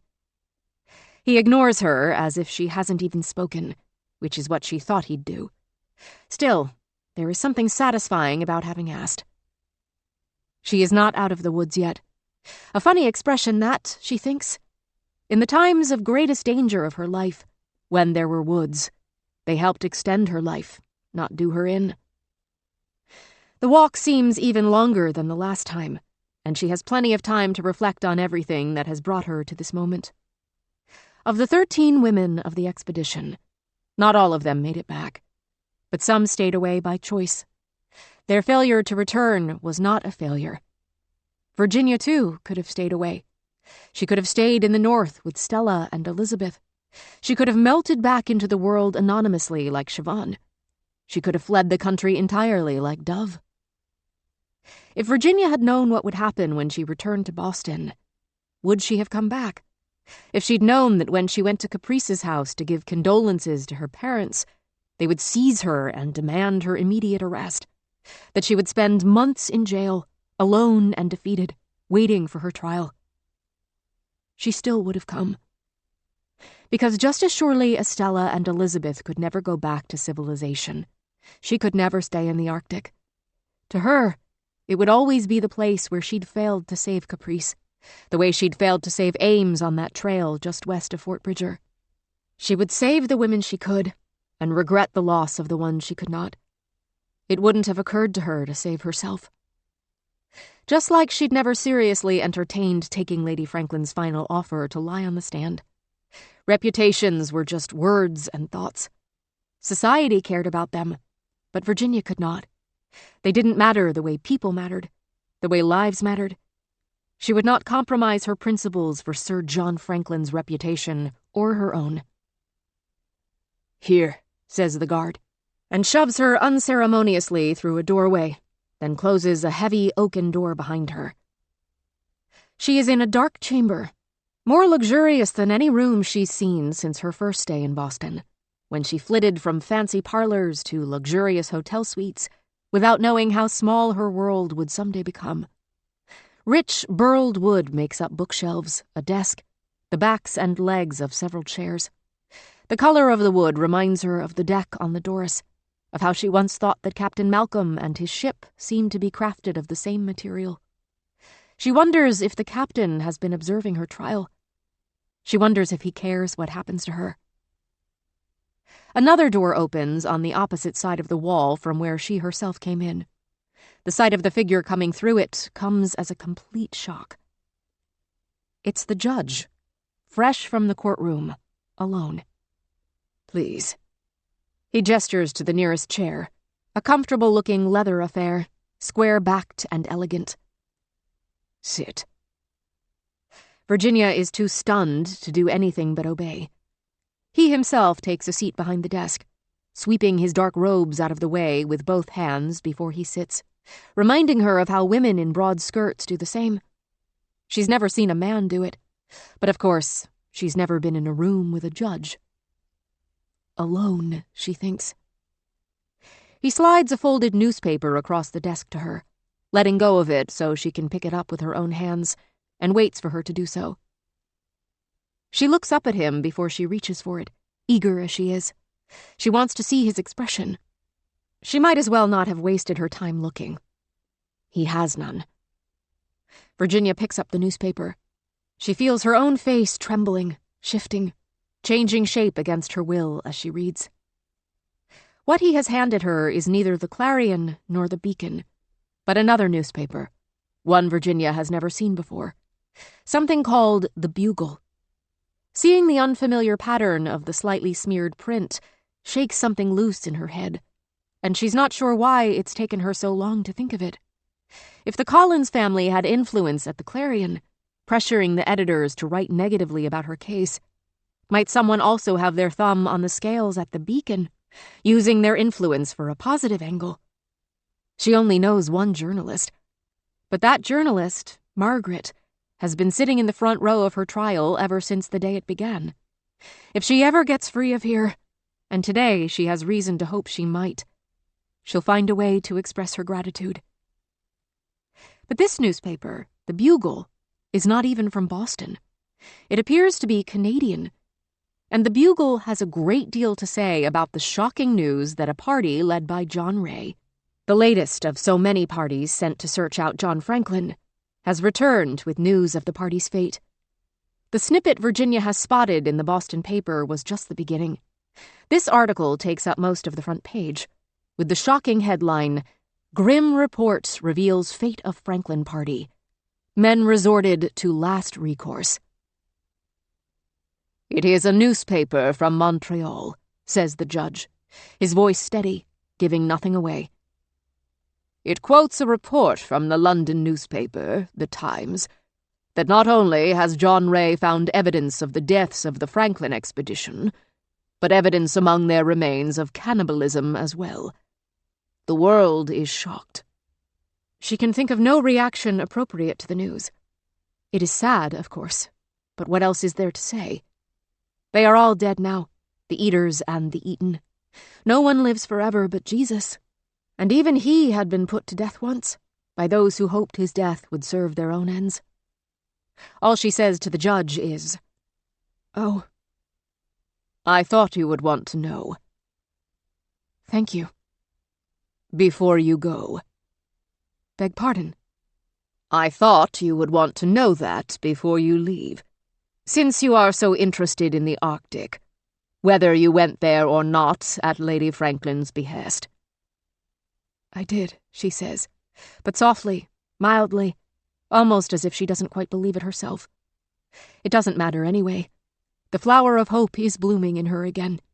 He has not brought her here to punish or castigate her. She knows it for sure now. She lets herself believe. "With the revelations of wrongdoing brought forward by Miss Rossett," he says, "this trial is no longer a fit exemplar of justice. The proceedings will be stopped immediately. And without pressure from the Collins family to try the case again, I sincerely doubt the Commonwealth of Massachusetts has any interest in spending more funds and time on a trial with no physical evidence whatsoever. Without pressure from them, I doubt it ever would have been pursued in the first place." Stunningly, he produces a small key. She knows from the shape and size of it exactly what it's for. It's the key to the handcuffs she wears around her wrists. "Godspeed, Miss Reed," he says. "You may go. You may not have heard it in the din, but your counsel requested I declare a mistrial.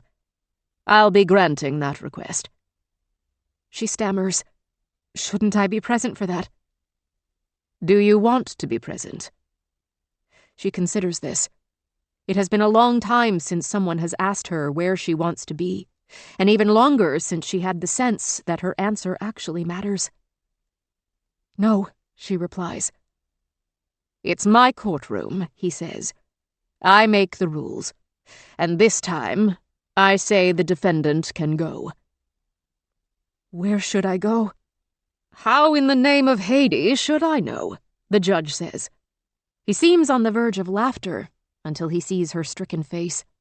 It hadn't occurred to him that she might actually want an answer to that question. He unlocks her cuffs himself, managing to hold the cuff gingerly and turn the key in the lock without ever touching her flesh. His hands are steady. When the metal falls away, she finds herself already standing a little straighter. "Congratulations on surviving, Miss Reed," says the judge, not unkindly. "Now go find a way to live." Chapter 55. Virginia. Boston, October, 1854. Where will she go? She still does not know the answer when she steps into the bracing Boston air. The new dress she wore to testify, now covered by an old coat the warden had given her. Apologizing that the coat she'd come in with could not be located. It seems fitting, she decides. Even though Elizabeth had worn the crimson coat in those last weeks north, then given it to Virginia to wear back to Boston, it never really belonged to either of them. It always belonged to Caprice. The question again, thinks Virginia. It cannot be answered. It must be answered. Where will she go from here? When Ames died, she could not, did not, accept the loss. Running to the ends of the earth was a foolish way to try to escape a loss that could not be escaped. But what other ways had been open to her? How was a woman supposed to grieve catastrophe? She is about to turn around and step back through the door of the jail, hiding for a few more moments in safety while she plans her next action, when she spots a familiar figure only steps away. Tall and broad, his dark hair topped by a woolen cap, he turns his warm brown eyes in her direction. Captain Malcolm. In 5 steps, he is at her side, but stops short of touching her. "I'm sorry," he says. She tilts her head back to squint up at him in the winter light. "For what?" she asks, "in particular?" "This time, that I'm the one who's here to greet you and not your friends. Everything happened so fast. I don't think they know yet." "So why do you?" "Mason," he says. "Oh." It makes sense, but still, with her head reeling from her sudden release, she is struggling to make sense of how she feels about him here, so unexpected. "But don't worry. I sent a message, so they don't leave." "Leave where?" "A friend of mine owns a tea room near here, and he's been hospitable. They gather there every day after the trial adjourns. Sometimes I join them. They're extraordinary women, Virginia." "You don't have to tell me that," she says. "I know." "I understand," he says, his voice gentle. "Last time, I failed to deliver you where I promised to. I want to follow through this time. May I, please?" Instead of answering, she walks, because she can. The air is cool, but not cold. He falls into step beside her. She closes her eyes and opens them again. The streets bustle with bodies, walking fools, people who've never been the places Virginia has been, and would never understand what she did there. It all seems impossibly loud and frenetic. All these people are probably thinking of what they think matters. But so many of those things, Virginia could tell them, don't matter at all. They walk 3 blocks without speaking until he says, "Turn right here, and then in 2 blocks left."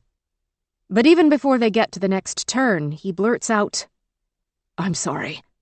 None of this was fair. What happened on my ship wasn't. I know that. I can't apologize enough." "Don't." "And not just that. You've been through so much. What happened on the ice? What happened to the dawn? What happened before that, when you were younger? You didn't deserve any of that." "Deserve has nothing to do with it.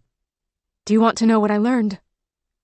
He squirms a little under her bright gaze, but then he says, "Tell me." Virginia says, in her quietest voice, "Experiences like that teach you the harshest truth there is." "What truth is that?" "If you believe that no one deserves to die," she says, "you have to acknowledge that no one deserves to live." His eyes open a little wider as he considers this. Then he nods. He does not move to console her, and that is what makes up her mind. He understands there is no consolation. If he understands that, she thinks, he might understand her. That might be the beginning of something. He had reminded her of Ames once. Dear, much-missed Ames. If there is anything she has learned from this experience, it is that respect and friendship go further than anything in the world, even to the ends of the earth, even into what feels very much like hell. She has been there and back, but returning by herself would not have been a return at all. The company on the journey was the only thing that truly mattered. A few blocks later, she spots the sign for the tea room, and when she raises her eyebrows at him, he nods. She isn't used to speaking much. She wonders if she will ever be as talkative again as she was before she went north. So many words during the trial, so many voices. She is tired of them now. But mere feet away, there are voices she wants very much to hear. Captain Malcolm gestures to the short set of stairs leading down to the tea room door. "They're waiting for you," he says. And as plain as the words are, she's not sure she's ever heard a more beautiful sentence. As Virginia steps down toward the entrance, she calls behind her to Captain Malcolm. "If you'd like, come in." She does not wait to see whether he follows her. She's too eager for even the shortest delay. It takes a moment for her eyes to adjust from the bright outdoor sun to the tea room's dimmer light, but once they do, the sight is everything she could hope for. The room is mostly empty, with only a light sprinkling of strangers, all caught up in their own conversations. No one looks at her, and she relishes the feeling. Then she sees their familiar faces. The 5 survivors are seated in a cluster in front of a brick fireplace that blazes orange, silhouetted in its glow. Doro, tugging on the torn collar of her dress, fidgeting. Margaret, the light of the fire flashing in the glass of her spectacles, a look on her face and a hand extended like she's explaining something complicated. Irene, her head cocked to listen to Margaret, wearing an indulgent, half-aware smile. Ebba and Althea, sitting hip to hip on a love seat, one whispering in the other's ear, both with a contented air. She does not even know where to start. She does not have to decide. In only a moment, Doro leaps to her feet and throws her arms around Virginia, sighing out her happiness on a sound instead of a word. Irene is next, flinging her arms around them both. Quickly, Margaret joins, then the others, until they are just a knot of arms around bodies, laughing, not caring who looks, not caring who sees. She wants to ask them everything. Now, she thinks, there will be time. As she stands before the comforting light of the fireplace, Virginia sighs. The orange glow falls on her cheeks and forehead, her shoulders, her hair. Without letting go of her companions, she turns her face toward it like a sunflower. In this moment, in this place, at long last, she is warm. The end.